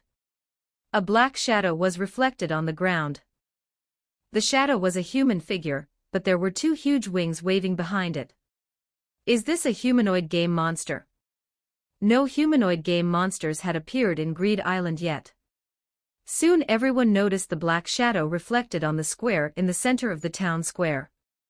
Seeing the black shadow for the first time, everyone looked up. Sunlight shone directly down from the sky. Everyone could still only see a black shadow. Is a game monster appearing? A game monster that can fly from the floating island, the players in the stands were guessing. But at this moment, Cheadle suddenly glanced at Botobai. This feeling. A few traces of joy also appeared on Botobai's face. There's no mistake. It should be the chairman. Having stayed by Loki's side for a period of time, Botobai was still very accurate in feeling Loki's aura. As Loki slowly landed, his true face appeared in the eyes of every player. The players who were still a little noisy before all opened their mouths, unable to make a sound. They were looking at the sky. The players who were seeing this scene through the card book were also stunned. The players who knew Loki were very surprised. But there were also many players who didn't know Loki. They didn't understand what was wrong with the people around them. Why had they suddenly become collectively quiet? When Loki landed on the high platform in the square, a player suddenly cheered. It's that adult, it's really that adult. Loki's appearance made many players who madly worshipped Loki boil. Even seeing Loki through the card book made people feel excited. Loki slowly sat down. The place behind him was originally empty. However, as he sat down, white cold air emerged around Loki's body. Then a seat made of ice blocks condensed and appeared. It completely formed at the moment Loki sat down. Loki raised his hand and leaned on the armrest, propping up his cheek, and scanned everything in front of him with a cold gaze. The ice sculpture seat that had suddenly appeared made the players stunned again. Is this the game creator? He actually conjured an ice block seat out of thin air. After someone asked this question, the player next to him slowly put away his excited mood. He glanced at this player who clearly didn't know Loki. You don't know who that person is? This player was stunned. Is he very famous? You don't even know him. I don't understand how you entered Greed Island. Do I have to know this person? That's not the case. He smiled and looked at this player. The person sitting there is the game creator. I guessed that. Then you should also guess that this adult is Lord Loki on the shrine. At this time, this player's expression suddenly froze. He instantly turned his head and looked in Loki's direction. He is Lord Loki. The game had reached now, and Greed Island had become different. It was no longer just a magical island. After several events, Greed Island had been completely regarded as a world belonging to non-ability users. Not only were there no restrictions here, but they could even get many unique cards that couldn't be imagined outside. For non-ability users, this place was much more interesting than the outside world. And Loki, as the creator and guardian, had become an unsurpassable legend in the eyes of both good and bad people. Many players on Greed Island wanted to see what the person who created this magical island looked like. Loki appeared. The real Loki was different from what many players had imagined. He seemed too weak. His figure didn't appear strong. It was such a person who seemed to have no power from the outside. Who created the world in front of them? This magical world that belonged only to non-ability users. Underscore underscore underscore underscore underscore underscore underscore underscore underscore underscore underscore underscore underscore underscore underscore underscore underscore underscore. For more advanced chapters, visit patreon.com/bars45. For $10, all advanced chapters. Schedule Monday through Friday, update 3 chapters a day Saturday through Sunday, off chapter 419, HHES, chapter 419 1338 words. Loki, you finally appeared. Cheadle clenched her fists in the stands. At this moment of seeing Loki, she strongly suppressed the impulse in her heart to rush up. Instead, she slowly stood up, lowered her head, and inhaled. Lord Loki, just as Cheadle was preparing to call out Loki's name, a player started to call out Loki's name from who knows where. The sound of calling out, like a tide, quickly rose up. It almost covered Cheadle's voice in the blink of an eye. Cheadle widened her eyes, looking at these crazy players around her. Their gazes, their expressions, were like fanatical believers. Everyone's eyes revealed madness. Even those players who didn't seem to know Loki at all before, after confirming that the person sitting there in the distance was Loki himself, actually quickly became crazy. They were much crazier than Cheadle. Wave after wave of high calls seemed to break through the sky. The shouts shook the sky. The town of Frostfossa also began to shake slightly because of the terrifying sound waves. There were probably nearly 5,000 players on site. 80% of these people were frantically calling out Loki's name. It was conceivable how spectacular the scene was. And Loki sat on the high platform. His gaze gently swept towards Cheadle's direction. Even Cheadle has entered Greed Island. It seems that the situation outside is not too good. Loki had also expected that his actions to deal with the 5th Division would naturally have a great impact on the Hunter Association. What did it have to do with him? Loki had already handed over the affairs of the association to Cheadle to handle. This time, it wasn't Loki looking for trouble, but they came to his door. Besides being curious about what the Hunter Association's situation had become, Loki didn't care whether it was good or bad. He raised his hand and picked his ears. Loki was a little impatient. It seemed that these players didn't plan to stop calling out at all. Loki didn't like this kind of noisy environment very much. So noisy. Loki curled his lips. These fanatical worshippers of Loki didn't know that their actions made Loki feel annoyed. They were still frantically roaring. Some of the more excited guys were already preparing to rush out of the stands and rush towards Loki's direction. This wouldn't do. Although the Devil Fruit event was temporarily added, he couldn't let the players destroy it like this. Loki frowned, and a trace of displeasure appeared on his fair face. His calm gaze gradually became stern. Loki's voice rang out. One person's voice actually suppressed the voices of thousands of people. Everyone clearly heard Loki's voice. Substantial sound waves suddenly spread out from around Loki. Before the sound waves came, some players suddenly widened their eyes. This voice is not good. Quick, cover your ears, someone reminded the players who hadn't reacted yet. The players who reacted quickly covered their ears. However, some players who didn't have time stood there blankly. They stared blankly in Loki's direction. Loki's voice suddenly swept past.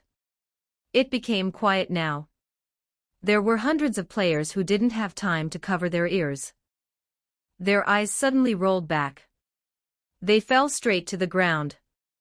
Their heads slammed on the ground with a bang. They fainted. The players who had escaped this disaster swallowed their saliva. They were directly knocked unconscious by the sound. Could sound also knock people unconscious? Botobai put down his hands. It's not just because of the sound. Lord Loki injected his aura into it. The spiritual will carried in the chairman's aura is what caused people to faint. The spiritual will carried in the aura was difficult to feel, unless it was powerful to a certain extent. And Loki just casually released a little aura, and that terrifying spiritual will was able to instantly make the weaker players completely lose consciousness. Cheadle put down her arms, and her swaying eyes looked at Loki. He's become stronger again, Botobai nodded. Even compared to the last time they met, Loki was much stronger than before. Botobai felt the difference very clearly. This is simply divine power. A Nen ability user who checked the condition of the unconscious players suddenly said in surprise. The other players looked at him, listening to him continue to say. Aura can actually be controlled to this extreme extent. The surrounding players silently glanced at the people who had unfortunately fainted next to them. Although it was amazing, there was nothing to be surprised about, right? Lord Loki was able to catch the floating island that fell from the sky. This level of aura release was nothing at all. But they hadn't finished thinking the words in their hearts. This player looked at the others. Lord Loki made them faint, but he didn't hurt them. The strength of each of them is different, and the limits they can withstand are also different. But Lord Loki seemed to have just used the limit that these people could withstand to knock them unconscious. Hundreds of people, was it a coincidence? Absolutely impossible. How did Lord Loki manage to control his aura so precisely from such a long distance? The speed of sound is 340 meters per second. These people were almost attacked by the aura-filled sound waves at the same time. Thinking of this, many people understood. Emission-type ability users were good at controlling their aura from a long distance. The distance that Loki controlled was only a little longer than that of ordinary emission-type Nen ability users. But what was terrifying was that to be able to control his aura at the same time, facing all the players present, and attack each player, and also ensure that it was the limit that the other party could withstand, putting aside the amount of Nen, and the terrifying spiritual will in the Nen, just this meticulous control required what level of terrifying mental power to be able to do it. After the players understood, their gazes silently turned towards Loki's direction. Loki, who was sitting on the high platform, had a calm face, as if he had just taken action casually. However, the players couldn't help but think in their hearts. This is Lord Loki's power. It's not a power that humans can possess. In a corner of the stands, a man who looked to be middle-aged was sitting. He narrowed his eyes and smiled faintly. What a terrifying aura. Just seeing this terrifying spiritual will makes one afraid to look directly at it. Is this the person standing at the peak of Nen ability? His mouth slowly curved upward. This island is becoming more and more anticipated. The players who had quieted down didn't dare to speak loudly. They were all discussing in a low voice. They were quietly sitting in their seats. At this time, Cheadle didn't sit down, she wanted to call Loki. Botobai suddenly patted Cheadle on the shoulder. You'd better not make a sound. Botobai raised his hand and fired a Nen bullet into the distance. However, his Nen bullet didn't travel very far before it was blocked by an invisible barrier. This should be the same ability as the barrier protecting the island. It's protecting the entire town. It's difficult for you to make a sound and let Loki hear from here. Cheadle was stunned for a moment. When did the barrier appear? Just now. Look at the time, the last 5 people should be arriving soon. So in order to ensure that other players won't interfere with the 5 people competing for the devil fruit, this strange defensive measure was specially activated. Hearing Botobai's explanation, Cheadle was very helpless. It seemed that the only chance to call Loki had disappeared. Seeing Cheadle looking troubled. Underscore underscore underscore underscore underscore underscore underscore underscore underscore underscore underscore underscore underscore underscore underscore underscore underscore underscore. For more advanced chapters visit patreon.com/bars45. For $10, all advanced chapters. Schedule Monday through Friday, update 3 chapters a day. Saturday through Sunday, off chapter for 20, HHES. Chapter for 2014 49 words Boto by side. Don't worry, isn't Kurapika among those 5? With Kurapika's abilities, there won't be any problems. It seems we can only place our hopes on Kurapika. Cheadle said weakly. She raised her head, staring at Loki, who was sitting on the ice throne. The current Loki seemed to have grown a lot taller than he was 2 years ago, but the white cloak made one feel that he still wasn't very tall. The outline of his delicate face was also more obvious. Similarly, what was most surprising was that the speed at which Loki's strength grew was much, much faster than the speed at which his appearance changed. Now, it was completely impossible to see through him. Was this talent? A monstrous level of talent. Even after reaching the world's top level, Loki actually didn't stop at all. A living god, although it's a bit of an exaggeration, you're not far from this position, are you? Cheadle sat down helplessly. Snowflakes fell from the sky. But this time, the snowstorm was much smaller. It seemed more gentle. There was also no biting cold wind. Only the cool breeze blowing in one's face made one feel a bit cold. But it wasn't too strong to be unbearable.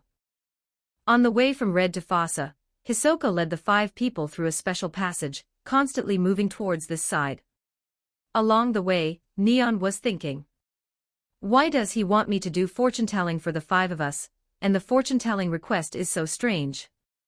Loki actually wanted to find out who among the 5 was more suitable for the devil fruit. What did this mean?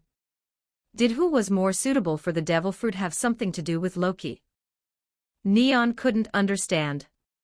Suddenly, hot and cold winds alternated. In the previous second, a heat wave that made one sweat profusely surged, and in the next second, a cold, biting wind that made one feel like one's skin was being pricked blue. The 2 winds with vastly different temperatures alternated, making one feel very uncomfortable. At this time, Kurapika suddenly opened his mouth and said, Fire and ice, 2 completely different forces, but he can perfectly master them. As expected of Loki. Kurapika exclaimed. However, when Neon heard this name, she was suddenly stunned. It was as if these 2 words had touched a certain nerve in her mind. Neon's footsteps suddenly stopped. Menchi, who was behind her, was stunned for a moment. What are you doing? Keep walking. I don't want to stay in this ghastly place for even a moment longer. Neon thought about this name. Under Menchi's urging, she continued to walk. Hisoka seemed to have noticed the situation behind him, and turned his head to look at her coldly. This angle, this profile, made Neon suddenly remember the person who suddenly broke into the hotel at that time. For a time, she remembered all the people she had only met a few times in York New City one by one. For example, Krallo, Neon remembered them all. As for Loki, Neon quickly overlapped and compared Loki's appearance from 2 years ago with his current appearance in her mind. What surprised Neon was that the kid who looked extremely immature in York New City 2 years ago now had the beginnings of a man's aura. What was even more unexpected for Neon was that her master was actually her former bodyguard. Neon's face was a little red. It was already a very awkward thing for someone younger than her to be her master. In addition, this person had actually been her bodyguard before. She actually hadn't recognized Loki. Neon didn't know if Loki had recognized her, but after thinking about it carefully, he probably had recognized her, right? After all, her changes weren't as huge as Loki's. No wonder you never told me your name. So you were afraid that I would remember. Damn guy. Your expression is very strange, Menchi suddenly walked to Neon's side and said. She narrowed her eyes and looked at Neon. When you heard the name Loki, you became strange, and your aura also became chaotic. Saying this, Menchi looked at Neon's slightly red face. What's wrong, little girl? You wouldn't like that kid, would you? The image that Menchi had in her mind was still Loki's appearance when he participated in the hunter exam. It was hard to imagine that someone would like such a kid. Was she thinking something? Neon quickly waved her hand. Saying half of the sentence, Neon suddenly raised her head and looked at Menchi. It wasn't this person's business that her face was red, right? It seemed that she didn't need to explain anything to her. Lowering her head, Neon stopped talking. And Kurapika was stunned for a moment. You've met Loki? Neon looked at Kurapika. At least Kurapika could be considered an acquaintance, so she nodded. Before Menchi could even gossip about it, the other two winning players walking in front suddenly turned their heads and looked at Neon. They were even more surprised. They didn't expect that this somewhat cute little girl had actually met the most mysterious person on this island. A dazzling white light flashed and disappeared. Kurapika and the others slowly lowered their arms that were blocking their eyes. They opened their eyes. In front of them was a huge ice and snow city. It was like a world in a fairy tale. A town completely carved out of ice appeared before their eyes. Facing them was a wide avenue. Snowflakes that fell from the sky scattered down. So beautiful. Neon's eyes lit up with small stars. She looked at this ice and snow town. She seemed to have completely forgotten that she was participating in the devil fruit competition. Whoosh whoosh. A cold wind blew. It instantly woke everyone up who were immersed in the beautiful scenery. Hisoka raised his hand and made a gesture. He signaled them to go in. Menchi smiled and patted the snowflakes on her shoulders. I just left a place that was so hot that I was about to die, and now I'm in such a cold place. This game is really annoying. While saying this, she strode inside. At the same time, the other two players also followed closely behind. Neon was still looking at the snowflakes falling in the sky. After covering her body with Nen, she didn't feel so cold anymore. The black giant door slowly closed. Neon looked at the door that was about to close. She quickly jumped over. Kurapika also walked out at this time. All five of them stepped into the ice and snow. Turning her head, Neon glanced at the closed door. But behind her, there was no giant door at all. There was only an empty road. Where's the road we came from? Neon's words made the others also turn their heads and look. Kurapika, it seems it's some kind of space channel. While Kurapika and the others were studying this ice and snow city, the players in the surrounding stands also discovered the arrival of the 5 people. These 5 people are the elites who were selected from 100 people. The players discussed, but they were a little surprised when they saw the 2 delicate faces of Kurapika and Neon. These little guys were actually able to enter the final stage. What a joke. They look so weak. I could knock them down with one punch. Hearing this player's words, the person next to him sneered. One punch? That blonde kid is a member of the Hunter Association's Zodiacs. You, one punch? This kind of kid can also join the Zodiacs.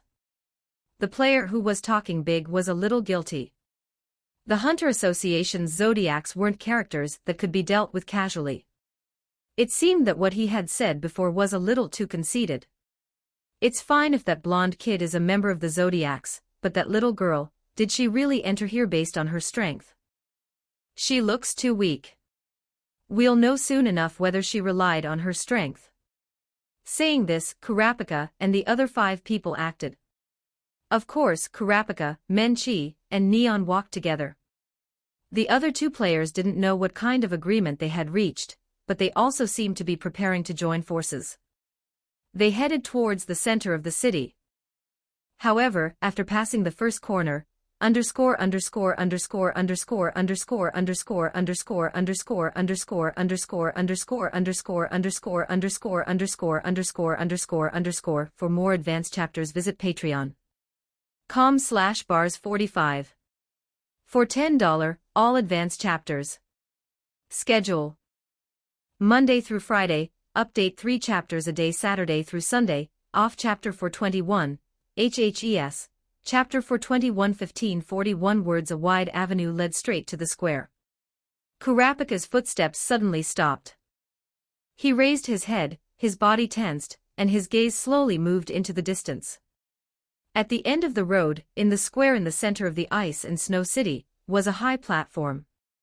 On the high platform, one could vaguely see a blurry outline. A magnificent seat carved from ice. Someone was sitting on it. And this person, although Kurapika couldn't see clearly who it was, he could feel it from the faintly transmitted aura. It's Loki. Kurapika's words made the other 2 players, who were preparing to continue exploring forward, suddenly stop. The 2 of them followed Kurapika's gaze. In the distance, that blurry figure was reflected in their eyes. Is that Lord Loki? Another player shook his head. His gaze began to become fervent. If it's really Lord Loki, then that's great. It's my honor to be able to see Lord Loki in person. Don't be in a hurry to get excited. Isn't it better to obtain victory and get the devil fruit in front of Lord Loki? While speaking, Menchi looked around. On the strange high platforms around the ice and snow city, there seemed to be many heads flashing. Even the sharp-eyed Menchi saw Buhara waving at her in the crowd. It seems our performance has a lot of viewers. After taking a closer look, the audience realized that there seemed to be stands all around the ice and snow city. Stands formed from ice blocks. Did he turn the entire town into a coliseum? Kurapika narrowed his eyes and raised his head to stare in Loki's direction. This should be Loki's doing. No matter who did it, my goal is the devil fruit. I won't waste time here with you. I'm leaving first. Saying this, Menchi ran towards the distance. Whether there would be any danger on the wide road seemed to be completely outside of Menchi's consideration. Neon glanced at Kurapika, and also prepared to go. The other 2 people were also completely unwilling to be outdone. They raised their feet and followed, rushing towards the square. But Kurapika didn't move from the spot. His gaze was searching for something in the stands. Soon, he found the people he was looking for. Cheetal and Botobai were giving him hand signals. Menchi, who was the first to successfully step into the square, didn't encounter any danger along the way. There aren't any traps or anything. This is too simple. Saying this, she raised her head, looking at Loki, who was sitting in the center. Chairman Loki, seeing him again, Menchi felt strange. It had only been a short time, and her examinee had become her chairman. Loki's eyes turned slightly, looking at Menchi. In front of him, inside a crystal box, was the devil fruit. By placing the box in such an obvious place on purpose, even without Loki's prompting, people would naturally notice it. Menchi looked at Loki. She didn't know why Loki would appear here, but the box in front of her was her target. As expected, it's Lord Loki. I actually really met Lord Loki. The 2 players who came later seemed to be completely excited now. Menchi sighed. Were these 2 guys here to compete for the devil fruit or to see Loki? Shaking her head, she raised her foot and walked forward. However, the first step she took suddenly stopped. In front of her, an ice sculpture suddenly cracked open. A guy whose whole body was wrapped in armor suddenly broke out of the ice. He stared intently at her. Menchi was stunned for a moment. Is this the final test? Using game monsters as the final test. A huge black shadow slowly rose from behind the other party. The black shadow gradually enveloped down, completely covering Menchi's entire person. Loki drew the Shadow Black Unit 100-man team. This was just one of them. The shadow beast summoned by Shadow Black Unit 1 made Menchie's movements pause for a moment. Not only was Menchie a little surprised, but even the players had never seen this kind of game monster. It could actually summon something similar to a nin beast from behind. This monster doesn't look easy to deal with. Such a large body, holding a sword in one hand, even if you only look at its appearance, its power is definitely not weak. The shadow beast's first appearance happened to be with a good test subject. Loki narrowed his eyes and looked at Menchie. Menchie's strength among the hunters was also very good. As a test subject for Shadow Black Unit 1, she was a good choice. Shadow Black Unit 1 began to attack. Of course, it wasn't Shadow Black Unit 1 itself that was attacking, but the shadow beast behind it that was attacking Menchie. The shadow beast, wielding a giant longsword, slashed at Menchie with a sword. Menchie drew out her twin swords from behind and blocked them in front of her. A fierce collision of metal rang out. Menchie's figure retreated slightly. What strong power! As expected, it wasn't just a large body, even its power was not ordinary. Menchie narrowed her eyes and looked at the Shadow Black Unit 1 that was controlling the shadow beast to attack. Judging from the black shadow connected from behind, this guy should have some kind of manipulation type ability. In other words, if I solve this strange metal robot, this huge monster should also disappear, right? She saw through the key point to solving the shadow beast at a glance. This wasn't too difficult for hunters or nin ability users. After all, the black shadow connecting the shadow beast and Shadow Black Unit 1 was very conspicuous. With a little thought, one could discover this point. Not to mention Menchie, a hunter whose observational skills weren't weak in the first place. Menchie dodged the shadow beast's second attack with a flash, and rushed towards Shadow Black Unit 1 in an instant. The twin swords in her hands stabbed fiercely at Shadow Black Unit 1. However, Shadow Black Unit 1's armor wasn't just for show. Ding ding. The Shadow Black Unit 1's metal armor that was hit directly bounced Menchie's attack away. However, although it bounced the attack away, the cracks on the armor were also visible to the naked eye. It probably couldn't withstand a few more attacks, and this Shadow Black Unit 1 would be solved. Against a first-class ability user like Menchie, Shadow Black Unit 1's combat power was clearly no match. The shadow beast was attacking Menchie, but after dodging a few times, Menchie closed the distance again, and the two small knives slashed fiercely at Shadow Black Unit 1. This time, Menchie gathered all of her aura on the blades. Even metal armor would be shattered. The Shadow Black Unit 1, whose armor had cracked, exploded instantly. Then, it turned into specks of white light and dissipated before her eyes. The shadow beast also disappeared with it. Menchie slowly put her twin swords away. This was too simple. The final trial, not only did Menchie think it was simple, but even the watching players thought it was too simple. Although this game monster's attack power was very strong, its defense power didn't seem to be good.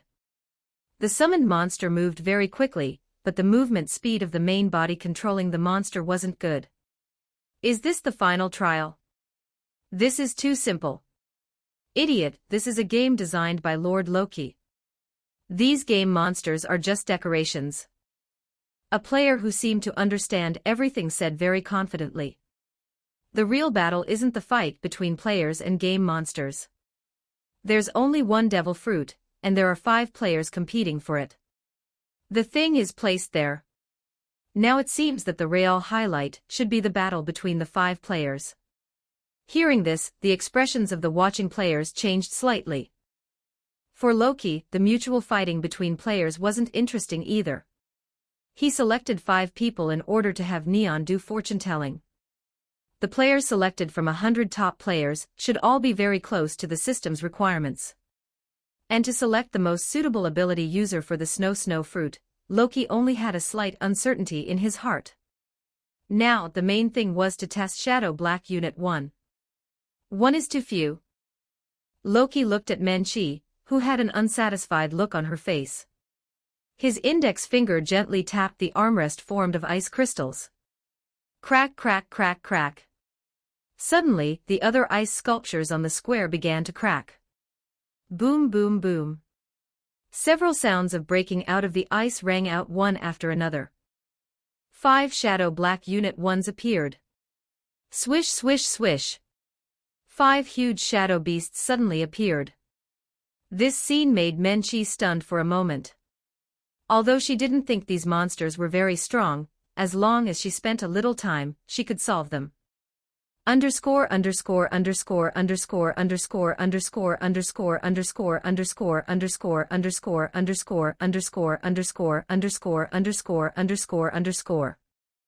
For more advanced chapters visit patreon.com/bars45. For $10, all advanced chapters. Schedule Monday through Friday, update 3 chapters a day Saturday through Sunday off. Chapter 422. HHES, Chapter 422 1624 words, but the prerequisite was that there was only one. Now that 5 had appeared at once, it probably wouldn't be so easy to deal with. However, at this time, the other 2 players also came up. Let's attack together. As for the final fruit, we'll talk about it after we solve these game monsters.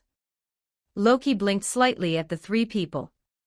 If it was just the 3 of them, the 5 shadow black Unit 1s probably wouldn't be enough. So how many would be good? Forget it, let's just go straight to 20. Boom, boom, boom. 15 more shadow black Unit 1 machines appeared, gathering 20 shadow beasts. Suddenly, the sky above the square was almost covered by these huge shadow beasts. The black shadow covered most of the square. Before Menchi could rush up, her face darkened. This number. The other 2 players were planning to show off in front of Loki and perform well, but looking at the enemies that had suddenly increased by 3 times, the 2 of them also didn't look good. Neon stood behind the 3 people. Her gaze passed through the gaps between the shadow beasts. Her gaze stared directly at Loki in the back. I definitely can't lose. Originally, Neon didn't care about this devil fruit, but when she saw Loki here, a thought suddenly appeared in her heart that she couldn't lose no matter what. She didn't know why she suddenly had this thought. The appearance of 20 shadow black Unit 1s was a very spectacular scene. The players in the surrounding stands silently swallowed their saliva. These monsters looked weak individually but in a group. It was really hard to say. Perhaps they would become very terrifying. 20 shadow black Unit 1 machines activated their abilities in an orderly manner. Shadow beasts appeared one after another. The watching players felt that something was wrong. But Botobai silently glanced at Cheetle. Cheetle, what's wrong? Botobai was stunned for a moment. It's nothing. Perhaps I was wrong. Cheetle, what did you think of? Botobai narrowed his eyes, looking at the shadow black Unit 1 troops that were preparing to attack in the city. These game monsters seem to be a little different. How are they different? Botobai shook his head. It's just a simple feeling that something is strange. Cheetle just looked at him with suspicion at Botobai's feeling that even he couldn't explain. Then, she turned her head and continued to watch the battle in the city. I hope Kurapika can ask all the questions clearly. They had just used gestures to let Kurapika understand what he should ask and say if he saw Loki. Now Kurapika had arrived at the entrance of the square. He was looking at the shadow beasts that were launching attacks inside. Although the 20 shadow beasts were huge, their actions didn't affect each other. Instead, they cooperated very tacitly. Menchi and the other 2 players, who were in the battle, didn't notice. But Kurapika, who was outside the arena, could clearly see the degree of cooperation between these shadow beasts. Although they were 20 separate individuals, their cooperation with each other was as tacit as the left hand and the right hand. Is this a new game monster? Kurapika narrowed his eyes. Perhaps not. The shadow beasts' coordinated attacks actually suppressed Menchi and the other 2 players. The power of the terrifying slashes wasn't small. They could also fire strange beams from their eyes during the gaps in the attacks, forming an airtight attack. Even if their individual combat power wasn't too strong, once there were a lot of them, this power was completely different from before. Loki nodded in satisfaction from above. 20 Shadow Black Unit 1s could suppress 3 top players. Then, if 100 Shadow Black Unit 1s moved out in an orderly manner, how much more terrifying would it be? Now it seemed that Shadow Black Unit 1 was a good thing. Moreover, it didn't consume his aura. The only pity was that its power and combat power were a little weak. It would be even better if their combat power was stronger. Loki propped his head up with one hand and thought, I wonder what would happen if I injected my nin into these machines. It seemed that he could go back and experiment with it. After all, it was something from the system, so there might be unexpected functions. While Loki was thinking, Neon joined and stepped into the battlefield. The Shadow Beast would immediately attack. However, facing the Shadow Beast's attack, Neon didn't dodge and rushed directly over. When the Shadow Beast's attack was about to land, she directly used paper drawing, one of the 6 styles. While avoiding the attack, she also closed the distance with the Shadow Black Unit 1 machine at an even faster speed. Neon didn't like to fight, but she actually rushed up so actively this time. This uncharacteristic performance surprised Loki. After avoiding the Shadow Beast's attack, Neon's speed caused the Shadow Black Unit 1's actions to change. 3 Shadow Beasts that were originally planning to fire laser beams stopped attacking, and waved their blades, preparing to force Neon back. However, facing the joint attack of the 3 Shadow Beasts, Neon didn't retreat at all. This scene stunned the players in the arena. They didn't expect that a cute young lady, who looked weak, would actually be so violent when she fought. She rushed up directly, not afraid at all. Moreover, that strange trick she used to dodge the attack before also made people's eyes light up. What a strange trick! How did she dodge the attack before? Not everyone knew about the 6 styles paper drawing. Only Cheadle's expression changed suddenly. Could this strange trick be Lord Loki's 6 styles? Cheadle's mood was a little uneasy. A player had already learned the 6 styles. Could it be that the 6 styles event had already started? The first step she took after arriving on Greed Island was to build an intelligence network to find out all the news in the game. Cheadle also attached great importance to the 6 styles cultivation event. It was impossible for a player to have opened the 6 styles cultivation event without any news being released. In the eyes of other players, the attack of the 3 Shadow Beasts meant that this impulsive little girl probably couldn't dodge this time. However, Neon bit her lip. Paper drawing.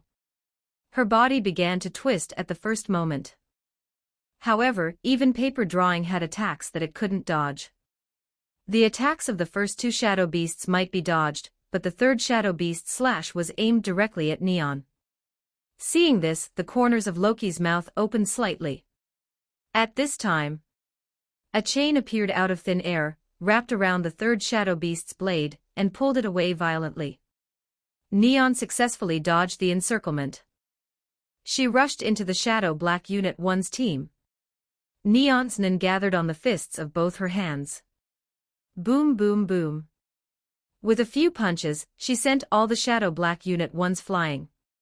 However, although they were sent flying, she didn't completely destroy the Shadow Black Unit 1s. Neon's nin wasn't strong enough to directly destroy the Shadow Black Unit 1s. But what was important was that the Shadow Black Unit 1's formation was disrupted. Menchi and the other 2 players wouldn't let go of this opportunity. The 3 people, plus Kurapika, attacked together. Taking advantage of the time when the Shadow Black Unit 1 troops had a flaw, they rushed up and each used their own abilities, destroying one Shadow Black Unit 1 after another. Before long, the ground was full of the wreckage of the Shadow Black Unit 1s that had been destroyed. They turned into specks of starlight and gradually disappeared. The 5 people's cooperation was wonderful. The players nodded one after another. The timing of the battle was grasped very accurately. If they waited for the Shadow Black Unit 1s to reorganize their formation, it wouldn't be easy to break them up next time. Menchi wiped the sweat from her forehead. Little Neon, you're pretty strong. This time, it was thanks to you and Kurapika. Neon smiled a little shyly. The other two players looked at each other.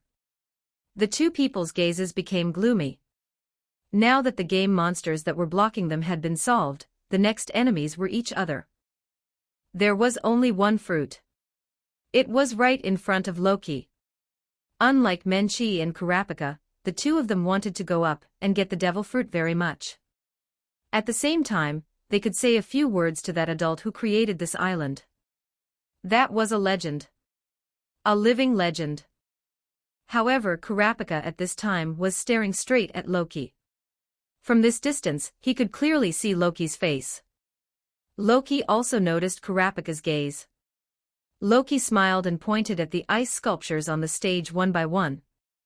This action made Kurapika's face suddenly darken. Are these all?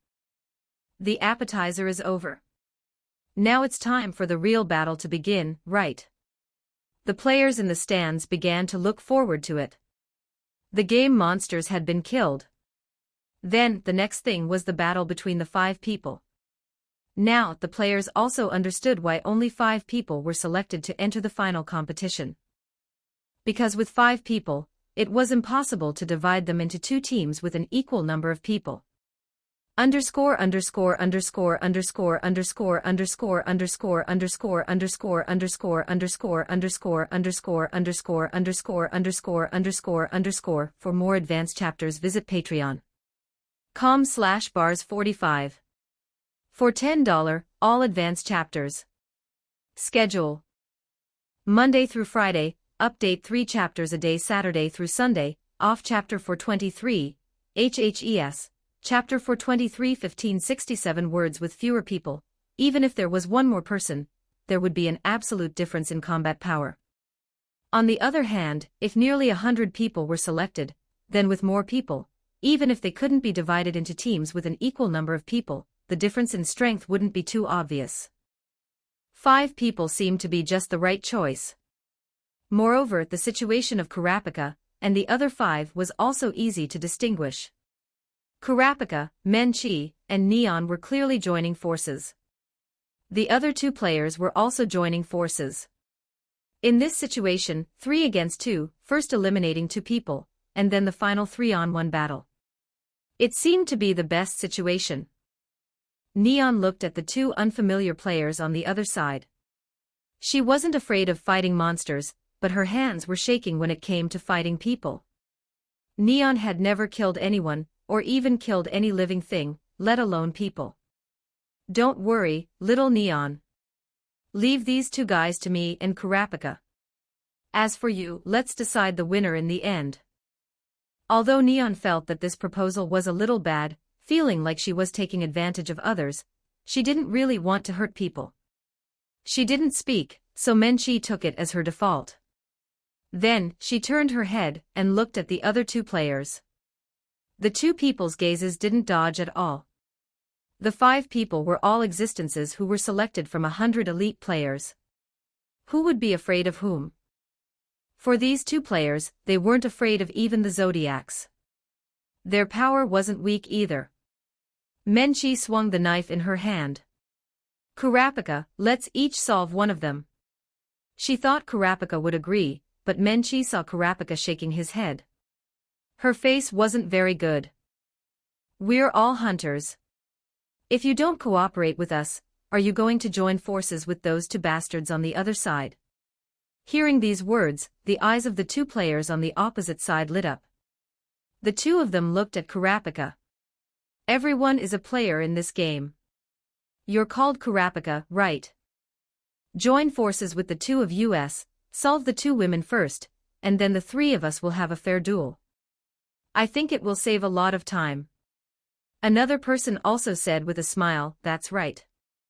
Anyway, there's only one winner in the end. No matter which side you stand on, you'll have to fight each other in the end. Joining forces with the 2 of us to solve the 2 women will definitely be much faster. Kurapika smiled. Your analysis is good. No matter which side I'm on in the end, we'll have to decide the winner. But Kurapika turned his head and struck a battle pose towards the direction of Menchi and Neon. However, there's no need to rush the battle between us. Hearing these words, the four people were slightly stunned. Then, they quickly reacted. Could it be that Menchi suddenly turned around? It's not over yet. Neon blinked her eyes and looked at Loki in the distance. Loki had a faint smile on his lips. Neon knew this expression very well. This was the expression Loki would show when he was deliberately making things difficult for people. The players in the stands saw that the five people didn't seem to be planning to attack. They all began to wonder. What's wrong? Are they not going to attack? Hurry up and attack. What are you wasting time for? Don't shout. They probably can't hear you inside. With that adult's methods, how could he let the audience outside affect the players who are participating in the competition? Familiar sounds of breaking ice rang out one after another. This time, it was even more intense than the previous two times. Boom boom. Boom boom. There were still 79 Shadow Black Unit 1 machines left. 21 had been killed from the 100-man troop. But the remaining 79 appeared together. At the same time, they activated the Shadow Beasts. One huge Shadow Beast after another appeared, pushing each other, and actually occupied most of the central square. There's still more, and the number is several times more than before. Will there still be more after we solve this batch? There shouldn't be. There are no more ice sculptures on the square. Speaking of ice sculptures, some players just remembered that every time Shadow Black Unit 1 appeared, it broke out of the ice. Almost all of the ice sculptures on the field had turned into Shadow Black Unit 1s. The players in the stands carefully checked the entire square. There were no other ice sculptures on the square. It seemed that there wouldn't be any more monsters appearing. Loki tilted his head and looked at the five people. The battle has only just begun. At this time, he sensed Kurapika's gaze. Loki opened his mouth and silently said a few words to him. Kurapika looked at the shape of Loki's mouth. He interpreted Loki's words in his heart. You've become a lot stronger, Kurapika. You have a lot of questions you want to ask me, right? Then let me see how much you've improved first. If you satisfy me, I'll tell you what you want to know. Having learned Loki's meaning, Kurapika clenched his fists. He still hasn't changed at all. He only pays attention to the things he's interested in, and doesn't consider other people's feelings at all. Kurapika was a little angry. Loki clearly knew how much influence he had caused. But he wasn't anxious at all. On the contrary, it was as if it had nothing to do with him. The zodiacs of their hunter association had become like ants on a hot pot because of the current situation. But Loki wasn't worried at all. Kurapika knew very well that Loki had no interest in the questions he wanted to ask. If Loki wasn't curious about how much he had become stronger, he probably wouldn't have said such a condition. What are you talking about, Kurapika? These monsters are coming up. Don't be distracted. Menchi reminded Kurapika.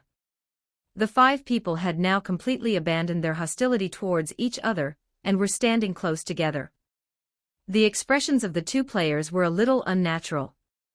Damn it, there are still so many game monsters.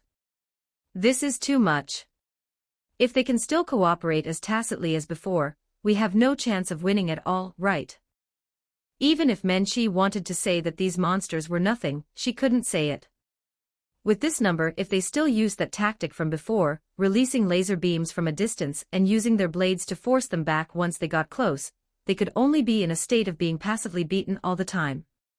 Some cold sweat also appeared on Neon's forehead.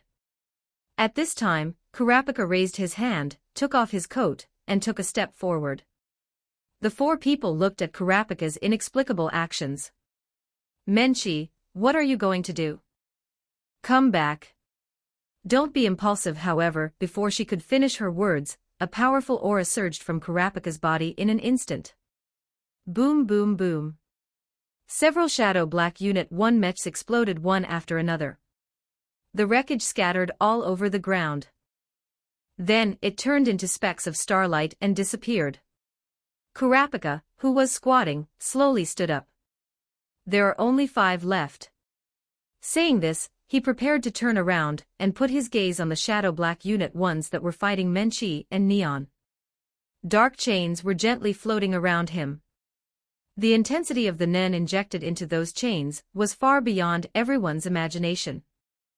The audience was very surprised that he had solved so many shadow black unit ones so quickly. How much time has passed? 30 seconds, he actually solved most of the monsters by himself. Who is this blonde kid? This guy is a member of the Zodiacs. It seems that he was just selected into the Hunter Association Zodiacs. I thought he was just a newcomer with good strength, but I didn't expect his combat power to be so terrifying. The players were discussing Kurapika's identity and origin. In the stands, a guy who was using his hands to support his body from behind was looking down at Kurapika with his head raised. His strength is very strong. As expected of the world of nen ability users. It's so easy to find a guy this strong. Saying this person narrowed his eyes. When Kurapika was preparing to turn around and solve the last few shadow black unit ones, thump thump. 2 loud tremors rang out one after another. Kurapika's movements also paused. His eyes narrowed slightly. His expression became a little dignified. He slowly turned around.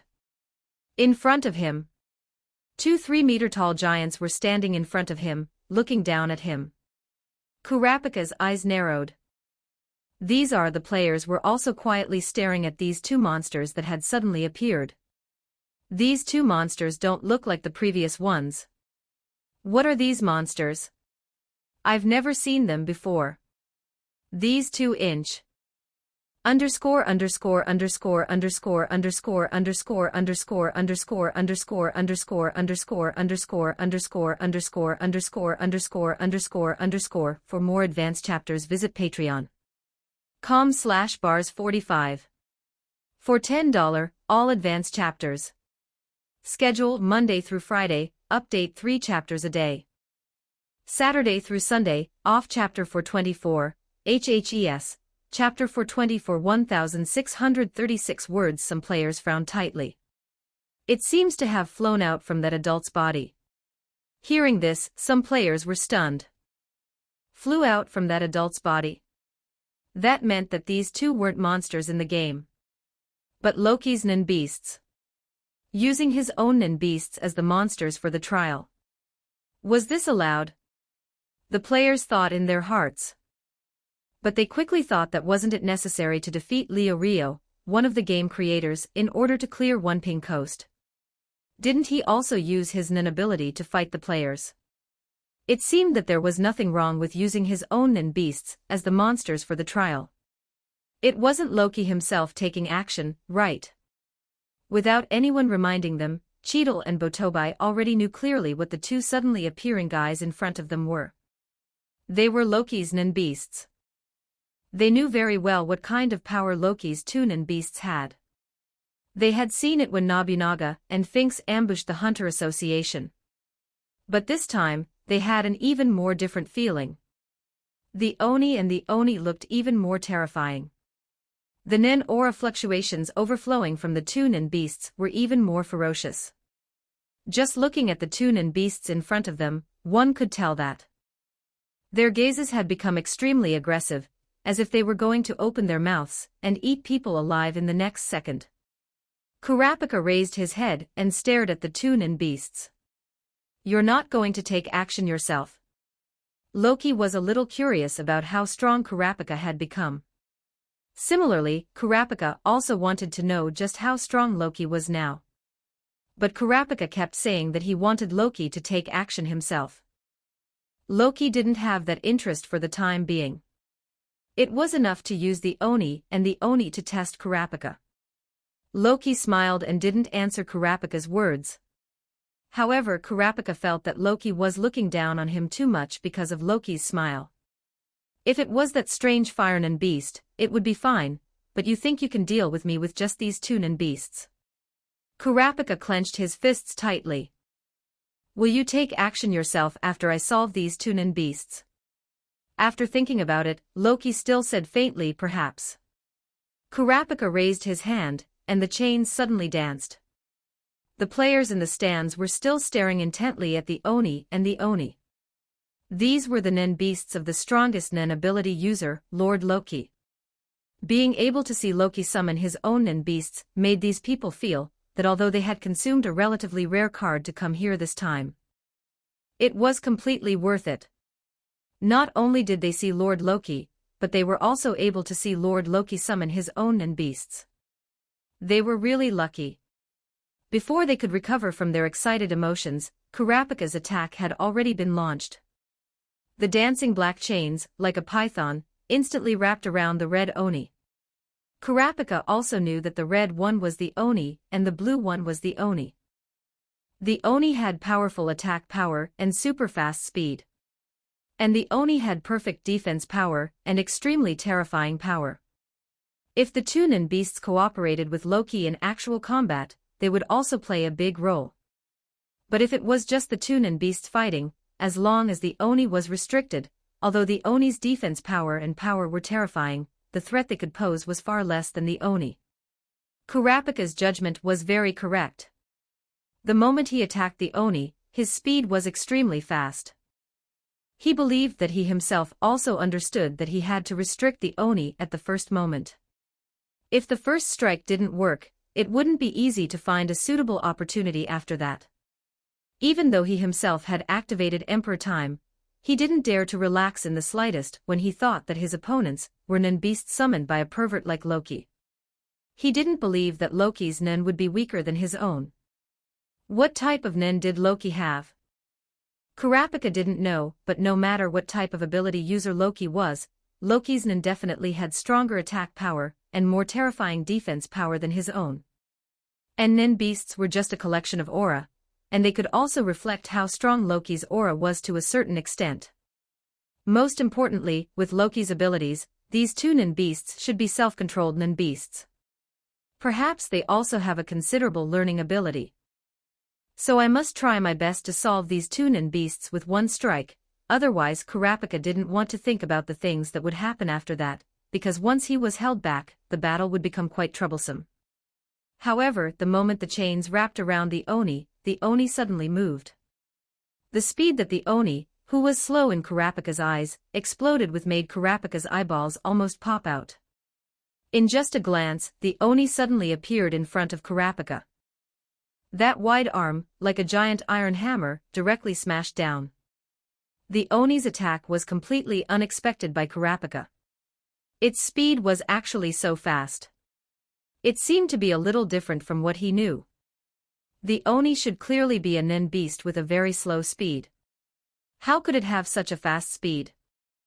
However, the Oni's attack had already landed.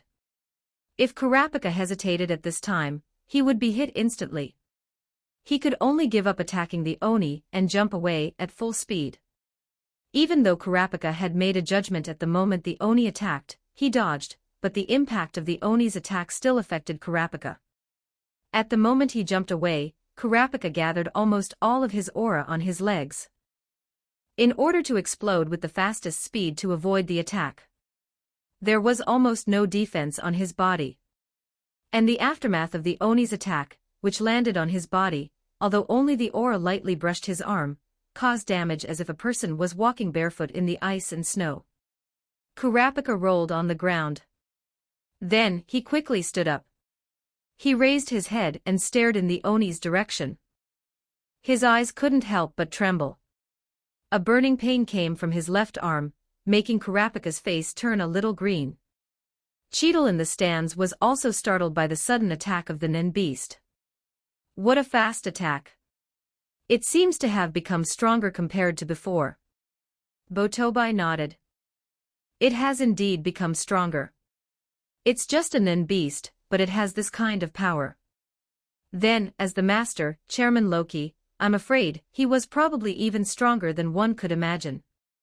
Even the Zodiacs, who knew Loki relatively well, were shocked. The average players were even more dumbfounded. It was just a nin beast.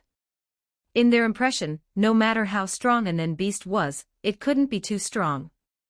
After all, it was just a part of the aura that the Nen ability user had separated out. In general, they were existences that assisted the Nen ability user in battle. Moreover, most Nen beasts had unique abilities, and most of them were auxiliary abilities. Many Nen beasts didn't even have combat abilities. But Loki's Nen beasts completely exceeded everyone's imagination. It was just 2 Nen beasts, but they actually had the power to make Kurapika, who had previously destroyed the Shadow Black Unit 1 mechs alone, completely unable to resist. Was this still a Nen beast?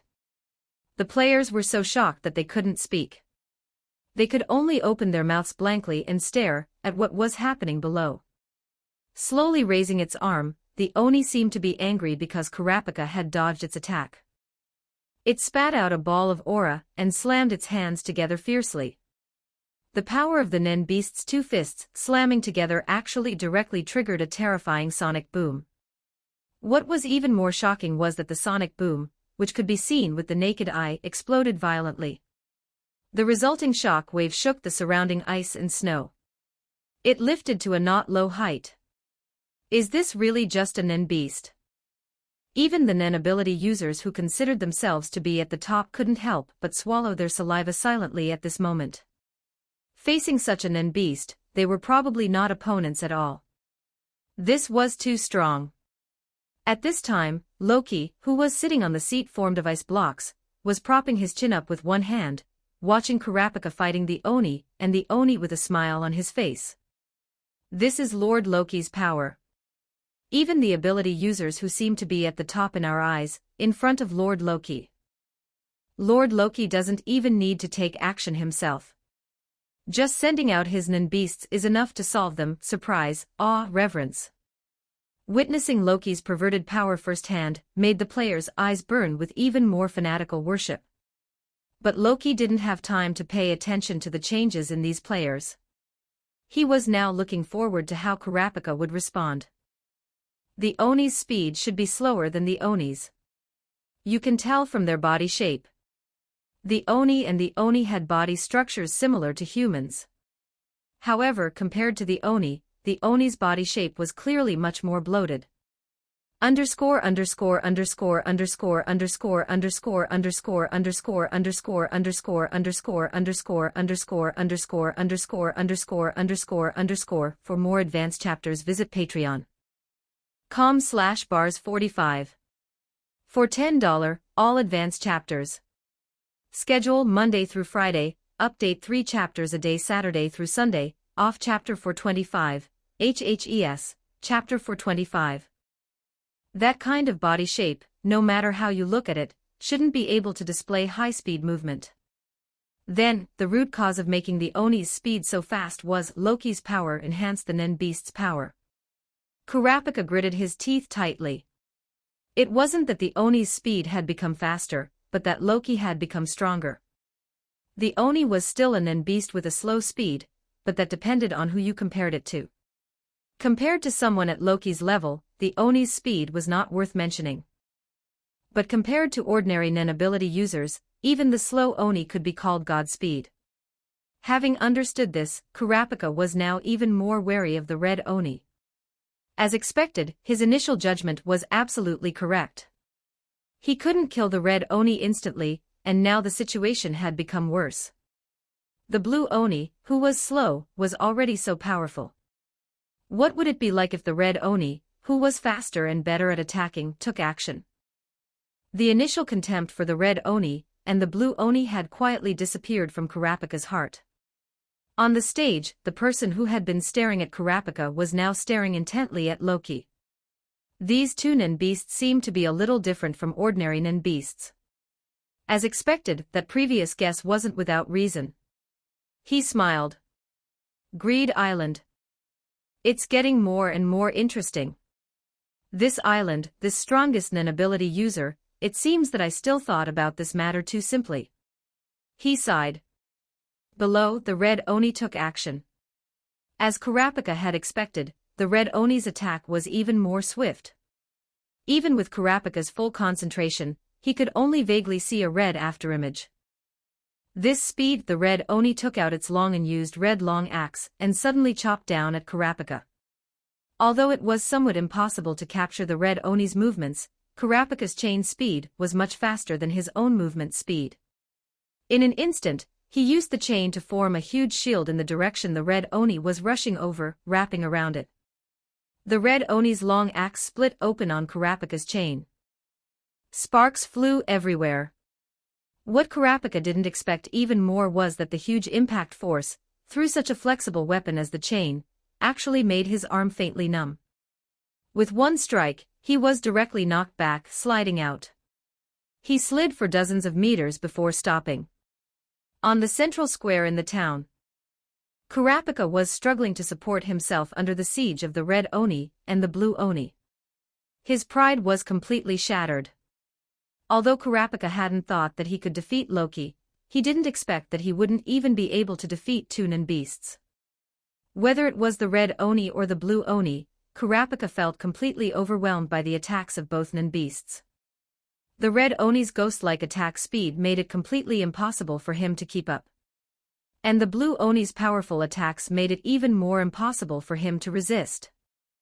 Once he was hit head-on, even with timely defense, an arm would definitely be crippled. If he was facing an ordinary opponent, it wouldn't matter to Kurapika if one of his arms was crippled.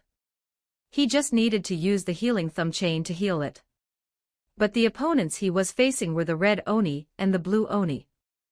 The two terrifying Nen beasts completely didn't give him a moment to breathe. Now Kurapika didn't have any free time at all. He was dodging attacks every second.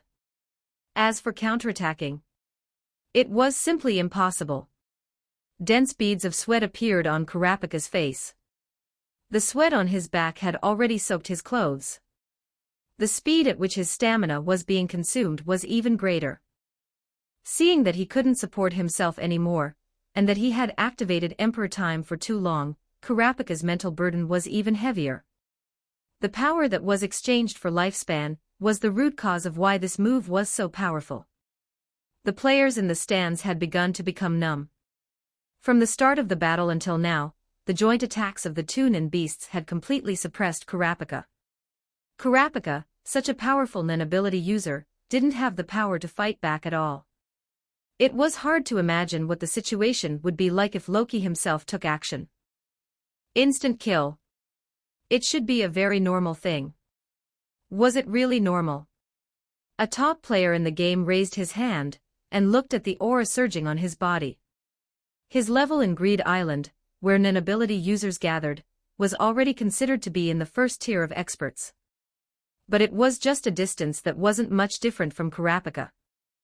There weren't many Nen ability users who could be called first-tier experts among tens of thousands of people. But such strength seemed to be able to be crushed to death with one finger by that adult sitting below. The gap is too big. It's simply a difference in strength of another dimension. This wasn't just his feeling. It was the thought of most players. One could only say, as expected of Lord Loki. Just the Nen beasts alone are so amazing. Saying this, these players could only laugh dryly. There was no way. What else could they say? Lord Loki was simply not a creature from the same dimension as them. He was too strong. Cheadle and Botobai also tightly clenched their hands. As the chairman, it was normal for him to be strong.